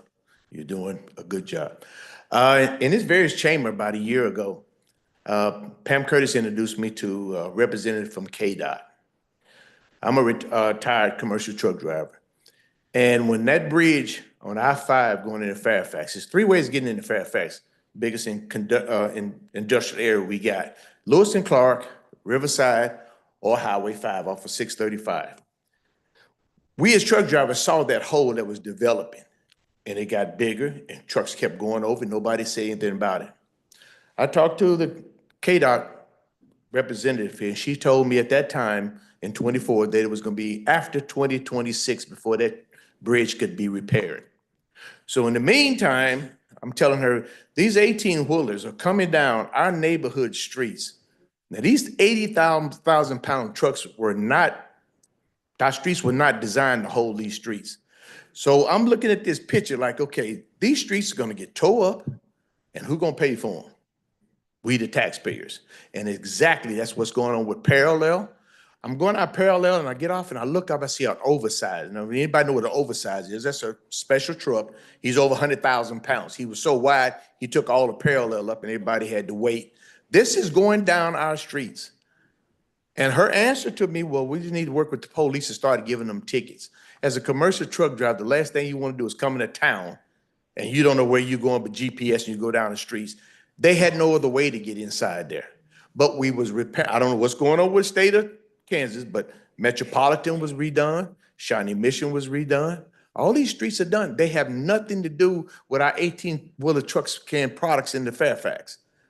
I don't understand what the priority. The Northeast area is being neglected. We are being neglected. That I 1 left, minute remaining. went in the military, came back home, and it's not about 11 years in the military. I came back, and I've been back in there 36 years. I have not seen a retail in the Northeast area. It's like that's a desert, and nobody wants to bring anything. And you hear the answer, well, it's not the rooftops. The rooftops are not there. It won't happen. We can't get a grocery store because the rooftops not there. I'm sick and tired of hearing people telling us, well, for some reason, they bring gas stations in there. Somebody knows something that we buy. I'm tired of people telling the Northeast area that it can't happen. And I hope one day I get a chance to work with you commissioners and we can get something done. But the Northeast area is it's not fair the way we're paying. I pay taxes. I'm a business owner. I pay taxes on that end. I own my property. I pay taxes on that end. And it's not fair that the Northeast area is being treated the way they are. I don't understand what's going on, what nobody's speaking up, but we deserve better than what we got inside the Northeast area. We got everything that's being done. Commissioner Keynes, thank you, because you're speaking up out west out there. You're getting things done out there. Why we can't get stuff done in the Northeast area? Your time has expired. Apartments, buildings, something inside of them to make us. At one point in time when I came, we had grocery stores in every corner of Wyandotte County on the Northeast area. We had Milgram, Safeway, A&P. We had grocery store. We had beauty shop. We had a thriving business in the Northeast area. Sir, your time has expired. Thank you. Thank you.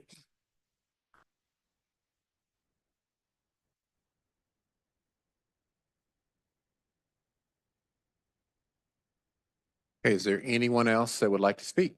Take your 3 minutes.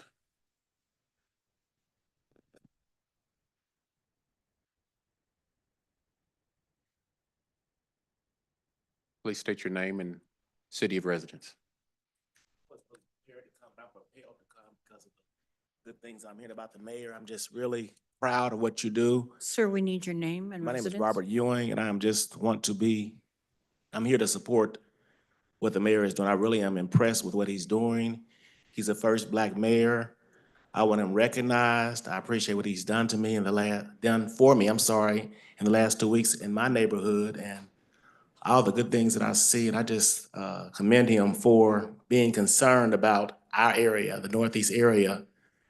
This is deplorable. We want an answer. I don't want to come up here again and not hear anybody just listen to me. I want a statement. I want an answer. And I might sound aggressive, but every time I come up, and I've been up here several times, I don't hear any answers. I just hear people looking at me like a deer in headlights, and I want some answers by email or today when I speak. We need something in the Northeast Northeast community. I'm sorry, I'm rushing. This is ridiculous. It's not acceptable to see Legends thriving and see these areas thriving, Johnson County. I want some answers as to why we can't get what we deserve. Is it because we're poor and we are seen as inferior, or what? What I had prepared when I came is not with me. I forgot it, but I'm sorry I did, but I think you get the message. This is deplorable, living in the Northeast area. I'm looking at each one of you in your eyes. I want something done, especially in the first district. I want something done in all the districts. I want answers. I want emails sent to me. I want something done ASAP. I'm not trying to be rude. I'm not trying to be crazy acting, but enough is enough. When are we going to get what we deserve? The taxes are high. I was in the Kansas City Star newspaper 2 Mondays ago. So if you look it up, you'll see my picture in there. The reporter came to my house. There's a long article about how dissatisfied I am, and I want it known. So when you look at the paper, you can go online. I have a copy of it. I can send it to you, and you can see I mean business, and I'm not playing around with it. I want it to stop. I want things better. I 1 paid minute $3,800 in taxes this year, and I'm poor. I also IRS $1,700, and you don't want to know all my other bills, but it's not fair. It doesn't make any sense, and I want something done. Who can give me an answer? I want to sound as intelligent as possible, but I just hope I'm understood. I don't want anybody looking at me like I'm crazy and look like I'm lost my mind, but this is ridiculous, and we want something done. So where do I go from here? Who do I talk to? I know last time I asked to speak to somebody, and Rios took me out there, and he did basically nothing. What he said meant nothing. It was just a Dear John letter. That wasn't acceptable. What do we do? Are you just gonna look at me? Are you gonna just look at me or what? That's fine if you want to just look at me, but what's gonna be done? Who can speak on the behalf of everybody? Because I want some answers. I'm a taxpayer, and I Sir, paid your time has $3,800. expired. So what do I do? Well, here, I'm gonna speak up real quick because Hold on. we're just sitting here and we're not Hold on, allowed to. point of order. Hold on. Okay, I just. Hold wanted on. to- Hold on. Respectfully, if you can leave your information with my chief of staff or with administration and get your email, we'll get you the answers you need. And then Commissioner Stites and any commissioners, when the public comments are done, then I will open it up and all the commissioners will have an opportunity to respond to any of the questions and concerns from you all, and so you all can hear them. But we need to make sure that we do things in decency and order. Okay, And no so, problem. yes, my chief of staff is right behind you. She can get your information.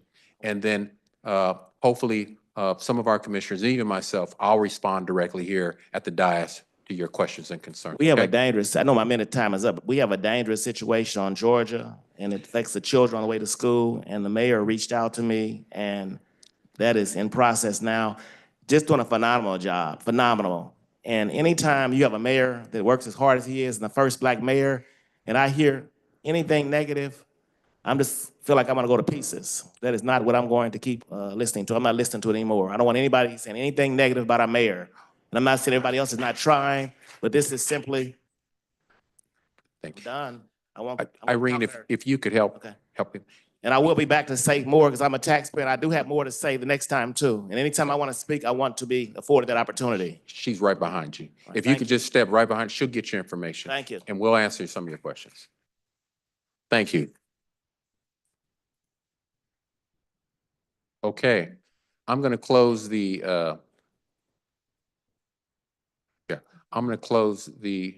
we have one more. You can state your name and city of residence.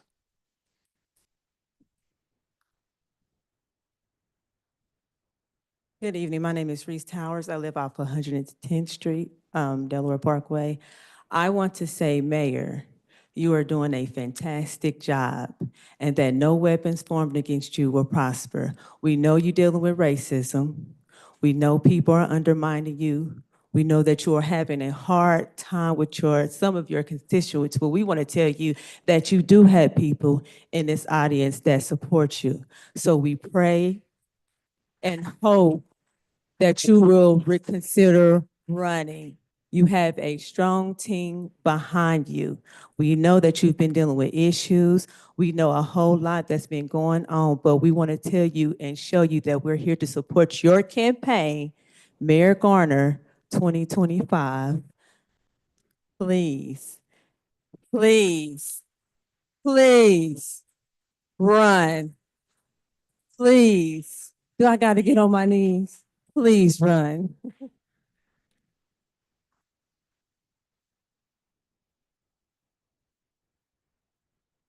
Okay, going once, going twice. I'm going to close the comments here in the audience. Clerk, could you run the whatever hands are online for public Thank you, comment? Mayor. We have a hand raised by Carrie Van Meveren. You'll need to unmute. State your name and residence. You'll have 3 minutes, please. Hi, thank you. We need you to be a little louder. Okay. Can you hear me now? Better, yes, thank you. Okay.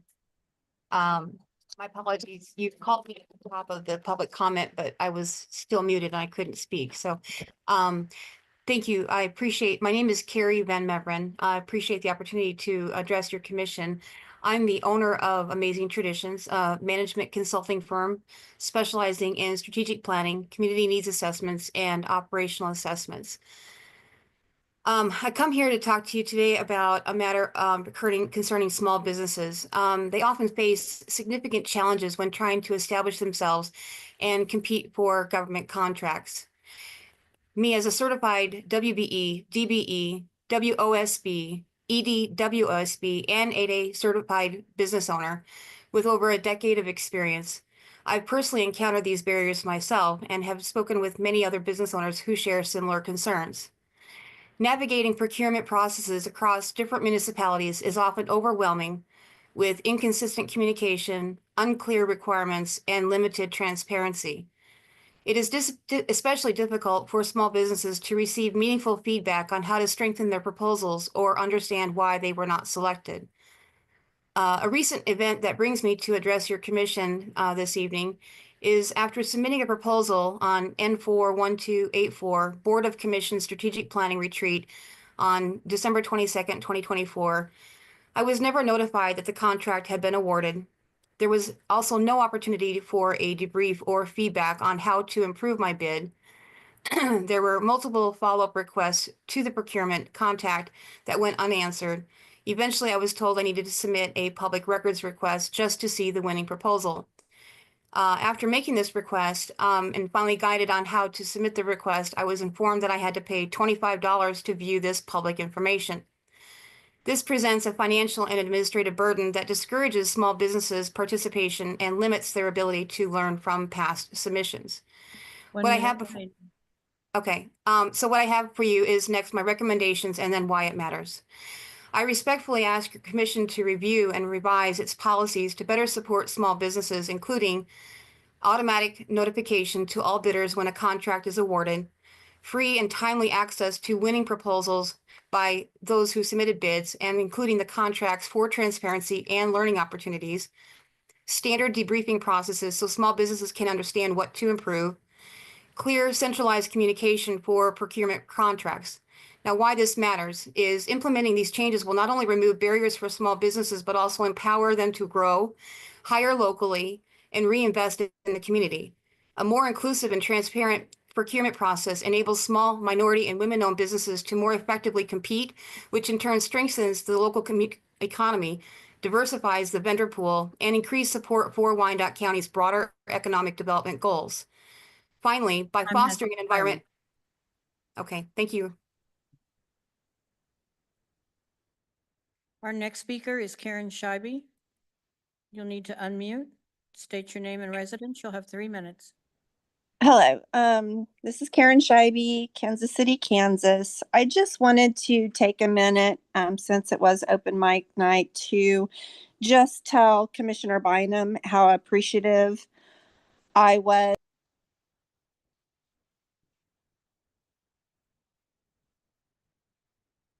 in the bitter cold that did not have heat in his home. And in going through community development, sending paperwork, ironically, I received in my mailbox today from February 15th, that paperwork. It looked like it'd been through the mud and everything else, but did receive it. But because I had not, and we couldn't get the paperwork filled out, I reached out to Commissioner Bynum, and through Shepherd Center, a wonderful gentleman named Mark and Charles worked with him to get his furnace running again.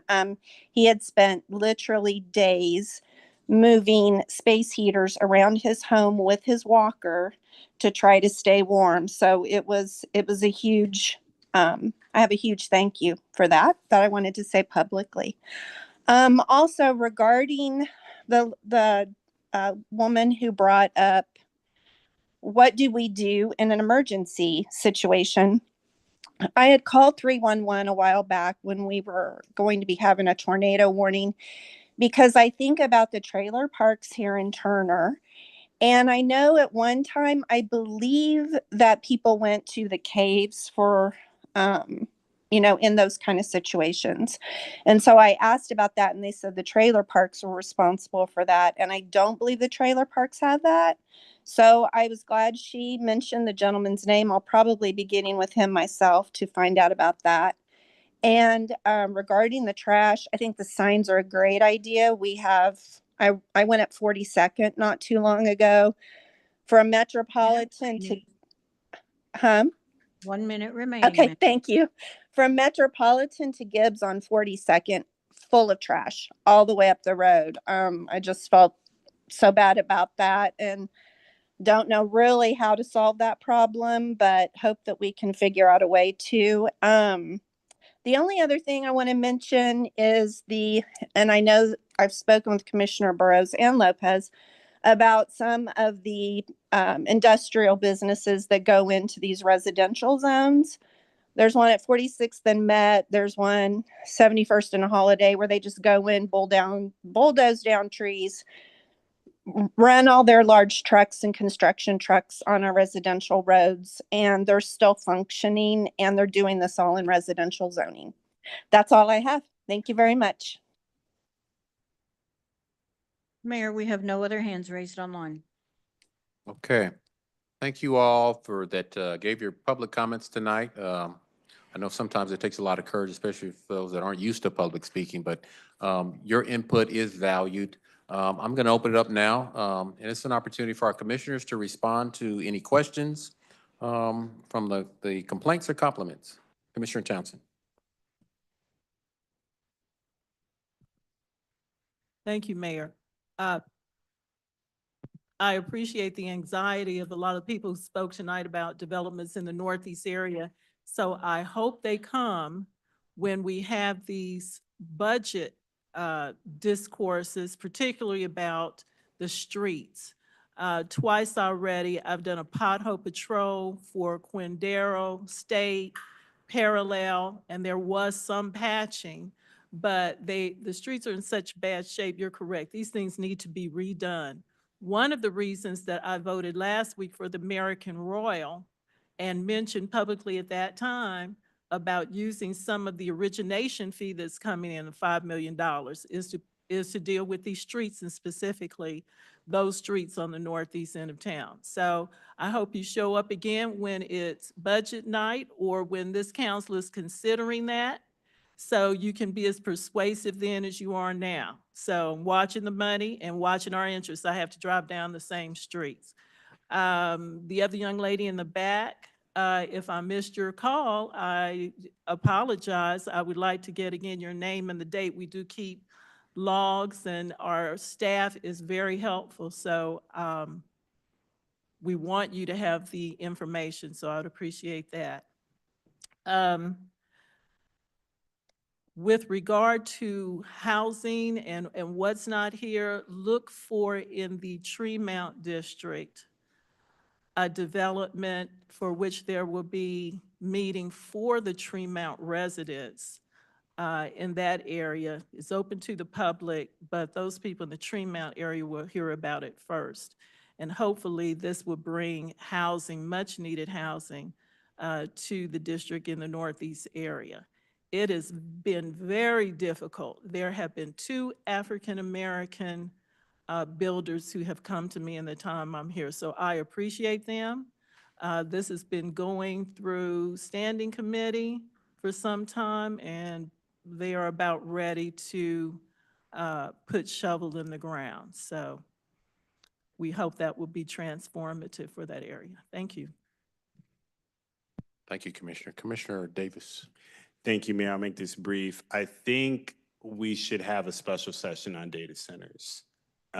There's been enough information that I've seen when we talk about Virginia, we talk about Georgia, we talk about some of the pros and cons. I think we probably do not know as much as we need to know to make a real educated decision.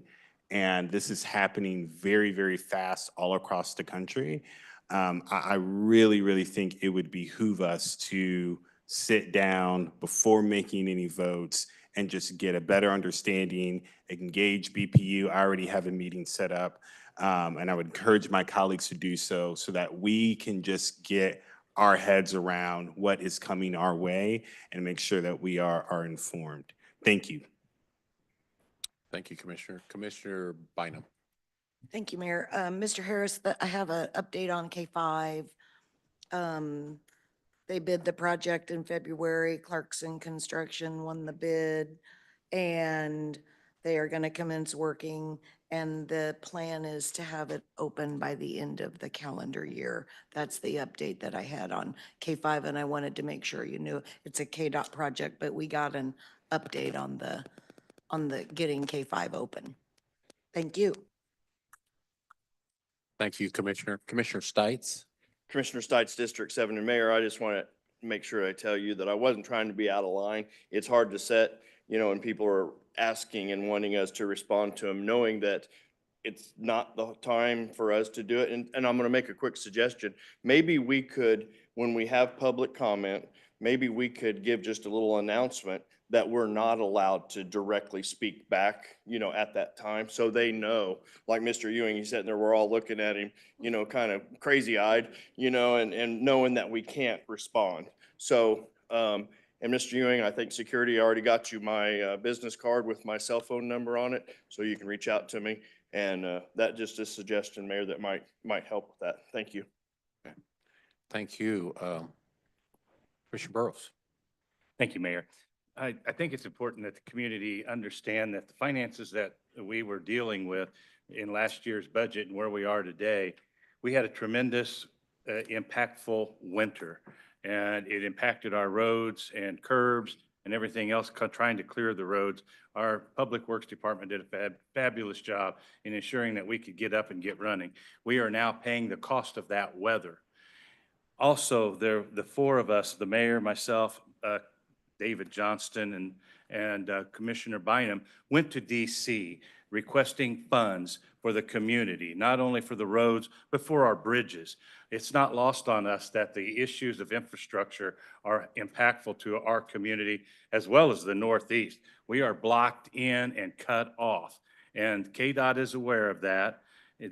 Our congressional delegation is aware of that, but we're talking the request that I know I publicly made was a $100 million request to help our community specifically to open our bridges. And I was hoping that we would see some of that money before the World Cup was positioned to come here to Wyandotte County. But we are working on it. You may not see it and you may not hear it on a daily basis, but we're not sitting idle. We understand what needs to be done, and we're collaboratively working together to find a remedy to address your concerns. If we had our way, the streets would be paved from state line to county line all the way through. I've experienced wheel damage to one of my cars and some suspension damage myself at a cost of almost $900. So I can share with you, I'm aware of the condition of our roads, and I too want to see them fixed. So rest assured, we're working on it. Thank you, Mayor. Thank you, Commissioner. Commissioner Lopez. Yeah, I just want to follow up with, agree with what Commissioner Davis was saying about the data centers. They're a shiny penny, that's for sure. It's a super shiny penny for municipalities. But I've been doing a little bit of homework on them, and there's something, I think there was one put in down in Savannah, Georgia, I think it was, or something like that. I'm gonna look it up, but I've been contemplating, I want to run down there and just kind of talk to some of the neighbors down there that what their thoughts are, because they're supposed to, it's supposed to be really good for communities as far as, I mean, they give schools, you know, lots of money and all this and that, but we're not, I don't think we're focusing on the, what kind of impact it's going to hurt. You know, I've heard a lot of things, but I just want to follow up on my homework and my research. I'll, you know, try to figure out what's really going on, and especially with the environment, that's very concerning. Thank you. Thank you, Commissioner. Commissioner Kane. Thank you, Mayor. It was said, and I agree with the Northeast, my international union had been working with Mount Carmel for about 24 months to get something down in there, medium low income, senior income and stuff like that. We were this close to getting a project done and got killed by the state. So some of us have been working on the Northeast area. Reason I didn't mention something before, because I actually thought this was going to be it, that we were going to get something that was going to make a huge difference. And you can't imagine all the hills you got to climb to get stuff like that done, and then to have the state kill us. So some of us have been working on the Northeast section, and I should have said something a long time ago. I was very disappointed that the state denied us, but it's not over yet. You know, the Leona International Union, it builds these all over the United States. And then they actually have somebody live on the property, stay there 24/7. So I'm disappointed it didn't happen, but I was working on it. Thank you, Mayor. Thank you, Commissioner. Commissioner Townsend. Thank you, Mayor. I appreciate what the Commissioner just said with regard to the union and working on it, but it doesn't help to bring things that didn't happen to you. But maybe we should. Maybe we should tell you what's happening that's not going. But I prefer to bring the positive. So again, part 2 of that same project, we expect, hopefully, Mount Carmel will be doing shovel in the ground later this summer with housing. So I hope it will be supported. So often people come and they ask for improvement and they say, well, that's going to raise my taxes. Well, you have to look at the give and take of both.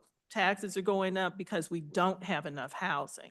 So we are working to get housing that's reasonably priced and nice in the neighborhood. So thank you. Thank you, Mayor. Thank you, Commissioner King. Well, thank you. I'll add my 2 cents. And again, thank you, commissioners, for your responses. I think it's good to know. I mean, things aren't happening quick, but I can tell you good things are happening as we go along. I know there's been a lot of comments, rightfully so, about the Northeast and east of 635. I'll just quickly share because I know we've got a lot more items that we've got to get to. The fire station in Fairfax was open. This commission made that effort, and I was glad to lead that charge. We are actively working on a grocery store. I've been talking to our administrator and our staff and our EDC to look at a grocery store, some type of market on Quindaro Boulevard. It's long overdue. We are working, and my ask to our staff was to be just as aggressive on the east side of town as we are on the west side of town. And they are taking that call to action. Along with housing, there are talks about getting quality housing. One of the problems that concerned me and commission, at some point you will get a resolution to correct this item. Commissioner Townsend is aware of it, and I believe she's indicated her support as well, is that commissioners past basically landlocked and boxed in the Northeast area to small lot housing and multifamily housing in various resolutions. Legal is working on that to open that up. I don't like that because, yes, it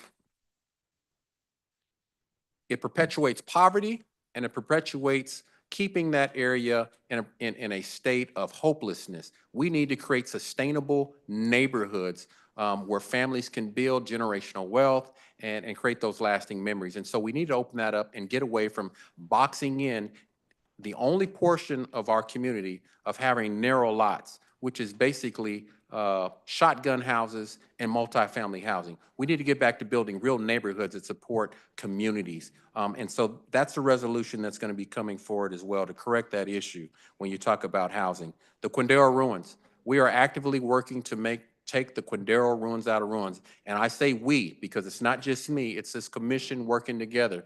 We have done some really profound things. I've been to DC, I've been to the state. We have got a consensus of commitment to really take that to the next level. Talking to Congressman Cleaver and Congressman Davis, they support this effort. Congressman Cleaver has recommended that we look at creating a bi-state tourism district that could really, if it's done right and not right away, could probably revitalize with the amount of tourism dollars that would pour in as a result of us highlighting the Quindaro ruins and what that means to revitalize that area, unlike anything we've ever seen before. It is the largest underground railroad site anywhere you'd find in this nation, but it's one of the very few that is not being recognized or highlighted or given any attention to.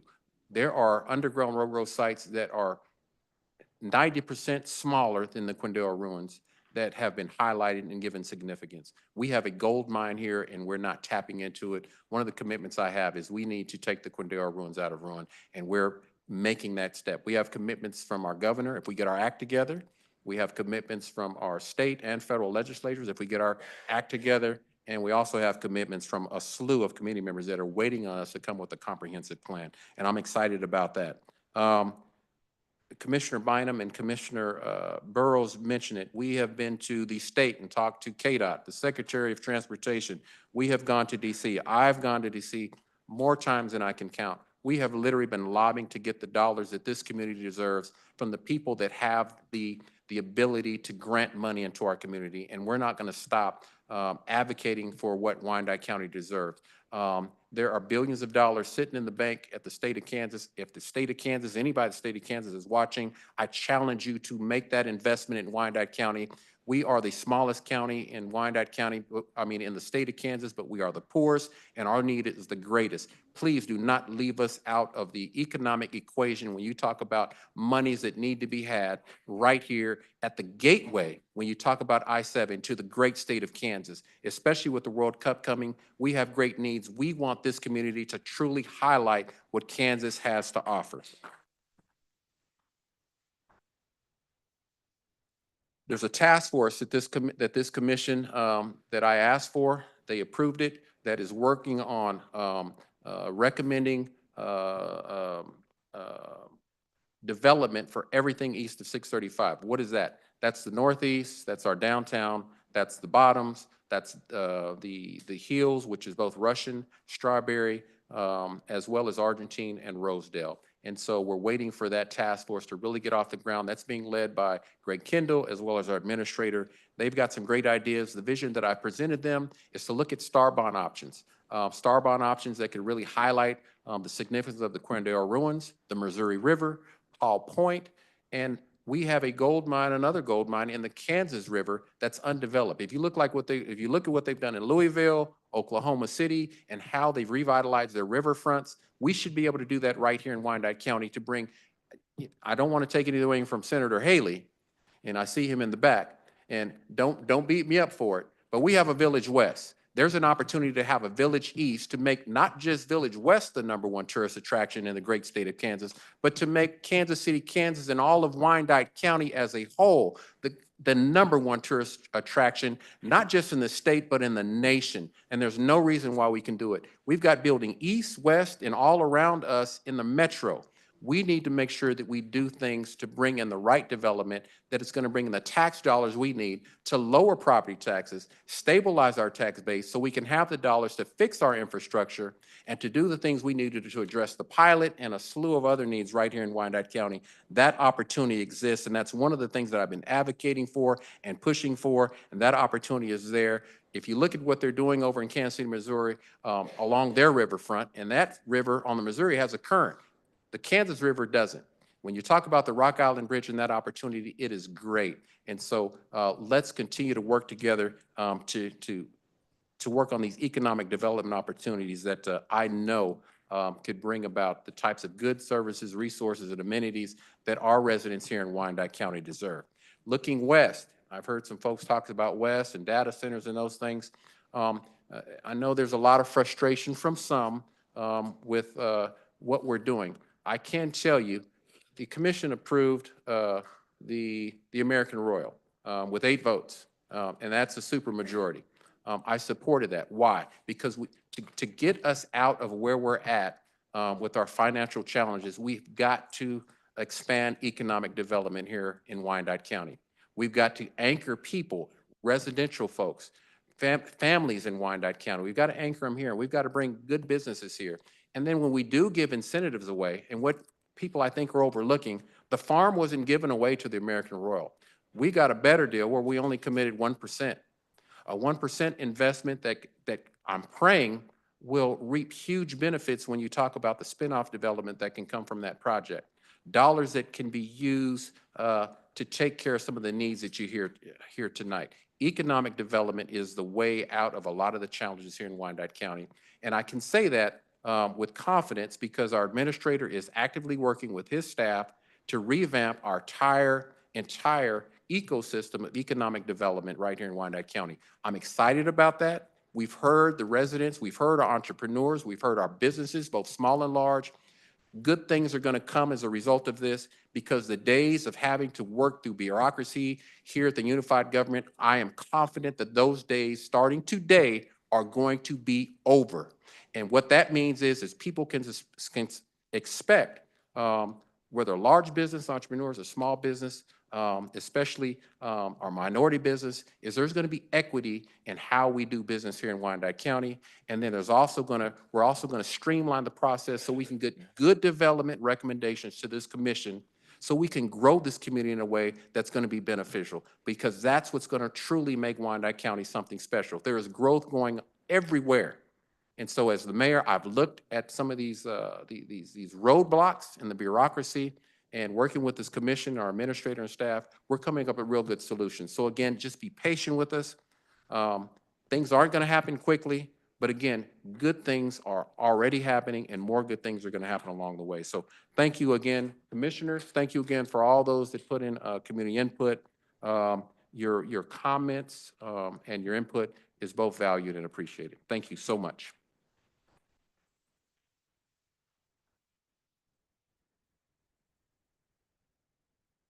And our clerk gave me a note. She says she needs a 5-minute break. So we'll recess for 5 minutes. We'll be back at exactly 9:35. Thank you.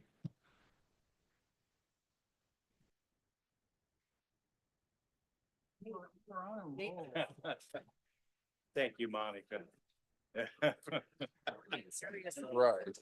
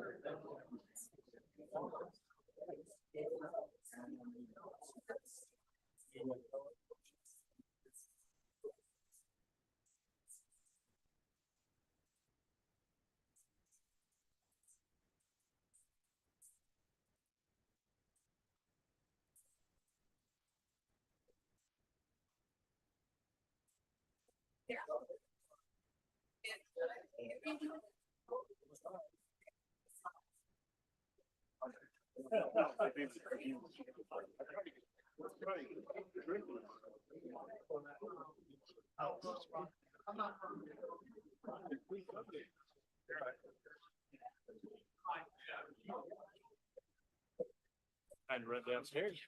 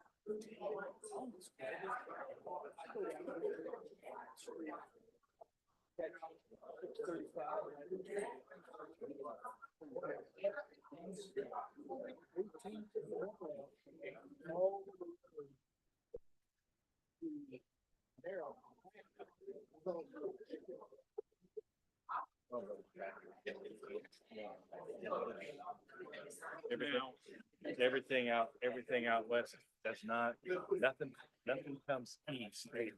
Oh, hell no, I know who made them. Scare me. Bottom. I see bottom. Yeah, big tree that fell over the backyard. Marijuana? No, no. Why, you want one? For them to say nothing gets done on the east side, if that sales tax revenue wasn't what it was, they would really see what happens.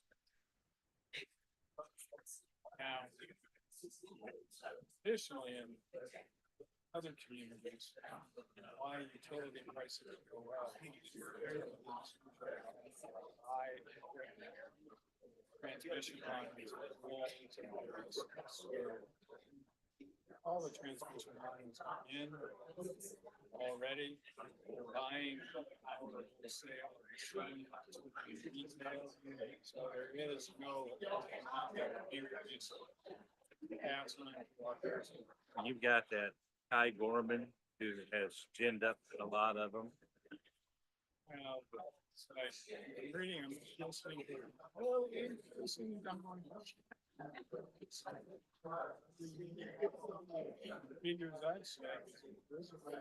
oh, shoot, buddy, that's all I've heard is how bad the water's gonna be, how much pollution it's gonna be, the noise. And you know, everything's being generated off-site, and it's electricity is being transmitted. Not being generated.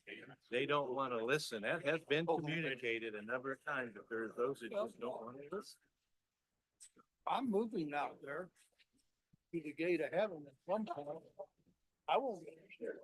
Yeah, but we're gonna have the Chicago way of voting. You're gonna vote after you live out there, right? Yeah, I've already arranged it. Okay. Yeah. It'll be one finger or two fingers.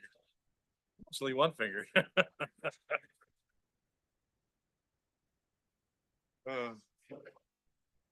We had a meeting with the that developer.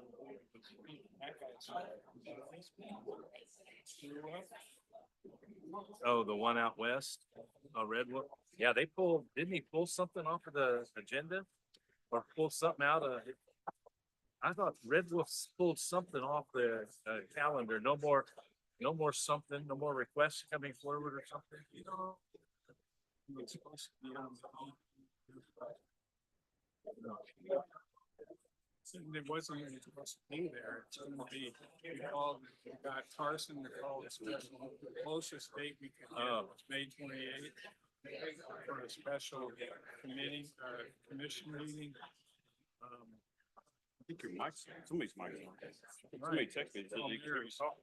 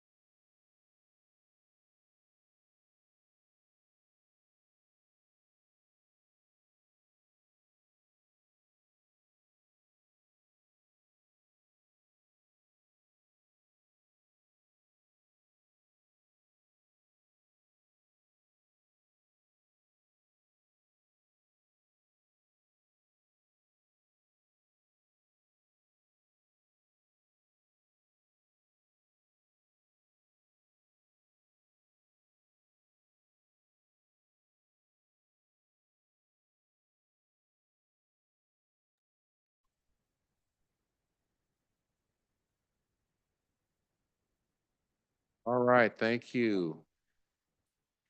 Thank you for your patience with us. I know it's been a long meeting, and we've got through the first half, and so this is going to take us into the second half of our meeting, which is the planning and zoning portion of tonight's agenda. I'm going to ask the clerk to read the statement required by state law governing the planning and zoning portion of tonight's meeting, followed by the items on the planning and zoning consent agenda. And I'll turn it over to the clerk. Thank you, Mayor. Good evening. We would like to welcome all present to this meeting of the Unified Government Commission. Members of the commission are Mayor CEO Tyrone Garner, Commissioner Melissa Bynum, at-large District 1, Commissioner Tom Burrows, at-large District 2, Commissioner Gail Townsend, District 1, Commissioner Bill Burns, District 2, Commissioner Christian Ramirez, District 3, Commissioner Evelyn Hill, District 4, Commissioner Mike Kane, District 5, Commissioner Phil Lopez, District 6, Commissioner Chuck Stites, District 7, and Commissioner Andrew Davis, District 8. As each petition is called, all persons for or against will be given the opportunity to express their views. If this is the first time that a particular petition has been before the commission has three options. One, it can approve the recommendation of the Planning Commission with 6 votes. 2, it can override the Planning Commission's recommendation, but it would take 8 votes to override. 3, it can return the matter to the Planning Commission for further consideration, together with a statement specifying the reasons for the referral back to the Planning Commission. The consent agenda is the first part of the Planning and Zoning agenda. Items on the consent agenda have received a unanimous vote of recommendation by the Planning Commission.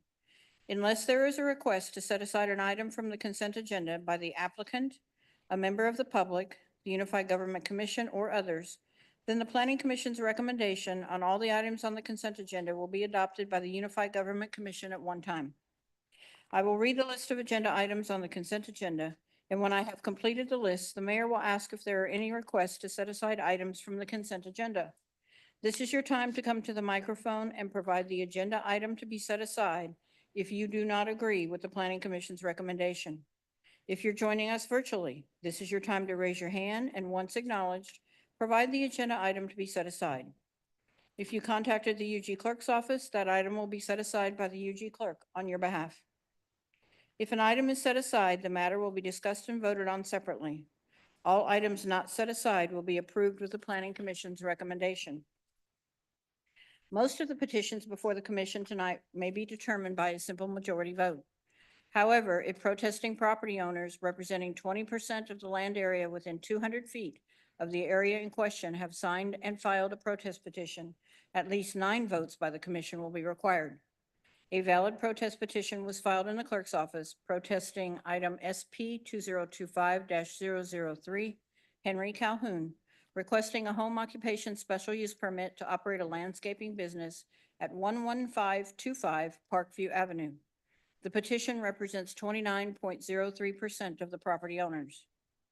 We appreciate the attendance of those people here this evening, and we recognize the importance of each petition. We would, however, remind you that there are a number of items on the agenda, and we would appreciate your efforts to make your remarks as concise as possible. We ask that anyone with a cell phone please turn them off or switch to non-audio so you will not disturb the meeting. If joining us virtually or by phone, we ask that you mute your phone when not speaking to avoid background noise so you will not disturb the meeting. Once the petitioners make their presentation, anyone for or against will be allowed the maximum 3 minutes to state their views. As you come to the microphone, please state your name and city for the record if attending in person. This is your time to raise your hand if you're joining us virtually. When your name is called, please state your name and city for the record. The mayor and commission are required to disclose contacts with proponents or opponents on any item on the planning and zoning agenda.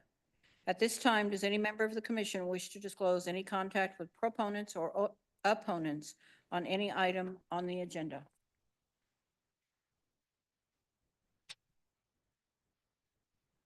Commissioner Burrows. Thank you, Mayor. Opposition to SP 2025-004 and proponents and opponents to SP 2024-057.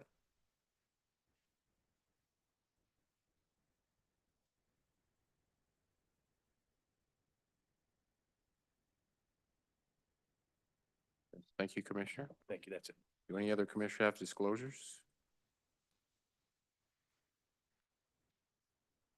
Clerk, I don't believe we have any more disclosures. You can read the consent agenda. Thank you, Mayor. I will now read the items on the consent agenda. Change of zone application, item 1, COZ 2024-033, Lynn Beaver. Change of zone from AG Agricultural District to R1 Single Family District for a one-lot subdivision at 2951 South 34th Street, recommended for approval by a vote of 5-0. Item special use permit applications, item 1, SP 2025-004, Adam and Laura Johnson. Special use permit to keep animals at 3030 South 63rd Street, recommended for approval by a vote of 6-0 for 5 years. Item 2, Tim Geifer with Kansas Heavy Construction, SP 2025-008, renewal of a special use permit for stockpiling and movement of materials for a rock crushing and gravel operation at 7241 Caw Drive, recommended for approval by a vote of 5-0 for 1 year. Item 3, SP 2025-010, Sherry Bailey Scott, renewal of a home occupation special use permit for a chiropractic office at 5331 Miami Avenue, recommended for approval by a vote of 5-0 for 1 year. Item 4, SP 2025-012, Cynthia Nelson, special use permit for a short-term rental at 3030 North 64th Street, recommended for approval by a vote of 6-0 for 1 year. Item 5, SP 2025-013, Premier Ray 1801 LLC, special use permit for a 2,300 square foot building expansion on a used automotive dealership to provide vehicle maintenance and repair services at 1801 North 100th Terrace, recommended for approval by a vote of 6-0 for 5 years. Item 6, SP 2025-015, Brian Glazer, special use permit for a short-term rental at 616 Elizabeth Avenue, recommended for approval by a vote of 6-0 for 1 year. Master Plan Amendment Applications, item 1, MPL 2025-002, Austin Thompson with Atlas Land Consulting, Master Plan Amendment for public, semi-public to high-density residential in the central area plan for a school to apartment building conversion at 313 North 10th Street, recommended for approval by a vote of 6-0. Miscellaneous, item number 1, ordinance rezoning property. An ordinance rezoning property at 6909 State Avenue from no zoning to RP5 Planned Apartment District, recommended for approval. Item 2, an ordinance rezoning property at 9700 State Avenue from AG Agricultural District to CP2 Planned General Business District, recommended for approval. Item 3, an ordinance rezoning property at 2506 West 43rd Avenue from R1B Single Family District to R2B Two Family District, recommended for approval. Item 4, an ordinance authorizing a special use permit for continuation of a short-term rental at 4211 South Thompson Street, recommended for approval. Item 5, an ordinance authorizing a special use permit for continuation of a short-term rental at 508 Ohio Avenue, recommended for approval. Item 6, an ordinance authorizing a special use permit for continuation of an automotive body shop at 3151 Fiberglass Road, recommended for approval. Item 7, an ordinance authorizing a special use permit for continuation of a short-term rental at 2311 North 104th Terrace, recommended for approval. Item 8, an ordinance authorizing a special use permit for operation of a short-term rental at 2506 West 43rd Avenue, recommended for approval. Item 9, an ordinance authorizing a special use permit for operation of an 18-unit hotel at 4325 Rainbow Boulevard, recommended for approval. Item 10, an ordinance vacating property at 4555 North 97th Street, recommended for approval. This represents all of the items on the consent agenda. Thank you. Before we proceed, we do have a disclosure from Commissioner Stites. Stites District 7, proponents of SP 2025-013. Thank you, Commissioner. Commissioner Burrows has an additional. Thank you, Mayor. Madam Clerk, I think I may have given you the wrong number initially. I have opposition to SP 2025-008, not 004. Thank you. Thank you, Mayor. Thank you, Commissioner. Do any members of the commission, the county administrator, or the public wish to set aside any items on the planning and zoning consent agenda? If an item is not set aside, all items on the planning and zoning consent agenda will be voted on by one vote to follow the recommendations of the planning commission. Clerk, has anyone contacted you about set-asides? The clerk's office has received no requests. Okay. I'm going to ask anyone in attendance, would you like any items on the consent agenda that you just read, an item set aside? Seeing none, clerk, anyone virtually that would like to have an item set aside? There are no hands raised. Okay, I'll entertain a motion to. I second. Okay. We've got, I heard you loud and clear. It's a whisper. Yeah. I'll accept those motions. Clerk, roll call, please. Roll call. Stites? Aye. Davis? Aye. Bynum? Aye. Burrows? Aye. Townsend? Aye. Burns? Aye. Ramirez? Aye. Hill? Aye. Kane? Aye. Lopez? Aye. Motion carries. Thank you. That takes us to the planning and zoning non-consent agenda. Clerk, I'm going to ask you to read the first item. Special use permit application SP 2024-057. Brad Willits with Dynasty Holdings, special use permit for continuation of a volleyball training facility at 7120 Gibbs Road, recommended for approval by a vote of 7-1 for 2 years. Thank you. I'm going to ask staff to just, if you can comment on this item. Thank you, Mayor, Commission. My name's Rodney Lucas, Interim Assistant County Administrator, supporting planning and zoning. What I understand is that at the Planning Commission that this item had some oppositions. There's some consideration for street improvement, but they want to move forward with an approval for 2 years. Thank you, Mr. Lucas.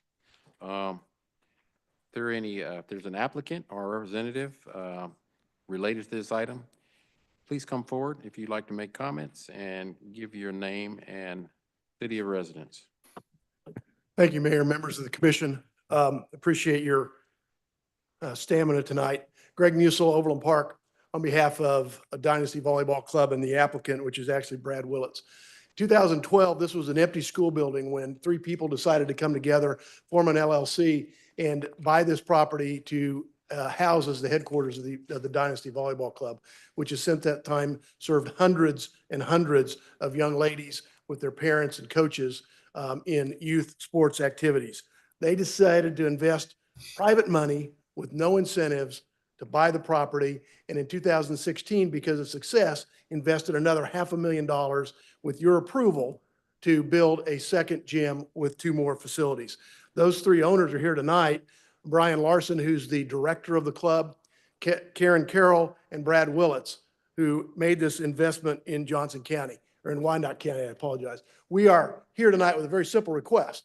Your planning commission reviewed this in a long hearing with 57 people showing up on behalf of the applicant and approved it 7-1. We would ask that you agree with that and agree with the planning commission's recommendation. They added, there are 2 key stipulations here. One is this is a 2-year renewal following a 10-year SUP on this property.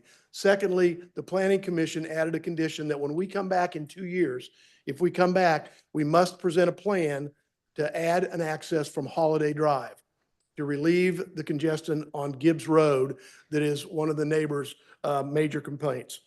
Those are 2 things that we have to do. We give us an opportunity for 2 years and give us a chance to present a plan to connect to Holiday Drive, which will require some engineering expertise because of the slopes that go from Gibbs Road down to Holiday Drive. The staff report demonstrated that 57 people showed up. You also have a number of written comments in your packet, beginning at page 35, I believe, in support of the application. We don't intend to have all of those replied tonight because we know you have a long agenda. We were pleased that one of the people that spoke was on behalf of the Morris Neighborhood Watch Association. Vice President Bill Hodes spoke in support of the application. The other one was our immediate neighbor to the east that abuts this property, Amy Gilman, who supported the application at the Planning Commission. A lot of supporters are here tonight. I don't know that we've lost any. I just simply ask them to stand if you're here in support of this application.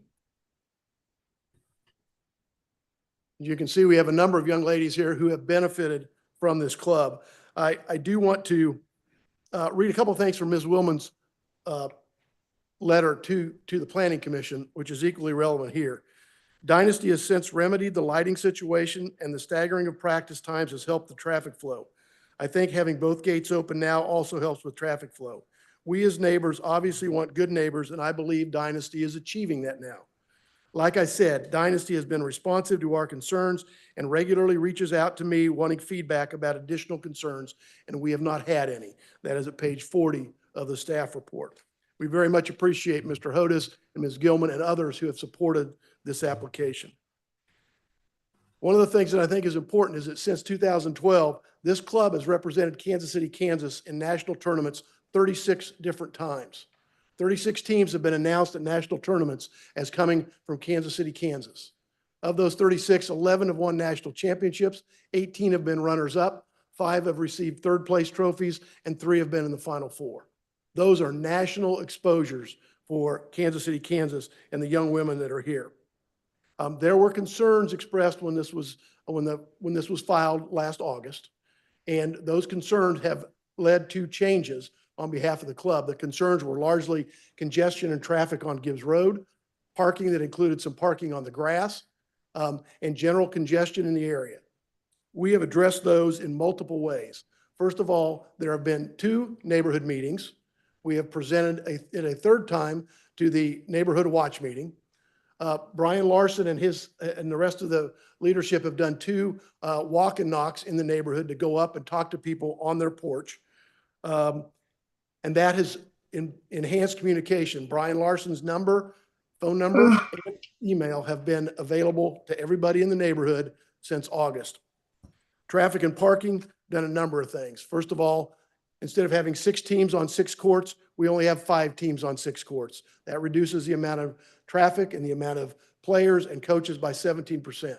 We've staggered the practice time so there's more time to get out, just like at church, right between those services. We've staggered the time so there's more time to get out, more time for people to get in, which reduces congestion. We have a one-way circulation plan. We have parking lot monitors now to help keep people moving along. We've relocated handicapped accessible spots from the side of the building where they were for the school to the front door of the building where there are 2 handicapped accessible spots. Parking on the grass can't happen. There are poles and there are chains now that don't let anybody get to the grass. We're revising the schedule for open tryouts to make sure those don't overburden the parking lot, and the club has agreed to build additional parking spaces through your administrative process. We've dealt with the lights. We've had a lighting consultant and a traffic consultant have both been engaged. Those reports are in your staff report as well. Other commitments, the club has a code of conduct, which has been revised to make sure make sure our parents and our young ladies and the coaches understand that one of the commitments here is to treat Morris neighborhood as you would your own neighborhood. So we talk about no speeding, no littering, get off Gibbs Road, get into the parking lot, drop your daughter off, get her up and get out of there so that we don't have the congestion we had before. We've expanded existing scholarship opportunities for the Turner School District. We're very happy to have the middle school coach here tonight. I think she's going to speak on behalf of this from Turner Middle School. I did address in the packet the concern that you sometimes hear about a negative impact on appraised value in the neighborhood. I showed you that 5-year history of properties in the neighborhood with increases ranging from 37% to 67%. With that, I'd like to have Mr. Larson speak very quickly, Mayor, to confirm what I have talked to and affirm his commitment to these changes. And then I'd like to close and we'll be ready to answer questions or get on to the public hearing, Mayor. Thank you for hearing me. I appreciate it. My name is Brian Larson, and I'm the face of Dynasty Volleyball. We've been in business since 2008. Moved into Morris Elementary in 2012. Purchased and occupied Morris in 2012. We love the neighborhood and the community. The Morris neighborhood, it truly, I cannot tell you that since October, when we were up for a special use permit, we had a neighborhood meeting. We're proud to represent KCK on the national stage. He misspoke that we've got 15 teams going to nationals this year, but we've medaled what he said with number of teams. We've hung top final 3 banners, over 30 times. And we're a couple things here. I apologize that I'm stammering. I'm trying to go quick because everybody's time is valuable and it's extremely valuable. So with that said, we're the most diverse of all the bigger clubs in Kansas City. We've got strategic partnerships with the schools, and we've scholarship kids within the Turner community and neighborhood, but we've got partnerships with the middle and high school kids. Today, I went to Turner Elementary with coaches and kids, and we helped facilitate a growing volleyball program. Then I went to a funeral of a parent that passed after that, or a memorial service. We pay around $65,000 a year in property taxes annually, and almost $500,000 in total. And I can tell you that we contribute far more than we consume. The walk and knocks that Greg referred to has been valuable for me to physically meet the neighbors. And I've become friends. The 2 neighborhood walk and talks, I want to say I've gained an appreciation for the history. Brad and Peggy Stewart, a son, and his mom lives across the street. Amy Wellman next door, Mr. Bloodsoe, who's owned 100 plus acres and is downsized, but lives with his daughter. His son lives 2 doors down. That this is a family, tight-knit community that I can tell you is near and dear to I've grown fond of the people and consider them friends. So with that said, Jim and Kathy Seals, Kathy West, all the people I've come to care about and enjoy. We presented at the Neighborhood Watch Group, and we've since joined the Neighborhood Watch Group and want to be an active partner to being a better community member and better partner with the community. Bill and Dot Hodes, Vice President of the Neighborhood Watch Group, came and watched 2 matches in a recent tournament. And Dot had hip surgery. Bill was going to speak on our behalf tonight and unable to. I apologize that he's not here.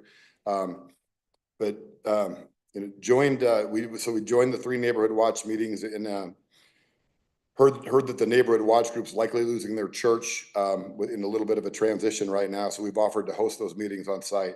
We genuinely love the neighborhood and community and are committed to being a great neighbor to the Morris and Turner community if allowed to stay in business and given the opportunity. Thank you. A simple task before you tonight, I hope it's simple, is do you allow us 2 years to prove ourselves, to come back with a plan to connect to Holiday Drive, and to allow hundreds of other young ladies to take advantage of this club for the next couple of years, or not? Without the extension of the special use permit, this will become an empty school, as it was for a number of years before 2012. I'd be happy, Your Honor, or Mayor, I know Planning Commission Chair didn't mind me calling him Your Honor because I'm used to doing that. Your Honor, the Mayor, if I have an opportunity to respond to public comments, if appropriate, I'd appreciate that. I think my job would be a lot easier if I really was Your Honor.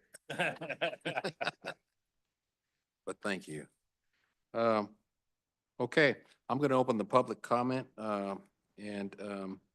Clerk, have you received any notifications from the public who wish to express their comments in favor of this item?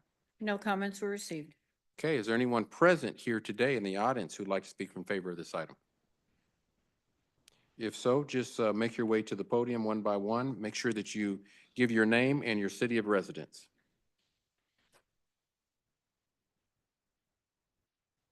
My name is Beth Wyatt, and Before you start, I apologize. You'll be given up to 3 minutes, and the clerk will time you to make your comments. my name's Beth Wyatt. I live down the road from Dynasty Volleyball in KCK. And I wasn't planning on getting up here and talking, but then I saw they had a large group of their young ladies here again, like they have in the past, to represent them. And I thought, you know what? The one thing that hasn't been represented through this whole ordeal And I wish I wasn't so tired. I would do some rebuttal of some of the remarks I've heard tonight. But it's our children in the neighborhood. Nobody ever brings them up. And you know what our roads are like? I mean, they're very narrow. The ditches are some about this steep. If a school bus is coming down the road, it's best just to pull over for a little bit, let it go by because the road's so narrow. Ma'am, It's curvy, it's wavy. I hate to interrupt you. Are you in favor or are you in opposition? I'm in opposition. Okay. Save those comments. Oh, All right. really? Okay. All right. Anybody that's in favor of the item, we're gonna allow you to speak. So please, one by one, your name and then your city of residence.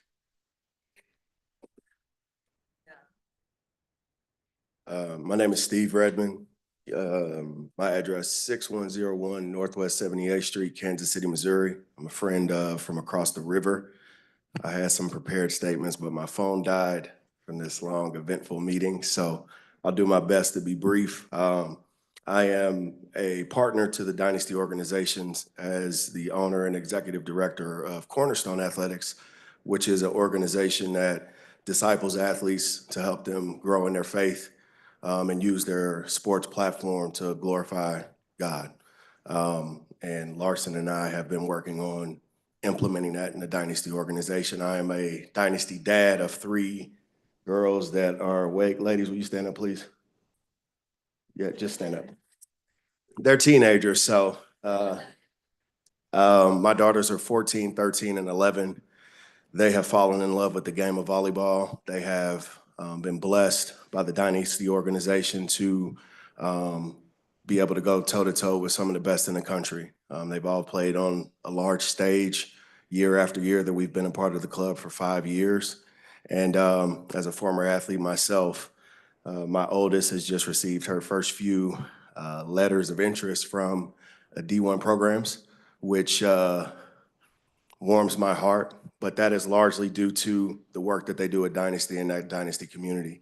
Believe it or not, the thing I'm more excited about is the work and the conversations Brian Larson and I have had about implementing more of a, no pun intended, cornerstone of using their platform and their influence to help young ladies grow in their faith and become better people and become well-to-do, God-fearing young women. And, you know, with all of this, obviously we had to put some stuff on the back burner so we could tend to the parking lot and be good neighbors to the Morris community. None of the work is done. We're still working. We're still having conversations. We're still adjusting. I'm a part of that little council, if you will, of people who are responsible for making sure that it gets done because change of that magnitude, thank you, requires help. And there are people in the Dynasty community, as I've reiterated before in these previous meetings, want to see Dynasty stay open and bless other young ladies. And we're going to do it. We appreciate your support. Thank you.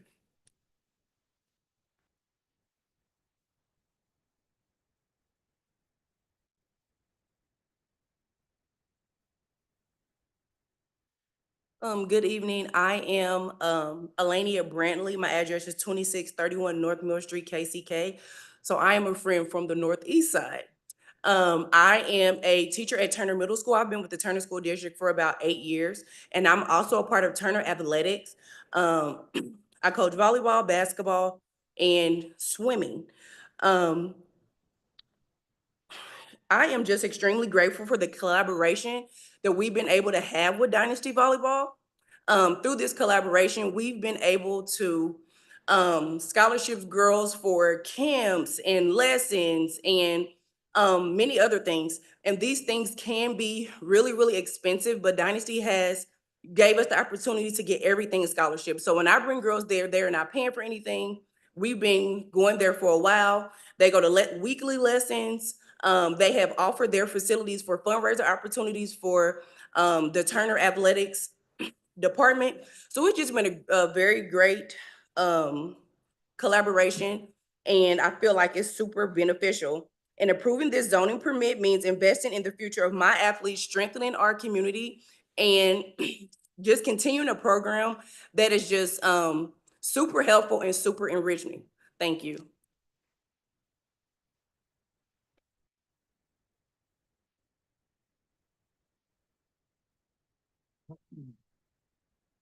My name is Johnny Hodge, and I lived in the Morris community for 28 years.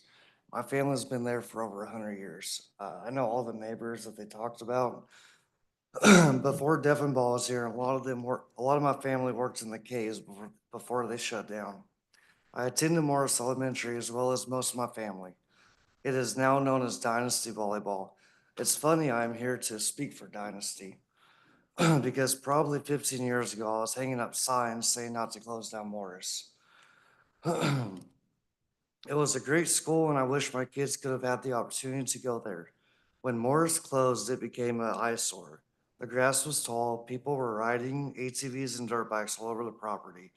It was a place young people went to drink. Now the building is in better condition and the grounds are well kept. No trash anywhere, grass is always mowed, weeded, and the people who attend Dynasty are polite. They smile and wave every time I or my kids wave at them. I am grateful to see my old school well taken care of and the opportunity for my children to join if they decide to in the future. I know Dynasty would be a great place for them. Thank you.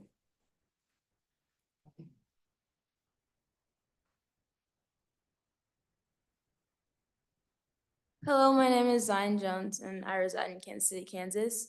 I'm a senior in high school and I've gone to Dynasty Volleyball for 5 years now, this being my last year. I have played on my high school team for 4 years in varsity and this year being a captain. I've broken many records at my school for blocking, now being the career leader in the number of blocks. I've been to state multiple times and I'm also in a number of other student activities, including cheer and dance and track and field. Also being in student council and National Honor Society, also while doing competitive dance. All while also maintaining a GPA of 4.2. After graduation, I will continue to play volleyball at Baker University, and I plan to major in architectural engineering. What makes Dynasty special to me is the community it provides. I was introduced to Dynasty at an early age through the summer program camps, which provided a safe place to learn new skills on and off the court. This also allowed me to make new friends and expand my sisterhood. The club focuses on player development, positive and competitive environment, and team building. The club also provides a scholarship for those in need to continue their development in volleyball. Dynasty to me feels like my second home and my extended family. The club is close to home, which allows me to do the other activities I had named. The club not only focuses on the game, but also teaches about nutrition and how to have a healthy body. For me, Dynasty has given me the knowledge and the skill on how to read the court. I was told by others that I was too short to play at a higher level in college. But at Dynasty, I've learned these skills, and this has allowed me and given me the opportunity to play in college. Thank you.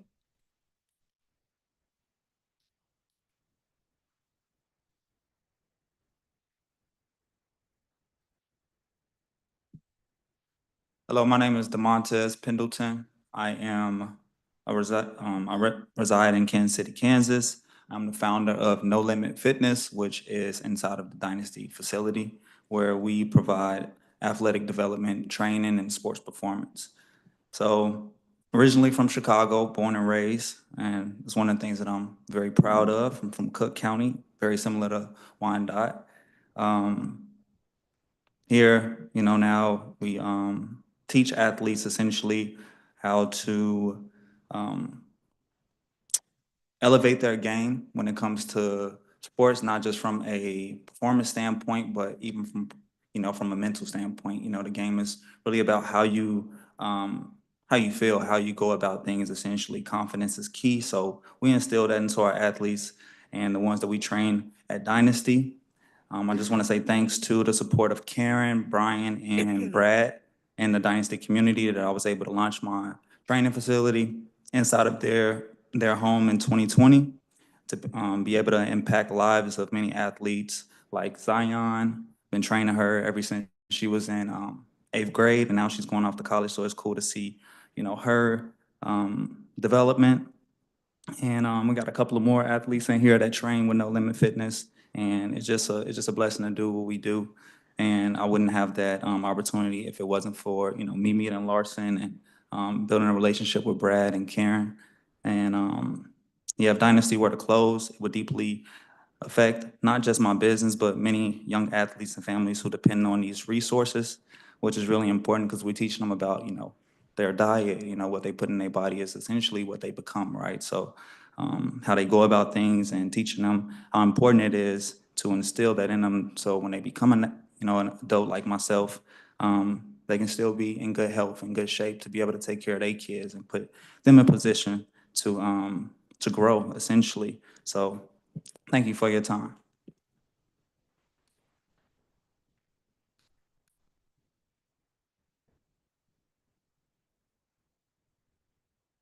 Hello, my name is Simona. I am a partner with Dynasty as well. I am the sports recovery specialist. So last time I shared my roots growing up here in Wyandotte County, I also shared that I attended Sumner Academy down the street. And knowing firsthand the challenges young athletes face, I was once an athlete from this area, and we didn't have anything that was like Dynasty, giving us that elite training. So today, I just want to say that taking away Dynasty will be taking away a safe haven, a lifeline for youth athletes who may not have access to elite training and mentorship, a support system beyond sports.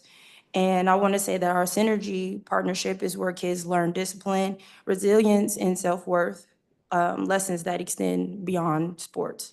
So something I wish I had as an adolescent, this is why we do what we do. This is why, as partners in the entire team at Dynasty remains committed despite the challenges. And removing Dynasty just means stripping away young athletes of the very opportunities that could change the trajectory of their athletic careers. But it will also mean removing a sports performance division, a sports recovery division that also teaches them how to take care of their bodies and that nurtures these athletes holistically. Last time, I've also mentioned that we had the opportunity to serve over 80 kids in the Turner District, providing a free combine to get exposure to elite training. And that's something that I've never seen as an adolescent growing up from Wyandotte County. So it's all about the next generation of athletes, leaders, and young women and men who deserve the same opportunities that others may not have or take for granted. So that's it.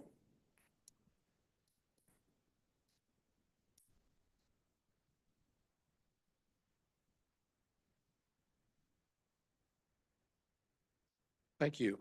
Clerk, is there anyone joining us virtually who'd like to speak in favor of the item? We do have a hand raised by Jim S. Sir, you'll need to unmute, state your name and residence. You'll have 3 minutes. Yes, I'm sorry, I was, for an opposition. I'll Okay. wait. Hang on to that. Mayor, we have no other hands raised. Okay. Clerk, have you received any notifications from the public who wish to express their comments in opposition to the item? No comments received. Is there anyone present who would like to speak in opposition?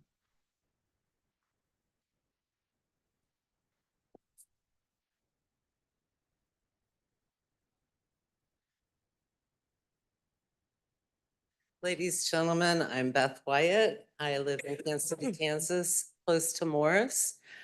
I'm in Morris, but close to the Morris grade school, which is now Dynasty. And my main issue is the streets and the children that live in the neighborhood. And I think what they're doing is great, but I have never found a volleyball organization that is in the middle of a neighborhood. And our streets are so small, so hilly, no curbs, ditches. We don't have anything but ditches. And the traffic's horrendous. We used to have our kids, my grandkids who live down the street from me, closer to Dynasty, used to ride their bikes. They used to walk to their friend's house. You don't see this anymore. You don't see hardly anyone out anymore on the streets because not all of them, but too many of the parents are apparently under the gun to get their kids there and get them home. And they drive too fast and they often throw trash out. And I know this because I've been picking up the trash in my neighborhood for like 40 years. And ironically, you can tell what's family trash versus people coming home from work, because that's like tobacco and that's beer cans and it's not Happy Meals and so everything has just changed and we need to get that family feeling in our neighborhood back. And it's really hard. And I think someone's really going to get hurt because I don't care what they say. Some of these parents are never going to slow down. And who's going to be held accountable? My kids, my grandkids still come down, walk down to see me now and then, but it worries me. And nobody thinks about this side of it. It's about the kids who are having the joy of learning a new sport and 1 minute achieving. remaining. But we got kids in the neighborhood and they're the ones that have been suffering about this. And people who live in the neighborhood, they know how dangerous the streets are and most of them drive slow. And I brought up a school bus earlier. When you see a school bus coming to you and your street's like from there to right there, you just pull over and wait. But now you have people pushing you to get out of their way because they're in a hurry and nothing's the same as it used to be. And I wish Dynasty the best, but I don't think that's the right area. I think it shouldn't be in the middle of a neighborhood with a very congested small street. Well, the street wasn't congested until then. And there's a video that I hope you get to see of how congested it is. You'll be real surprised. Thank you so much. Oh, and Your I time think has if you're related- expired. It's over? It has expired. Okay.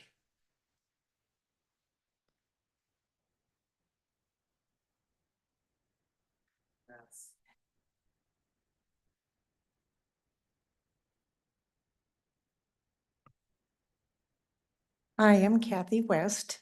I live on Gibbs Road, right next door to the west of Dynasty. So I wanted to be clear that it has never been about Dynasty, the organization, and what the organization provides young girls. They have a great program, but what it comes down to is those people come and go, and people that come in and run Dynasty, they come and go. They don't live there. We live there every day. That's our home. Where we raise our families, we've been there for years, and we love the community. That's what it's always been boiled down to. And it changed dramatically when Dynasty expanded with a second gymnasium and grew. And there was an explosion of growth. And with that explosion of growth was traffic, noise, congestion, additional hazards for the residents. And it hasn't changed because we still have the traffic, no matter how they changed their traffic, their program sessions and their scheduling, we still have the traffic. And it's a danger to just a resident to go out to get their mail from the mailbox at the end of their driveway for concern of being hit. And that's a really real thing that has been on the minds of a lot of people. But that's the issue.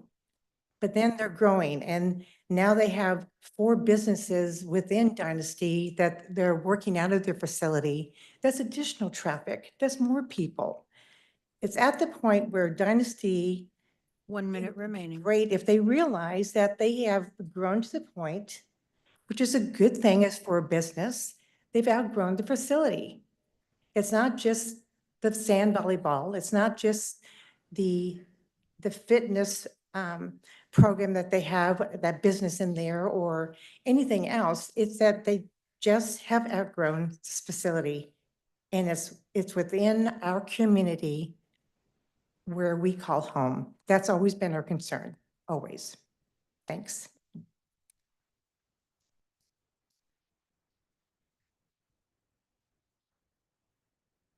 Okay. Clerk, is there anyone joining us first who'd like to speak in opposition? We have a hand raised by Jim S.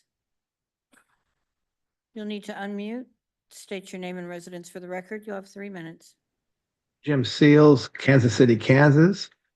I'd like to talk about a little bit that all we've heard, and it's good things, is what Dynasty does for people, which is fine. I mean, I'm glad for them. I think they're doing a good job too. They're doing too good a job. We're looking at getting our mailbox put on the other side of the road because we're scared to walk across the street. We're right on the edge of the hill and they come flying over. It's been close calls. But the fact that they're second home to some of these kids and that type of thing is irrelevant to the traffic. And what I'm afraid of is that they're going to get a 2-year extension and come back in 2 years and say, well, we couldn't put a drive in. 2 years is plenty of time to put a drive in. If they got a drive off a Holiday Drive and they really got, and they didn't come back with a study, 2 years is a long enough time. I won't oppose them at all. Put a parking lot in the back and close this off in the front. The video that was being spoke of earlier was 2 minutes and 31 seconds long, and 34 cars went by that went to Dynasty. They all went to Dynasty. 34 cars, and I think it was like at 9 something at night, 9:30 at night. That's a lot of cars. And when they talked about the neighborhood watch supporting it, I don't believe that it was supported by the neighborhood watch. It was supported by Bill Holtz, who has a granddaughter that plays with Dynasty. I don't think that he didn't represent our part of the neighborhood, that's for sure. I was a little surprised to hear that. But again, we're not opposed to Dynasty. We're opposed to 17-foot wide roads. We're opposed to all the traffic, which is a lot. Last time they had a meeting, half the building stood up in support. And I tried to point out that that's a small portion of who shows up every night to play volleyball. So I just like you to maybe put a little teeth to putting that drive in off a Holiday Drive. And if they did that, I'd be all for them. Our next speaker is Karen Shivey. You'll need to unmute, state your name and residence. You'll have 3 minutes. Karen Shivey, Kansas City, Kansas. I attend the Morris meetings quite a bit. And looking at it from someone who's not living right there, but having a daughter who's played volleyball all through high school and college, I do understand that there's a lot of cars on a very thin road. I mean, the road's so thin that you can't even put a center line down it. And like they mentioned, there's ditches on either side. My question for the gentleman who said he'd come back to the podium is on the traffic study, how many cars average go on that road per day? And I'd like to know from Dynasty how many contracts they have with parents. So I just heard 80 students from Turner go there. So there's 80 right there. Just curious how many parents so you can get a perspective. The other thought I have is if they're working with Turner and Dynasty's doing so well, maybe they could divide up the ages some way and use Turner Rec Center for some of their volleyball, which would alleviate some of the traffic and some of the load over the next 2 years. It's just a thought and just an idea. Thank you.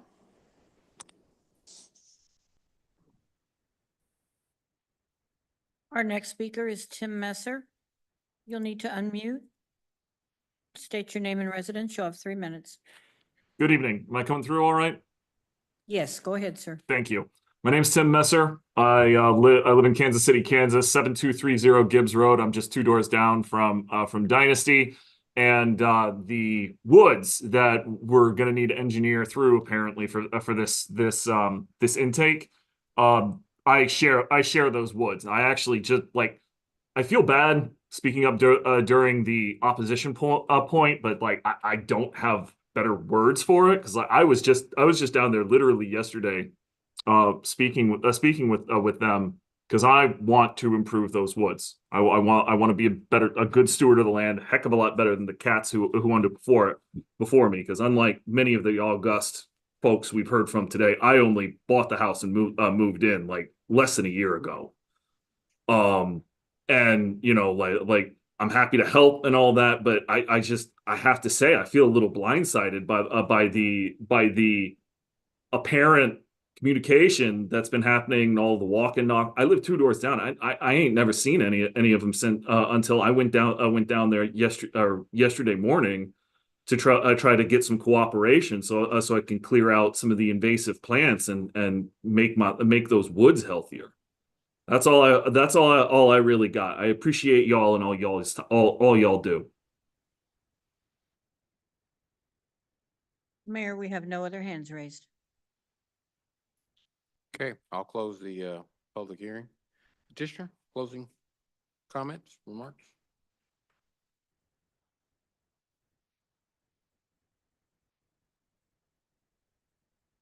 What we've heard tonight from those who do not want us to get a 2-year extension and to explore a holiday drive access is largely about issues that have been resolved. One of the things that has happened is since Mr. Larson has given out his email and his phone since last August, we haven't heard those complaints. We have done things that make the traffic flow better. We have reduced the traffic at each particular hour. And those things are things that we have committed to, and we're going to build more parking spaces. The issue on Holiday Drive is this. That will be a $500,000 or more project to build. We first have to engineer it and find the money to engineer it, which may be 50 or 60,000 based on estimates that we have. The 2 years gives us the opportunity to do that engineering and come back to you and say, we can now build this, but nobody is going to invest that amount of money in Holiday Drive for a 2-year SUP. It simply is not a good investment by anybody, and it's not a good ROI for anybody. If we want to solve this problem, you need to give us the 2 years, the opportunity to come back and tell you, here's how we're going to engineer it and build that. And then we will be asking for a longer SUP because we will build it, but we will need to finance it. But we have to have those 2 years to do it. And that's the 2 years where you'll hold our feet to the fire and the neighbors will hold our feet to the fire to make sure we're doing what we said we would do. With that, the opportunity and what the opposition has told you is you should shut it down. And I'm trying to understand how the neighborhood is better off with an empty building, because it had an empty building for 5 years and it turned into an eyesore aesthetically, and the users that used it at that point in time were not conducive to the neighborhood. We now have a positive thing where we can work together and we can get Holiday Drive. And in 2 years, we come back and you'll have a win-win situation. If you deny the SUP tonight, you've guaranteed an empty school there. And I don't know what will go in there. I don't mean that as a threat, but I think we can all realize the reality. Nobody wanted this school until these 3 stepped up and invested in it for the Dynasty Volleyball Club. We would ask that you give us those 2 years and give those hundreds of young ladies the opportunity while we prove to the neighborhood that we can be good neighbors. Thank you, Mayor. I need less than a minute here. I just wanted to address the couple times of walk and knock at going through the neighborhood. We're located in the center of a city block. And that Morris School there's basically a half block one way and a half block the other way to the east and to the west. So there's a posted speed limit of 20 miles an hour on that road. We've emphatically said, treat this like it's your own neighborhood with our people. On the walk and knock, I've seen FedEx trucks, school buses, mail trucks driving 35, 40 miles an hour without exaggerating. I don't know what it is about that street that people disrespect, but I can tell you this. We built into our contract I will be a good steward of the neighborhood and I will take care of this. I will abide by the posted speed limit. I can tell you emphatically, the commitment to being a good neighbor is at the top of the list. And our people know that a membership is a privilege and not a right. So if Dynasty families are speeding in the half block, they would have to speed and then slam on the brakes to turn in basically, or slam on the gas to get a half a block and then they'd be stopping again.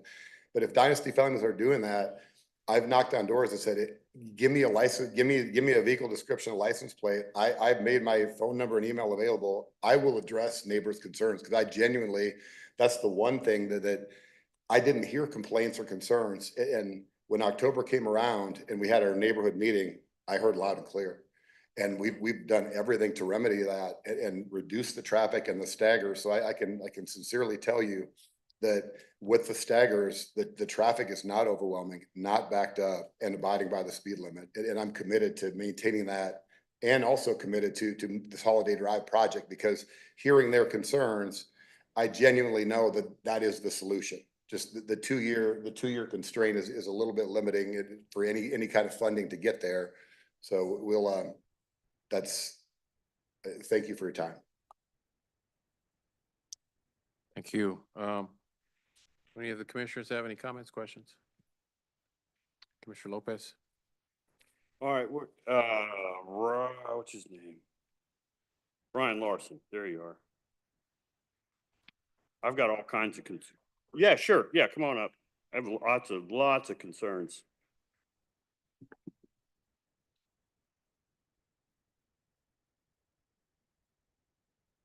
First of all, I was doing my findings. You know, when I first got in office, I was reached out from some Morris residents saying that we've been forgotten about. And they tell me how the Dynasty management would talk down to all of them. And I was, that's hearsay. So I go over there and I talk to somebody over there and don't tell them who I am. I'm a concerned resident. And the way they talk to me, I'm like, are you serious?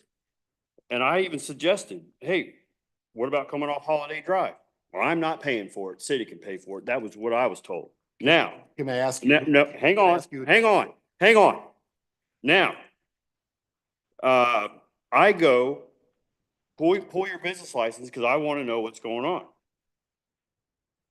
You are exempt 501c3, okay?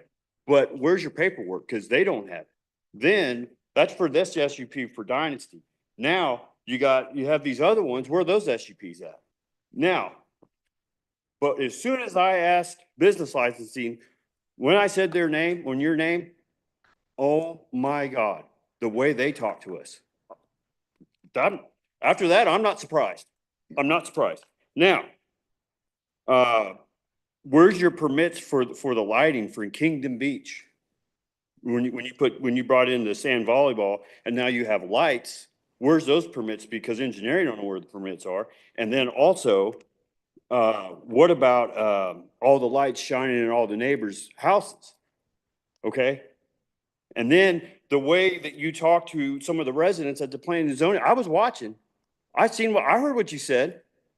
And these are tax-paying residents. You guys don't live here. You don't live here. You don't pay our taxes. She pays our taxes. These other people, they pay taxes here. And you talk down to them. And you talk down to me. That's ridiculous. Everything that you're painting a picture here is, you might as well cook me a steak dinner and just serve it to me on a trash can lid. Because what happened is you guys have outgrown the place completely. And then what happens, and I don't know how many times I've drove by there and everybody's parked in the fire lane. And then the ADA, this is kind of funny. The ADA has been that way since you opened your doors in 2012. And then finally, all of a sudden, hey, you had it right where it's supposed to go.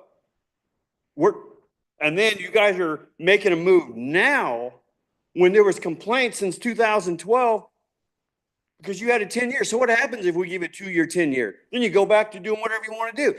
And it was because of me, I had to get no parking signs on that street because everybody's parked in the street. I mean, what happens if there's a fire? And even if everybody parked in the fire lane this weekend, there's nowhere to park. What happens when there's a big fire and a bunch of kids burn up? What happens? That's the thing that makes me mad the most is the way you guys talk to our residents, our tax-paying residents, when you don't live here. Y'all from Johnson County, you don't live here. That is, Mayor, I make the motion to deny. Wait, no, wait. Here, I'm sorry. Yeah, I did a traffic study and it contradicts with your traffic study from the engineering department. And this is back in February. There's over 3,000 cars in 1 week, which that's doubled now. And then you say that you're a training facility, and you have tournaments. You're paying this whole, I watch on the planning and zoning. You preach about training. You're all here for training, education. You have tournaments. Look at your website, son. And then your beach volleyball on your website, your SUPs from 10 to 10, and on your website it even shows that you close at 11. I got a screenshot on it right here. So, I mean, this is not what and I don't understand who even passed this whole thing, because it's a business inside of a little bitty residential, and really that road is just a gravel road with asphalt, just a little bit of asphalt. And they have all them, you have outgrown the place. But I'm telling you, that's what makes me mad the most, is just the way that our residents are talked down to. Our tax-paying residents, you don't live here? Are you serious?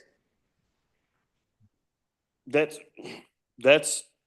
don't even want to hear an explanation, because I've seen it myself. Permission to speak? Yes. Okay. I've not had a single conversation with you after reaching out twice. I don't want to talk to you because you don't live here. Commissioner.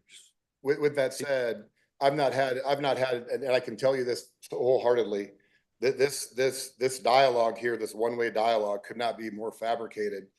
I've not had a negative interaction. Oh my gosh. Talk to the commission, not to the crowd, please. I swear that there's not a text, email, personal I personally have not had a negative conversation with anyone. I mean, we're good stewards of the neighborhood and community. I've never, you mentioned, you referenced the Planning and Zoning Commission. I didn't interact with anyone. I literally are people there, but I didn't talk to any of the residents, any of the Planning and Zoning Commission, and nothing but my tone and tenor tonight is my tone and tenor walking with the neighborhoods. What can we do to lessen our footprint in the neighborhood? I mean, we've addressed that and done that, but I can tell you when I spoke with sincerity about loving this neighborhood and community and giving back in partnership with Turner Schools and taking care of people, we are the most diverse club. Every interaction with people in the Morris community that I've had has been positive and will continue to be positive, and nothing but respect for you, sir. Well, it's funny you say that. It's kind of funny at that planning and zoning meeting, you paraded a bunch of little black girls all in front of everybody like you're trying to help us. Like you're here to help us. Mayor, this is the time. This is the time. Okay, hold on. This is the time. Please. No, you please. Don't tell me how to do my job. I am the chair of this committee. I know. The point of order starts with you. Really? Yes. Don't interrupt. That's embarrassing. We've got a commissioner talking. Let me do my job, please. I get it. Commissioner, please refrain from making anything that could be. I'm just saying. Hold on. Let me finish. I'm going to maintain order of this meeting. Please refrain from using anything that has any racial epithets attached to it, please. Okay? We don't want to offend anybody in this meeting. This is business. It's not personal. I know everybody's passionate about this deal. Let's keep it professional. Okay? Okay, I'm sorry. What I'm trying to say is, it's not their tone at the planning zone. It's the way that you talked about one of the residents, just flat out. You may not remember that one, but it's on video. I watched it. I took a note. Please share then. Thank you. Yeah, you talked about something about a baby. about a crying baby and you were talking down to her and I was on the phone with her when that happened. You were on the phone. Yeah, with the resident when that happened. How long was the call? Oh, it was, I don't remember how long it was, but I'm just saying that just the way that you were talking about our resident, our tax-paying resident, I was like, are you serious? The conversation went as this. I've given my phone number and email to everyone on the block. Mrs. West used to rent she's one of the top housing stages in Kansas City. She rented 2 classrooms next door to her that she had climate controlled storage for next to nothing, just as a service to her and the community to be good to her. She called and said, Brian, there's a crying baby out back on the beach and I would like you to address it. And I said, okay. I said, I'm sorry. So if you were on the call, you heard me say, I'm sorry.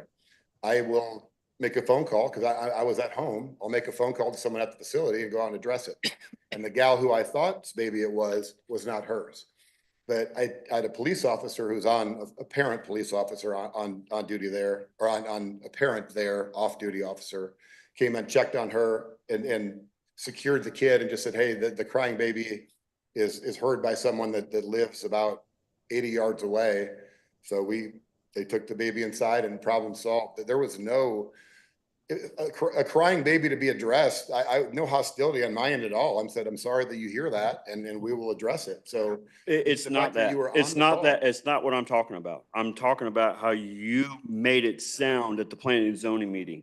That's what I'm talking about. But you said you were on the call. No, so you heard I'm saying what you made it sound like that call was at the planning and zoning meeting after all that. I said that was the only call from Mrs. West. It don't matter.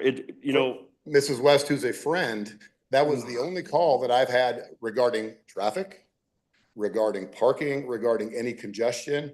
So we've been responsive. That's the lone call was from the crying baby that you were allegedly on. And that could not be farther from the truth. I would ask, only respond to a question of the commission. I'm sorry. This isn't a debate. No. If the commissioner has questions, respond to a question and keep it succinct, because we are getting late in the hour. Yeah. And I just ask, Commissioner, if you have questions to the respondent, allow him to respond. I respect the office of the commission, though, and this process has been an education for me and our girls that have endured this. I didn't ask you a question. That's my point. What I'm sorry. What I'm just trying to say is a lot of these issues have been brought up since day one, and nothing. And now, finally, your SUP is up for renewal, and now you guys, we want to address things. We want to talk to the neighbors. We want to reach out. We want to do this. We want to do that. All of a sudden. So what happens if a 10-year is passed or 2-year? It's going to go back to a debacle. It's just going to go back to whatever. It's coming.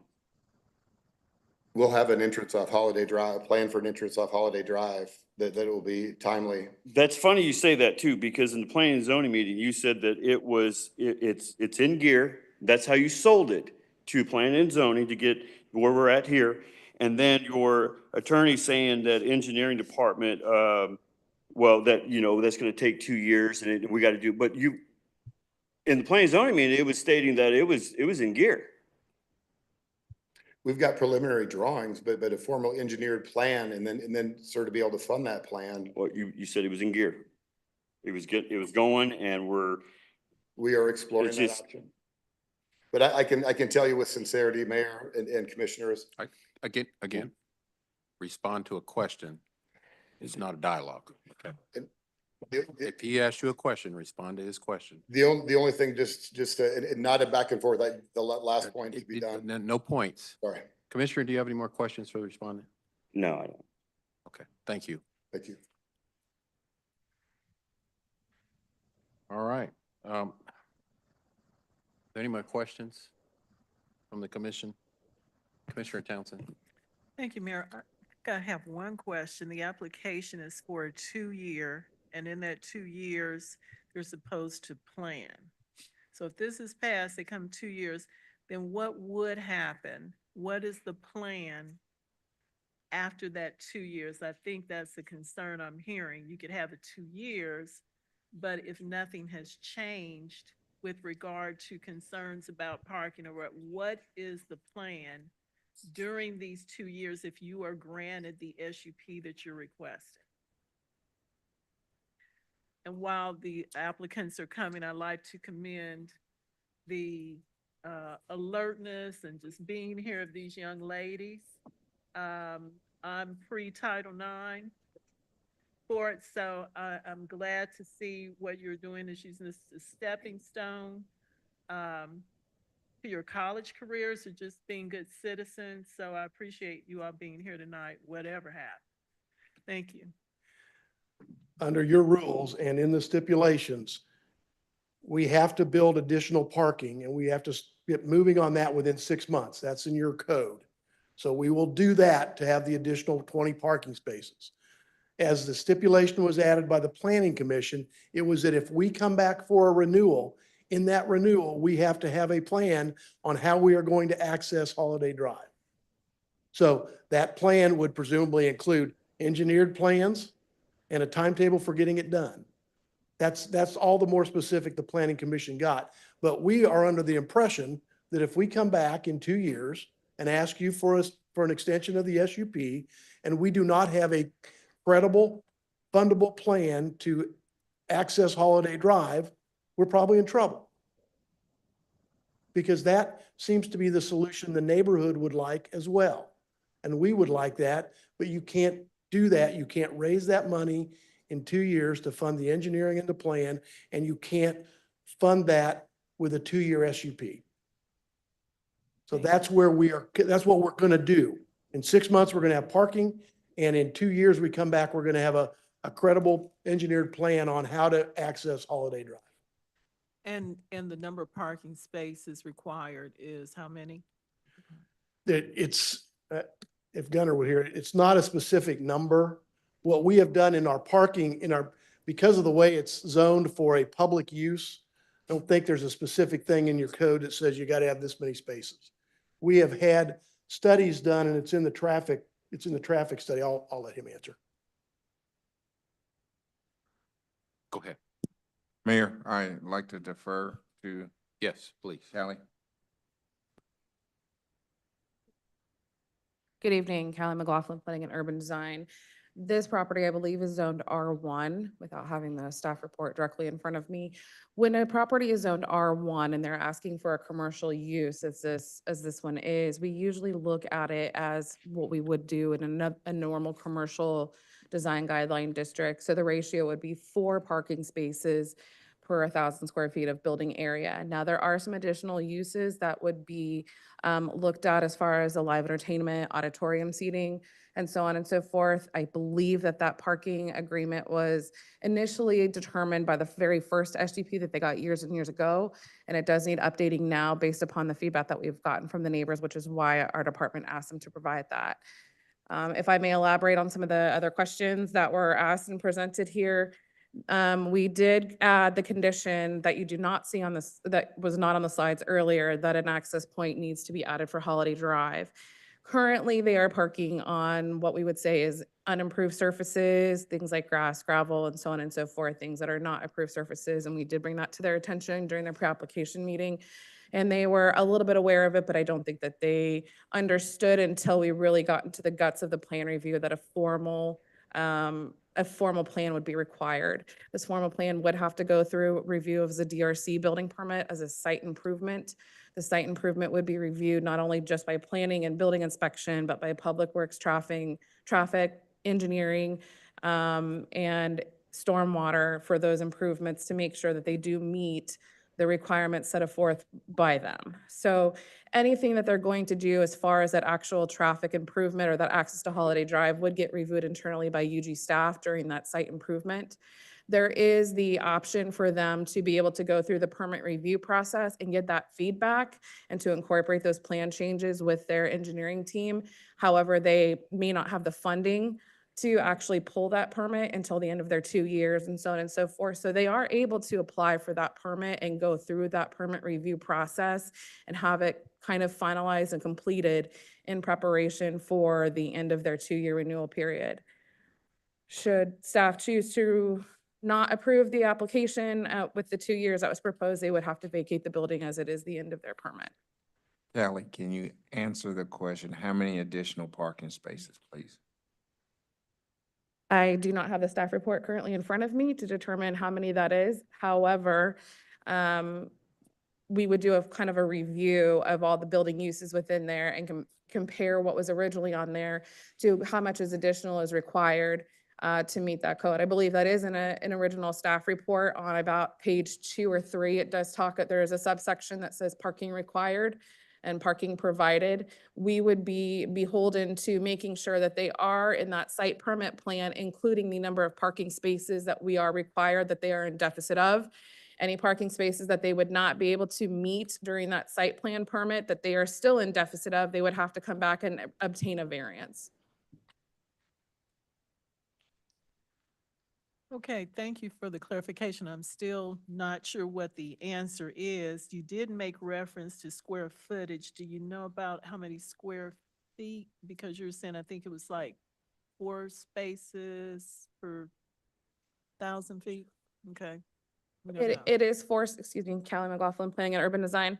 It is 4 spaces per 1,000 square feet of building area by a general rule, but there is an extra byline for an additional parking requirement, and that is for event venues to provide an additional parking relative to some like stadium seating as what we have. So for like a gymnasium, when they have the rows of seating, there's a little bit different calculation. So I would have to take a look at that more in depth to give a final determination, as I don't have the full building layout in front of me or the original calculation versus what is being required and asked of them. So I would need to double check on that with you and get back with you on that. Okay. All right. Can anyone tell me currently how many parking spaces are there? 88 are there today. And 88. we will add 20 more. And I would remind you, traffic staff has reviewed this, and staff has recommended approval of this with the additional spaces that are a condition of the approval. I understand.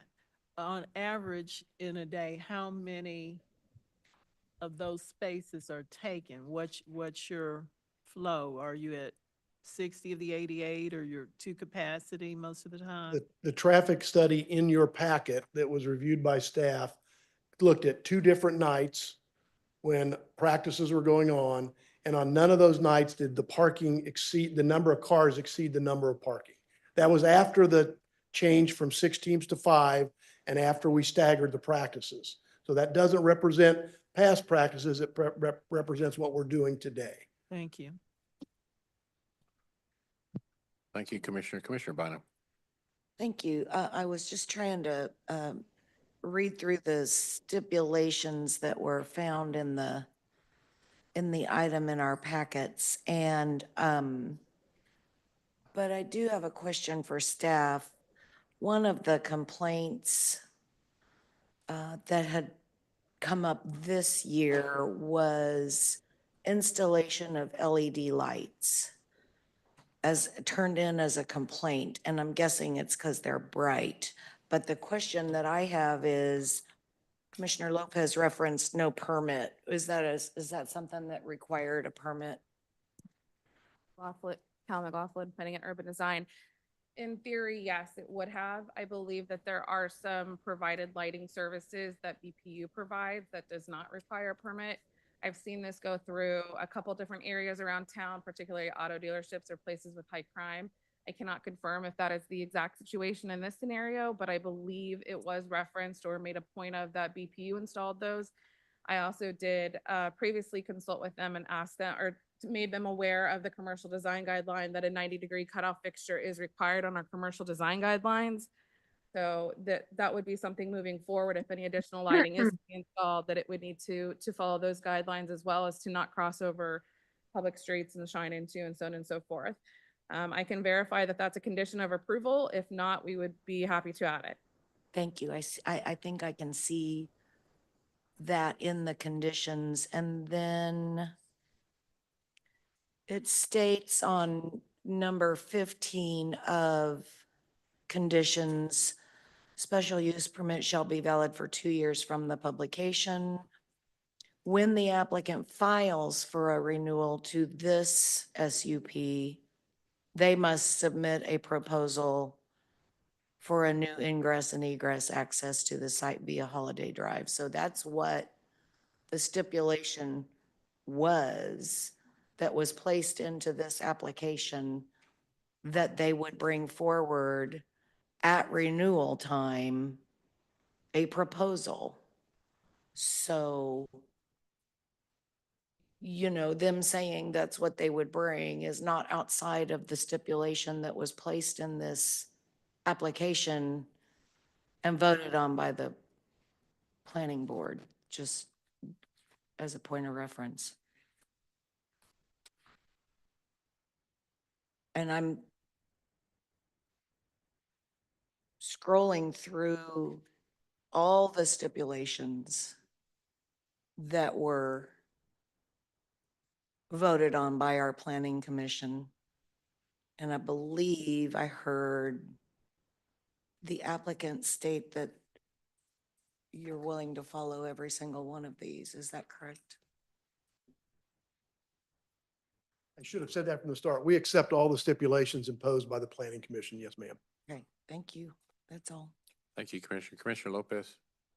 Yeah, yeah, that's what I meant to bring up too, was the 90-degree lighting hoods that in the planning and zoning meeting, the first one, the very first, it was stated that you have to put the 90-degree angles on there and they're still not on there.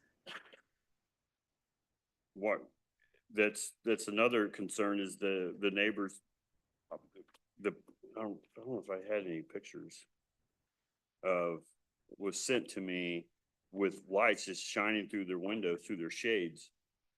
But those 90 degrees hoods are supposed to be on there and they're not on there. And it was Capital Electric that put the poles and the lights up, by the way.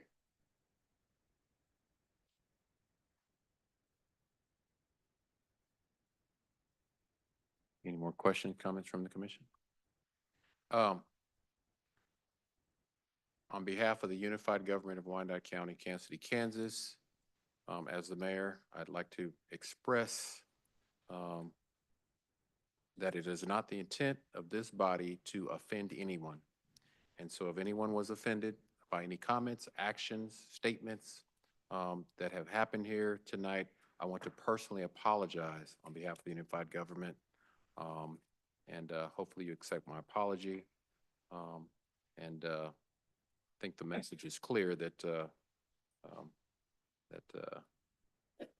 some things just aren't acceptable. And so hopefully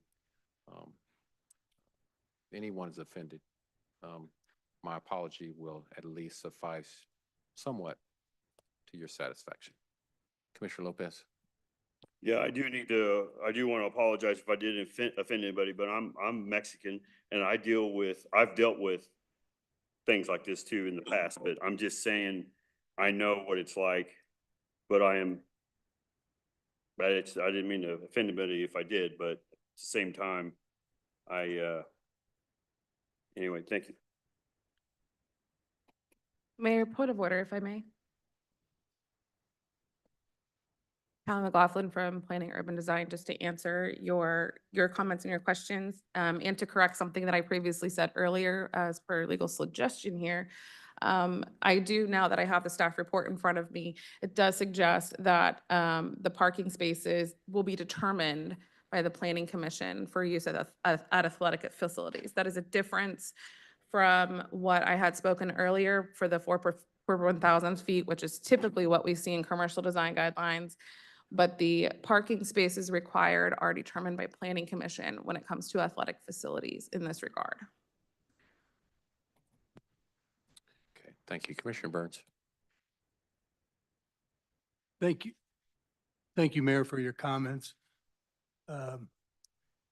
This was a classic example of why this commission should not go on past 10 o'clock in the evening.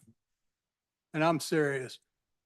The citizens get tired, tempers start getting short up here. And if we have to start our commission meetings at 4 o'clock or whatever, so be it. I'm gonna hold you to that, Commissioner.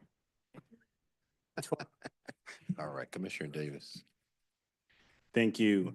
I have seen at the very least enough to be comfortable with what my appointee has recommended, which is for approval. And so I know there will be a motion that will be made, and I will second that. But I do want to say, particularly to the kids that are here, that are watching adults handle this, what you all saw was not right. And the way that this was handled was not right. I do not regret raising my voice. I do not regret defending Black little girls who are sitting there defenseless and cannot speak for themselves. And I do not believe that we have held ourselves up in honor on the dais. It's not fair for us to just bully when we have the power. We're sitting up here and you're sitting down there. That's just not fair. I think we can express our opinions, our ideas, our disagreements without belittling anyone. That is possible. And so I do want to express that, but I do not in any way, shape, or form regret calling that out, because it is absolutely unacceptable, no matter what race, what ethnicity. We're talking about an SUP permit. We should not be talking about other identities, nationalities, ethnicities that folks can't do anything about, especially when it comes to kids. Thank you.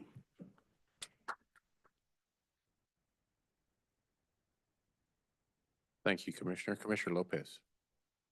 Yeah, so with the parking issue, should we send it back? Planning and zoning? To determine the number.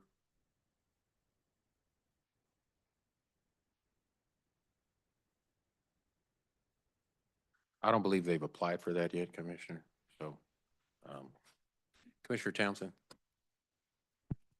With regard to parking, from the last inquiry, it's my understanding that there are 88 spots, but at no time that they're going on, they've exceeded that.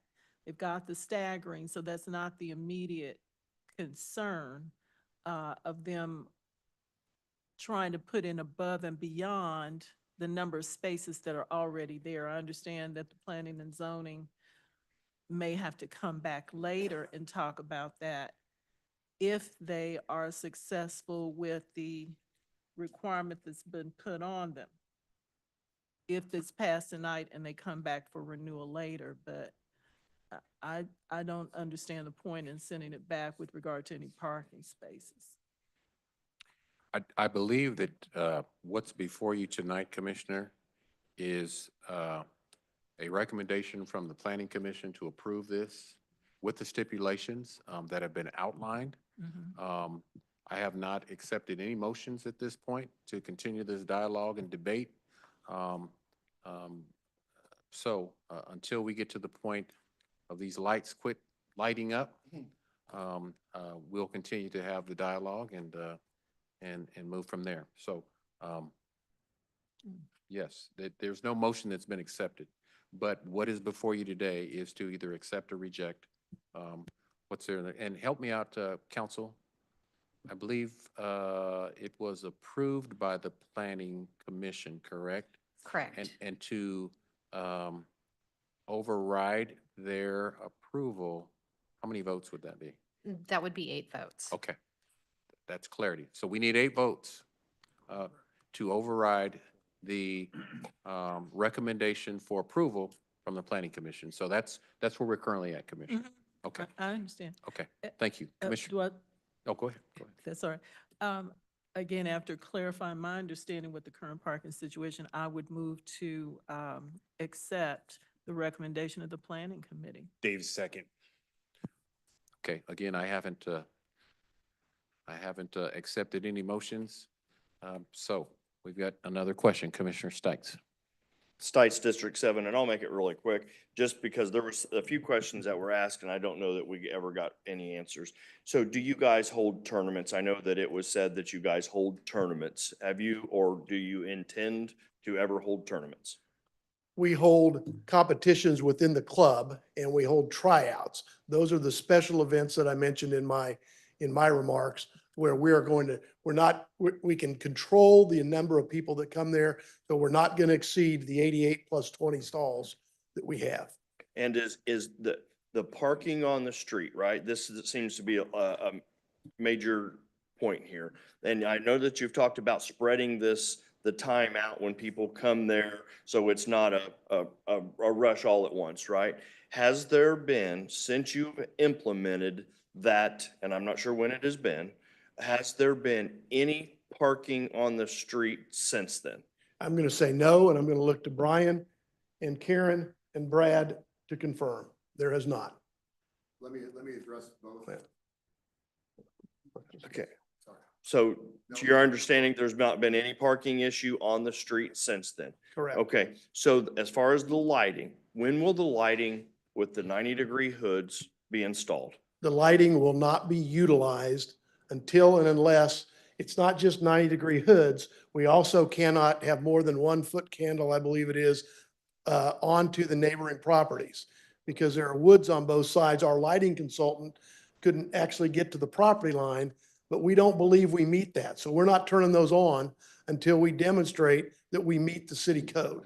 Those were installed by BPU, and they were not hooded properly, and they will not be used until they are, and they meet the code that staff requires. Okay, and when will the additional parking be added? We have to, I don't know exactly what steps you would have. Within 6 months, there's a requirement that we move forward. We would like to get it done as soon as possible. Well, Right. can anybody give a little more specificity on when this parking? Because just having a plan, I mean, I get it, there's a plan, but I had a plan one time in a fight until I got punched in the nose and that plan changed. Right? So I just want to know. Hi, I'm Brad Willits, Olathe, Kansas. I'm the one that oversees the facility. And I am ready to submit the permit for those 20 parking spots right now. So submitting a permit is great. And that happens. So contractor's ready. once the permit is received, is it your intentions? So you're thinking these things will be built within 6 months? Yes. Okay. And then I just want to clarify, at any time, an SUP can be revoked by this board if they be found in violation, right? If it's brought back, if lights are turned on and somebody's sending this, we didn't see that video, but I'm not interested in making this go any longer. But if we see that there's parking up and down the street and there is lights that get turned on, it can be brought back to us, and we have the ability to revoke a special use permit. Is that correct? That is correct for new incidents or behaviors, yes. And I also agree with Commissioner Burns that we either limit our time on commission meetings, that we have a cutoff time, or start a little bit earlier. Thank you. Thank you, Commissioner. Commissioner Lopez. Yeah, hey, how many current contracts or cars or parents that are coming every night? Like how many altogether with all your tournaments and your practice, your training, and then all these other businesses that are all going on at the same time? How many vehicles would you say? Well, when there are 5 teams on the court, that is approximately 9 to 11 girls per team, plus coaches. So that would get you in the probably 45 to 60 range, since not everybody on every team applies at the same time.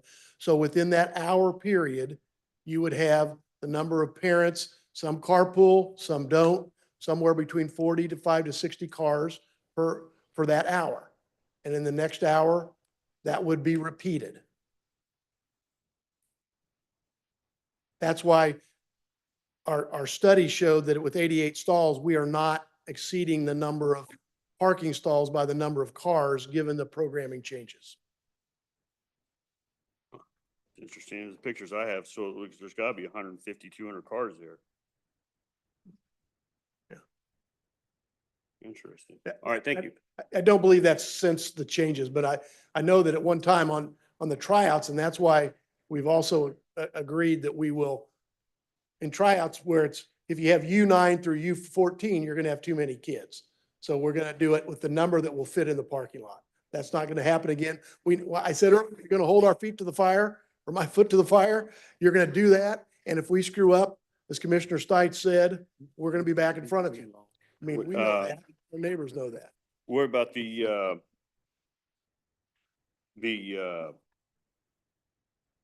beach volleyball when they're there past the SUP time? It's 10 o'clock, but on your website, show 11 o'clock.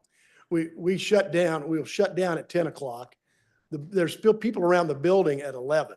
Still closing partying and down. yelling and screaming and having a good time. No, they're not. I don't believe that's true. And we will not be using the lights anyway until we get those approved. The beach volleyball is used during the summer months, basically when the gyms are not being used, because the national tournaments are in June and July, and that's when the inside tournaments end. And the youth, these sand volleyball courts are for youth. Again, the young ladies that are going to be on those. Oh, it's funny you say that, because I think on your website, you have an adult sand volleyball tournament. Was it last weekend or weekend coming up? I can't remember I got to look at that again. It was an adult volleyball tournament. I just was reading on your website a little bit ago. We don't have adult activities. We are youth only. We posted a flyer with permission from the Turner School District to run an adult fundraiser one day, alcohol strictly prohibited. We don't have the beach is only used till sunset. It's not used. The 11 o'clock indoor, we're done at 10 and out the door. Everyone's out the property by 10:05. There's not been a person on the property at 11 p.m. ever in our entire existence.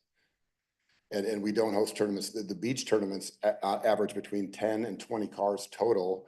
And like our attorney said, we have a lengthy off season where it's training and programming, but what you've talked about, a capacity during season, our season is 6-7 months, and then the off season is 5 months. So we're not using it till 11. We're not hosting indoor tournaments. The outdoor beach tournament schedule is opposite what we do indoors, so that there's not conflict.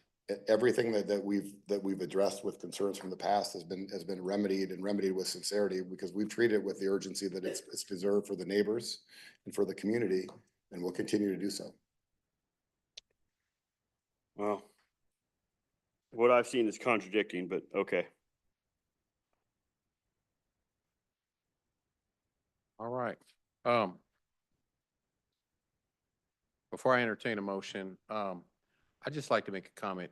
In an environment here in Kansas City, Kansas, where we have a lot of young people without activities, opportunities, and things to do, especially in an urban community such as Wyandotte County and Kansas City, Kansas, these programs are vital for our young people to keep them on a trajectory that can help them build good relationships, life skills, keep them healthy in a county that is dead last in healthiest communities in the great state of Kansas. You have adults that are committed to helping our young people be successful, not just on the court, but in life. And then what really struck me is that at the top of that was a gentleman that talked about faith, and how faith is a centerpiece of what you all are doing at this facility. And just because I'm a man of faith, it's hard for me to say no when you have good people coming in our community, providing good programs, opportunities, instilling faith and fitness, and building strong relationships, and bridging our young people, hopefully, to lives that can be successful through this experience that I know will last with them for a lifetime. We talk a lot about our young folks getting into trouble and doing things, and then we say there's no programs. Well, this is one of those programs to help our kids, keep them off the street, keep them on the right path, and keep them engaged in doing the right things, and hopefully lead good, fulfilling, successful lives right here in Wyandotte County, Kansas City, Kansas. I looked at the kids that came up. I don't know, but the kids that at least presented, all of them lived in Kansas City, Kansas. And these are young women I support our women. We need to uplift our women. We need to encourage our women. We need to make sure that the opportunities for our women are there, especially in an environment where women often struggle to be competitive and to get ahead in life. And so I just want to make sure that we support our women in a way that builds confidence in what they do. And again, I apologize for anything that was said that may have been offensive tonight, or any actions that were been offensive tonight. I don't think that the hour had anything to do with it, and no disrespect to Commissioner Burns. It's just, we just as adults need to make sure that we are cognizant and that we are emotionally intelligent so we can be good mentors and examples for our young people moving forward. So hopefully accept my apology. There is a motion. There's actually two motions, and we're going to step through this. There was a motion, I believe, from Commissioner Lopez to reject. We're going to walk through that, and that's the first motion, and we'll see how that turns out. Again, we need 8 votes. If there's not 8 votes, You only need a simple. to overturn. Correct. So if we don't have 8 votes, legal, just for clarity, Then if we take 8 votes to overturn, so there could be if there was another motion to approve and a second, that would only take 6 votes. okay. But I guess my question is, if we don't have the 8 votes, does the recommendation of the standing committee become automatic? I'm sorry. I'm sorry, not the standing, but the planning commission, or do I have to go through the other vote? You need to go through the second. So that's just for If there are clarity. any additional motions. That's for the clarity of everybody. So there's a motion, but there is no second. And if there is no second, it dies. And I'm not going to wait all night for a second. There's a motion not to approve. Is there a second? There is no second. There is a motion to approve. I believe that came from Commissioner Townsend. Is there a second to approve? I second. There's a motion and a second. We've had plenty of debate. Clerk, roll call. Roll call. Stites. Aye. Davis. Aye. Bynum. Aye. Burrows. Aye. Townsend. Aye. Burns. Aye. Ramirez. Aye. Hill. Aye. Kane. Lopez. No. Motion carries. Thank you. Thank you so much for your time and your patience.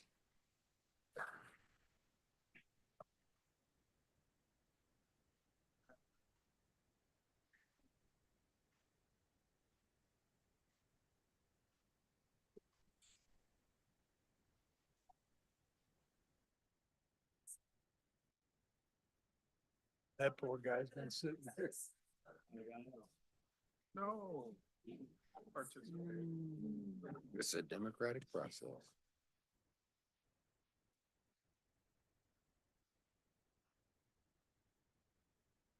Okay, clerk, that takes us to our next item. Can you read that for us?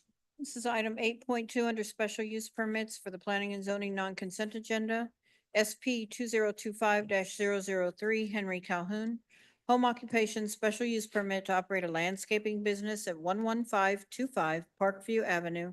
Recommended for approval by a vote of 7-1 for 2 years. Okay, I'll ask staff to make some opening remarks. My name is Henry Calhoun. I'm sorry, Mr. Calhoun. Oh, sorry. We're going to let staff make some opening remarks just to summarize the recommendations from the Planning Commission. Mayor, Commission, the Planning Commission approved this 7-1 for a 2-year permit. And I was looking for the conditions real quick.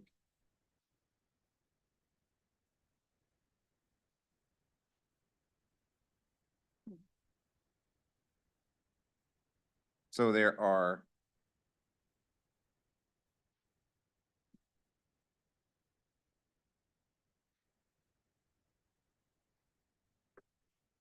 there's 11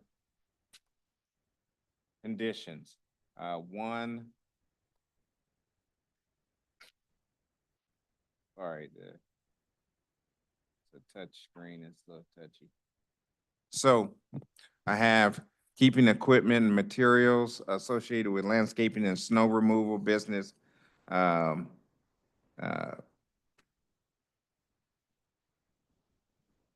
in a temporary or land, commercial purpose, not out.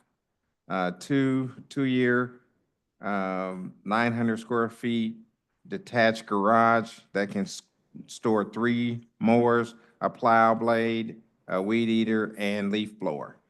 No chemicals are permitted to be kept in the garage.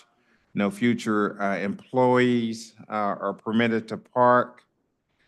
And, you guys have the rest there, but those are the conditions.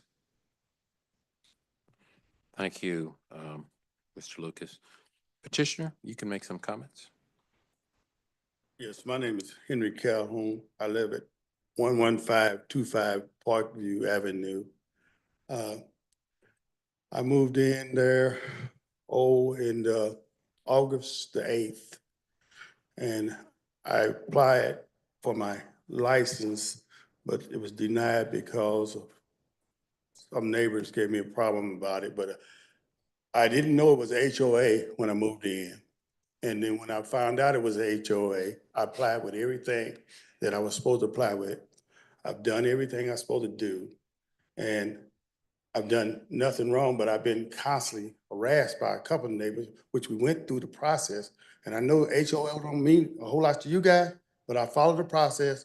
And this is, the HOA voted with me.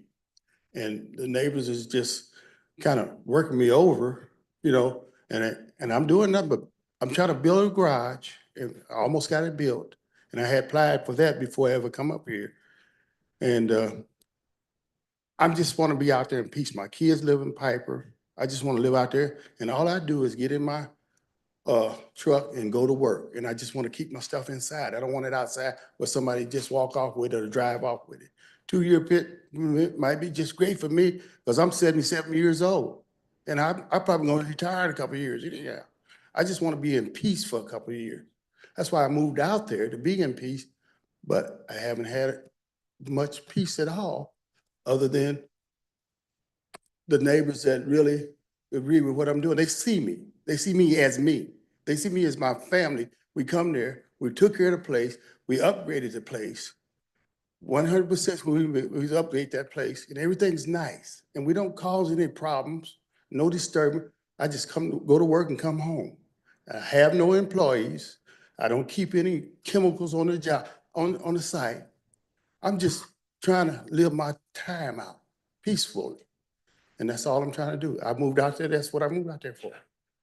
All 3 of my kids stay out there.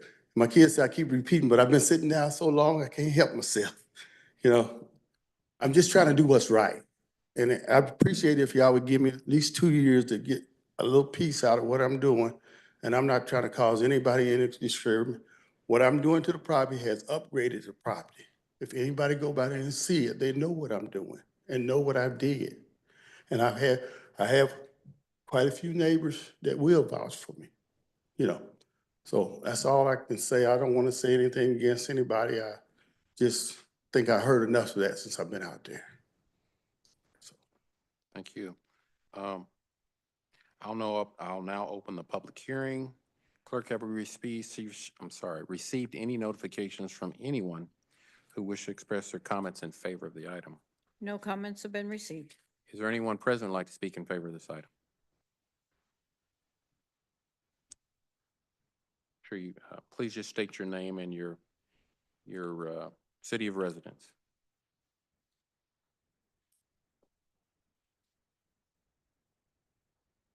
My name is Chuck Colbert, Kansas City, Kansas. I live across the street from Mr. Calhoun and his family.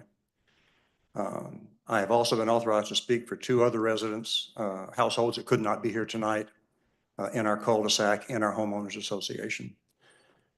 We 3, along with the Calhouns, voted in favor of Mr. Calhoun's SUP application, subject to approval, obviously, by this body. His driveway is directly across from our house It literally faces into my study, where I am, most of the time I'm retired. I'm outside working whenever it's nice enough to be outside working. We have never had any problem whatsoever with noise from either machines or vehicles. No elder employees whatsoever. And we strongly support Mr. Calhoun's application to continue to provide a livelihood for his family, where he is doing absolutely nothing but conducting a lawn maintenance business and snow removal away from the property. He simply takes his equipment, drives it out, brings it home. That's it. Does not crank his machines up at home at all, ever, unless he's cutting his own grass. So we're in favor of it. I'm in favor of it, and thank you for your time.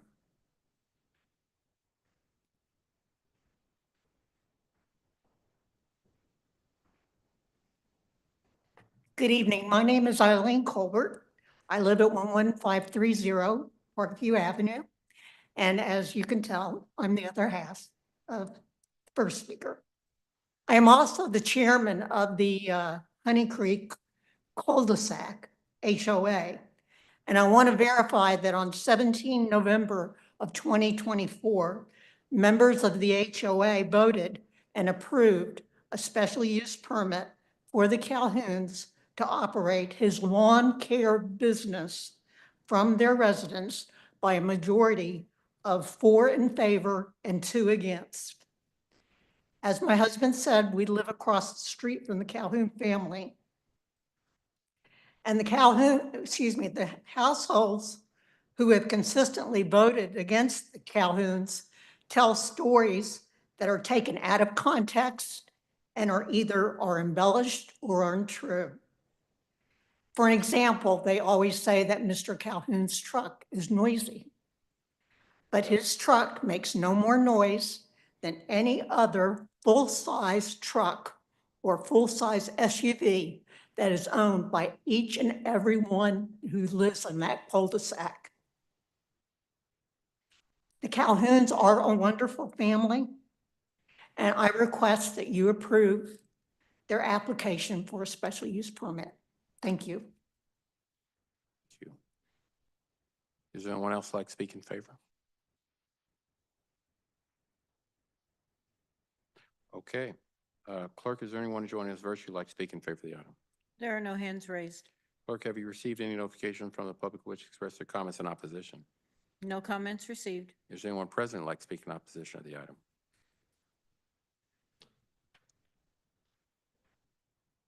Actually, I do have some pictures. Can I share this with everybody?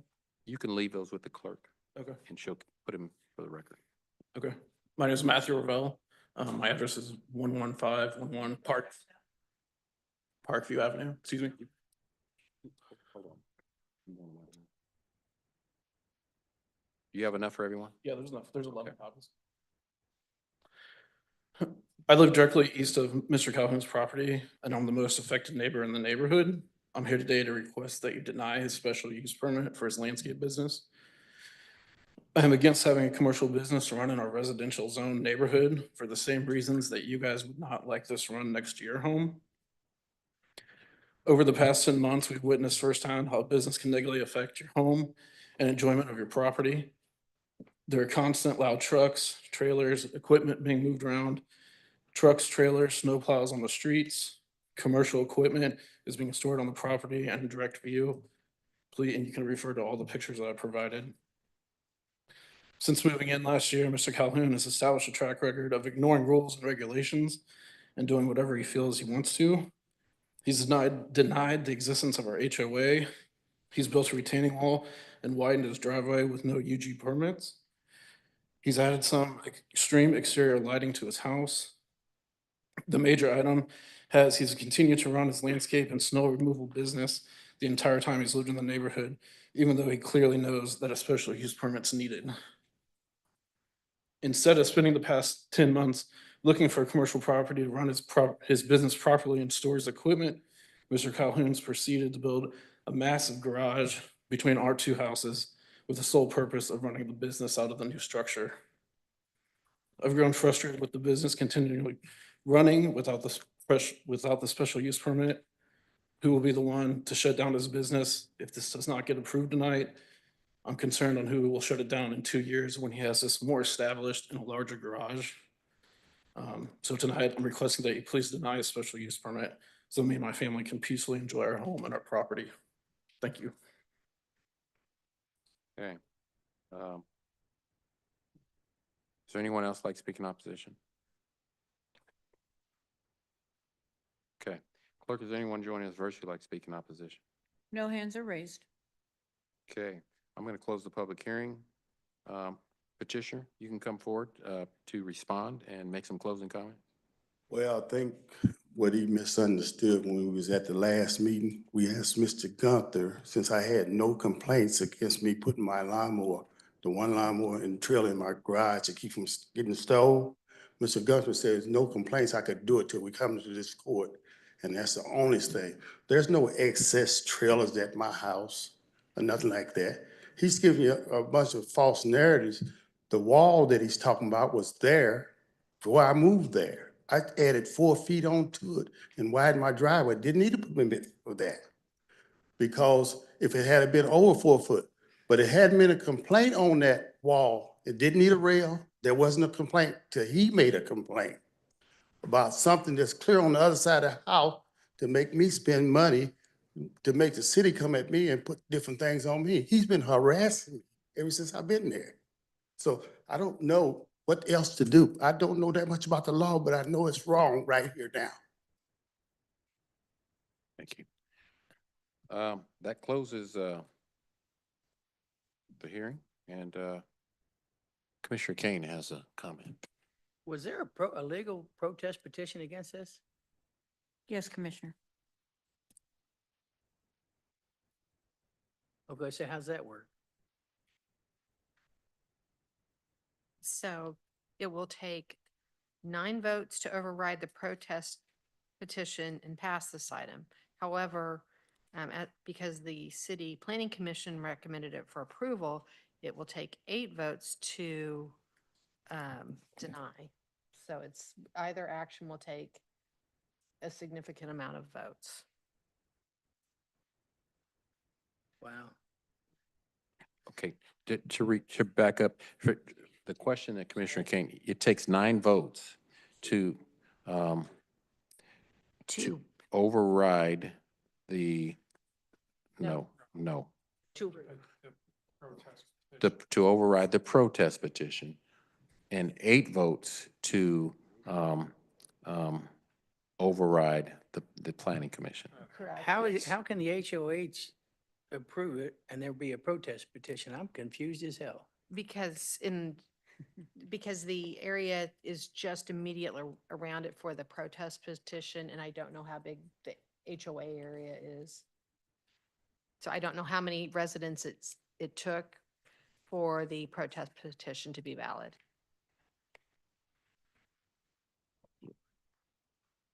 This is Callie McLaughlin, Planning and Urban Design. I believe the HOA has 6 lots within it, and 2 make up the majority that is needed to make the protest petition valid.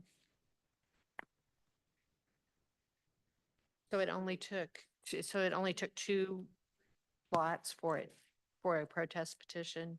Correct. And I believe that coincides with the vote that the HOA leadership spoke of. So, okay.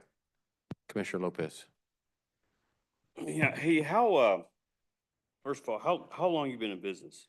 I've been in business with the lawn service for 19 years. Come up, I'm sorry. I'm sorry.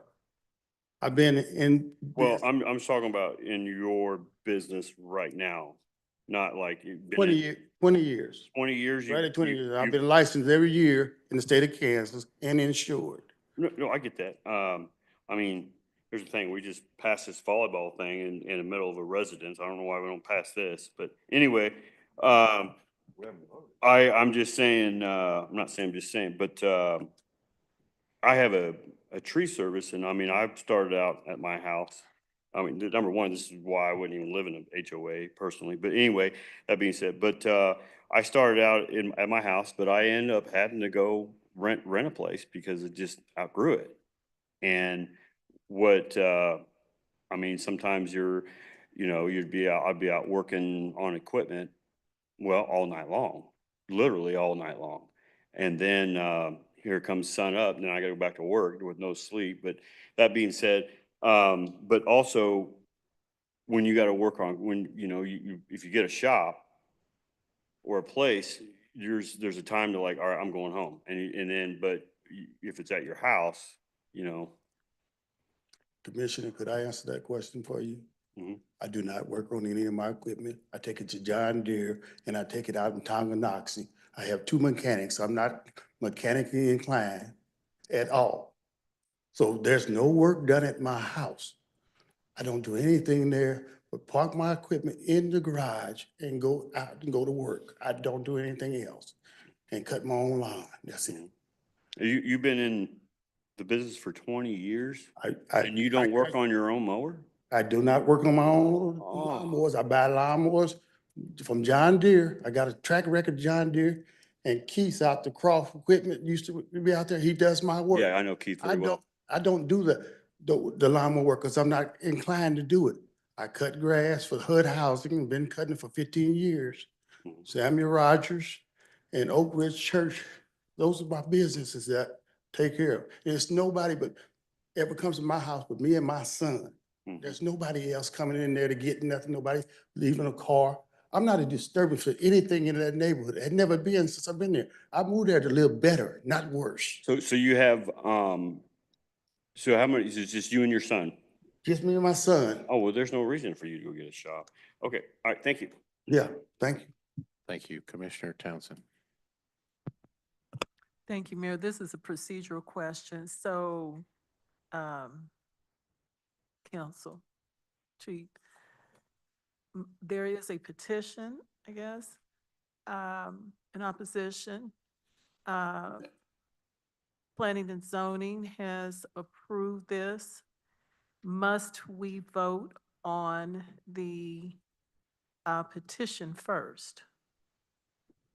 Or can we simply motion to act for what the planning committee has done? Must we vote on both? No, you just, whichever is the first motion to be made, whether it is to approve or disapprove, that it does not matter. And you do not need to, if the first motion carries, then you don't need a second motion. And you don't need to vote specifically on the petition, just whether or not to approve the item or deny the item. Thank you. Then I would move to approve this item as the Planning Commission has moved forward with whatever recommendations they made. Thank you. Thank you, Commissioner. Before I recognize those motions, Commissioner Bynum. Thank you, Mayor. Sir, if you don't mind, Mr. Calhoun, and this may be absolutely not pertinent, but when you bought your home, did you sit with a title company for like an hour and sign 700 pieces of paper? Yes, ma'am. And at no point did that title company tell you there was an HOA? The people that list the house, no HOA. The people that sold the house, which were two police officers that stayed in the house before I did, said there was no HOA. Okay. Went to the title company, they found no HOA. And then when I got out there and started building my wall, then the neighbors come out and said there was a HOA. So when I went and got a lawyer and found out there was a HOA, but nobody found it, then I'm stuck with a rock and hard spot. So I done what I had to do. I done whatever the HOA wanted me to do. I done everything according to the book. I didn't deviate on anything. That's okay. I appreciate it. I didn't mean to dive into that personal issue, but that just really struck me. Now, it looks to me like there are 6 total parcels. Yes, ma'am. 2 of those appear, all I can look at is the map. 2 of those appear to have some sort of accessory building already. The farmhouse has 5-car garage with 2 upstairs on top of it. Chuck has 2 outside disattached Okay. for his lawnmowers and stuff. Okay. And I just beginning to build mines and finally got it all built up. I just haven't put the concrete and stuff in yet.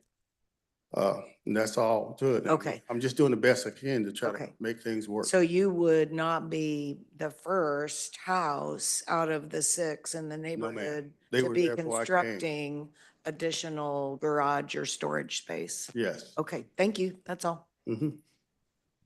Commissioner Stites. Stites District 7. So is it illegal to work on your lawnmower at your house now? Well, it's I probably didn't not, think it but was. I'm not. Right, so if you're gonna work on your lawnmower and you wanted to sharpen the blades or change the oil, or do anything, you can pull it inside your garage and work on it, couldn't you? I could do Yeah, that. you can. I could do that, but we usually change oil in the field. Right. We You don't know what? change. If you didn't want to, you didn't have to. Yeah, well, You could pull in your garage and change the oil. I This guess is I could, ridiculous. but I haven't done it yet since I've been there. Okay. Well, I support your efforts and I do appreciate the HOA clarifying that for Mr. Calhoun. I think that really says a lot. So there's a motion and a second. Clerk, I'm sorry, not clerk, but council, I just want to be sure. There is only one motion to be made. And so I just need clarity because there was a motion and a second, but I need to know which motion and second on which item that we're talking about. So the motion was made to approve the special use permit. And so that is what the commission would be voting on. And it would take 9 votes because to approve will take 9 votes because there is a protest petition. Okay, so 9 votes would cover both. Yes. Okay, all right. So there's a motion and a second for approval of this item based on the recommendation of the planning commission. Clerk, roll call. Roll call. Stites? Aye. Davis? Aye. Bynum? Aye. Burrows? Townsend? Aye. Burns? Aye. Ramirez? Aye. Hill?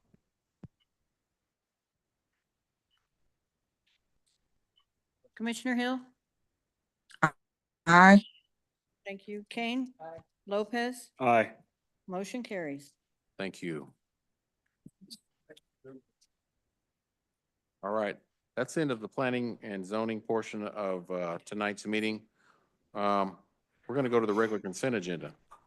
Do any members of the commissioner and county administrator wish to set aside any items on the regular consent agenda? If an item is not set aside, all items on the regular consent agenda will be voted on by one vote. I'm gonna move to approve. Davis, as- second. There's a motion, second. Clerk, roll call. Roll call. Stites? Davis? Aye. Bynum? Aye. Burrows? Aye. Townsend? Aye. Burns? Aye. Ramirez? Aye. Hill? Aye. Kane? Lopez? Aye. Motion carried. Thank you. Now, I guess it's a question for staff. We're coming up on item number 11.1. How much time do you think we would need to get through this with the presentation? I think that depends on how much the commission would like to hear. I think there may have been some comments earlier about data centers in general that the BPU staff would like to respond to. I believe that the developer is on the line. He has a full presentation, but it really depends on how much the commission would like to hear. This is the approval of a resolution for approving the option purchase agreement. And while the intent is for the developer to build a data farm, you're actually approving with this the option purchase agreement for sale of the property. Okay. I'm gonna make a motion. Hopefully I can get a second for us to we're gonna have to go past 12 o'clock. The midnight rule, I guess that's what you want to call it. Yes. So I'm just making a motion to suspend the rule so we can go past the 12 midnight obligation to extend the meeting into May 2nd. So the motion is to suspend the rule and go past midnight. Yes. I'll second that. Motion second, clerk roll call. Stites? Davis? No. Bynum? I didn't say we had to. Okay. Aye. Burrows?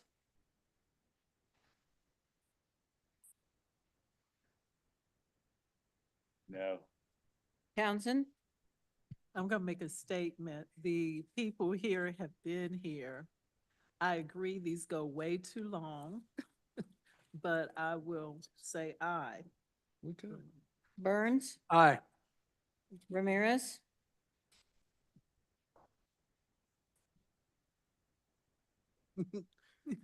No. Hill? No. Kane? No. Lopez? Sorry, I was in the restroom to know what this motion's for. To extend the time beyond midnight. No. Motion With that being fails. said, Mayor, can I make a motion? Excuse me? Can I make a motion? Well, let's finish this first. Clerk, where we at? Oh. It's 7-3, the motion fails. Okay. The motion has failed, which means this is going to have to be rescheduled. That was to extend the time beyond midnight. Oh, that's expend the time beyond.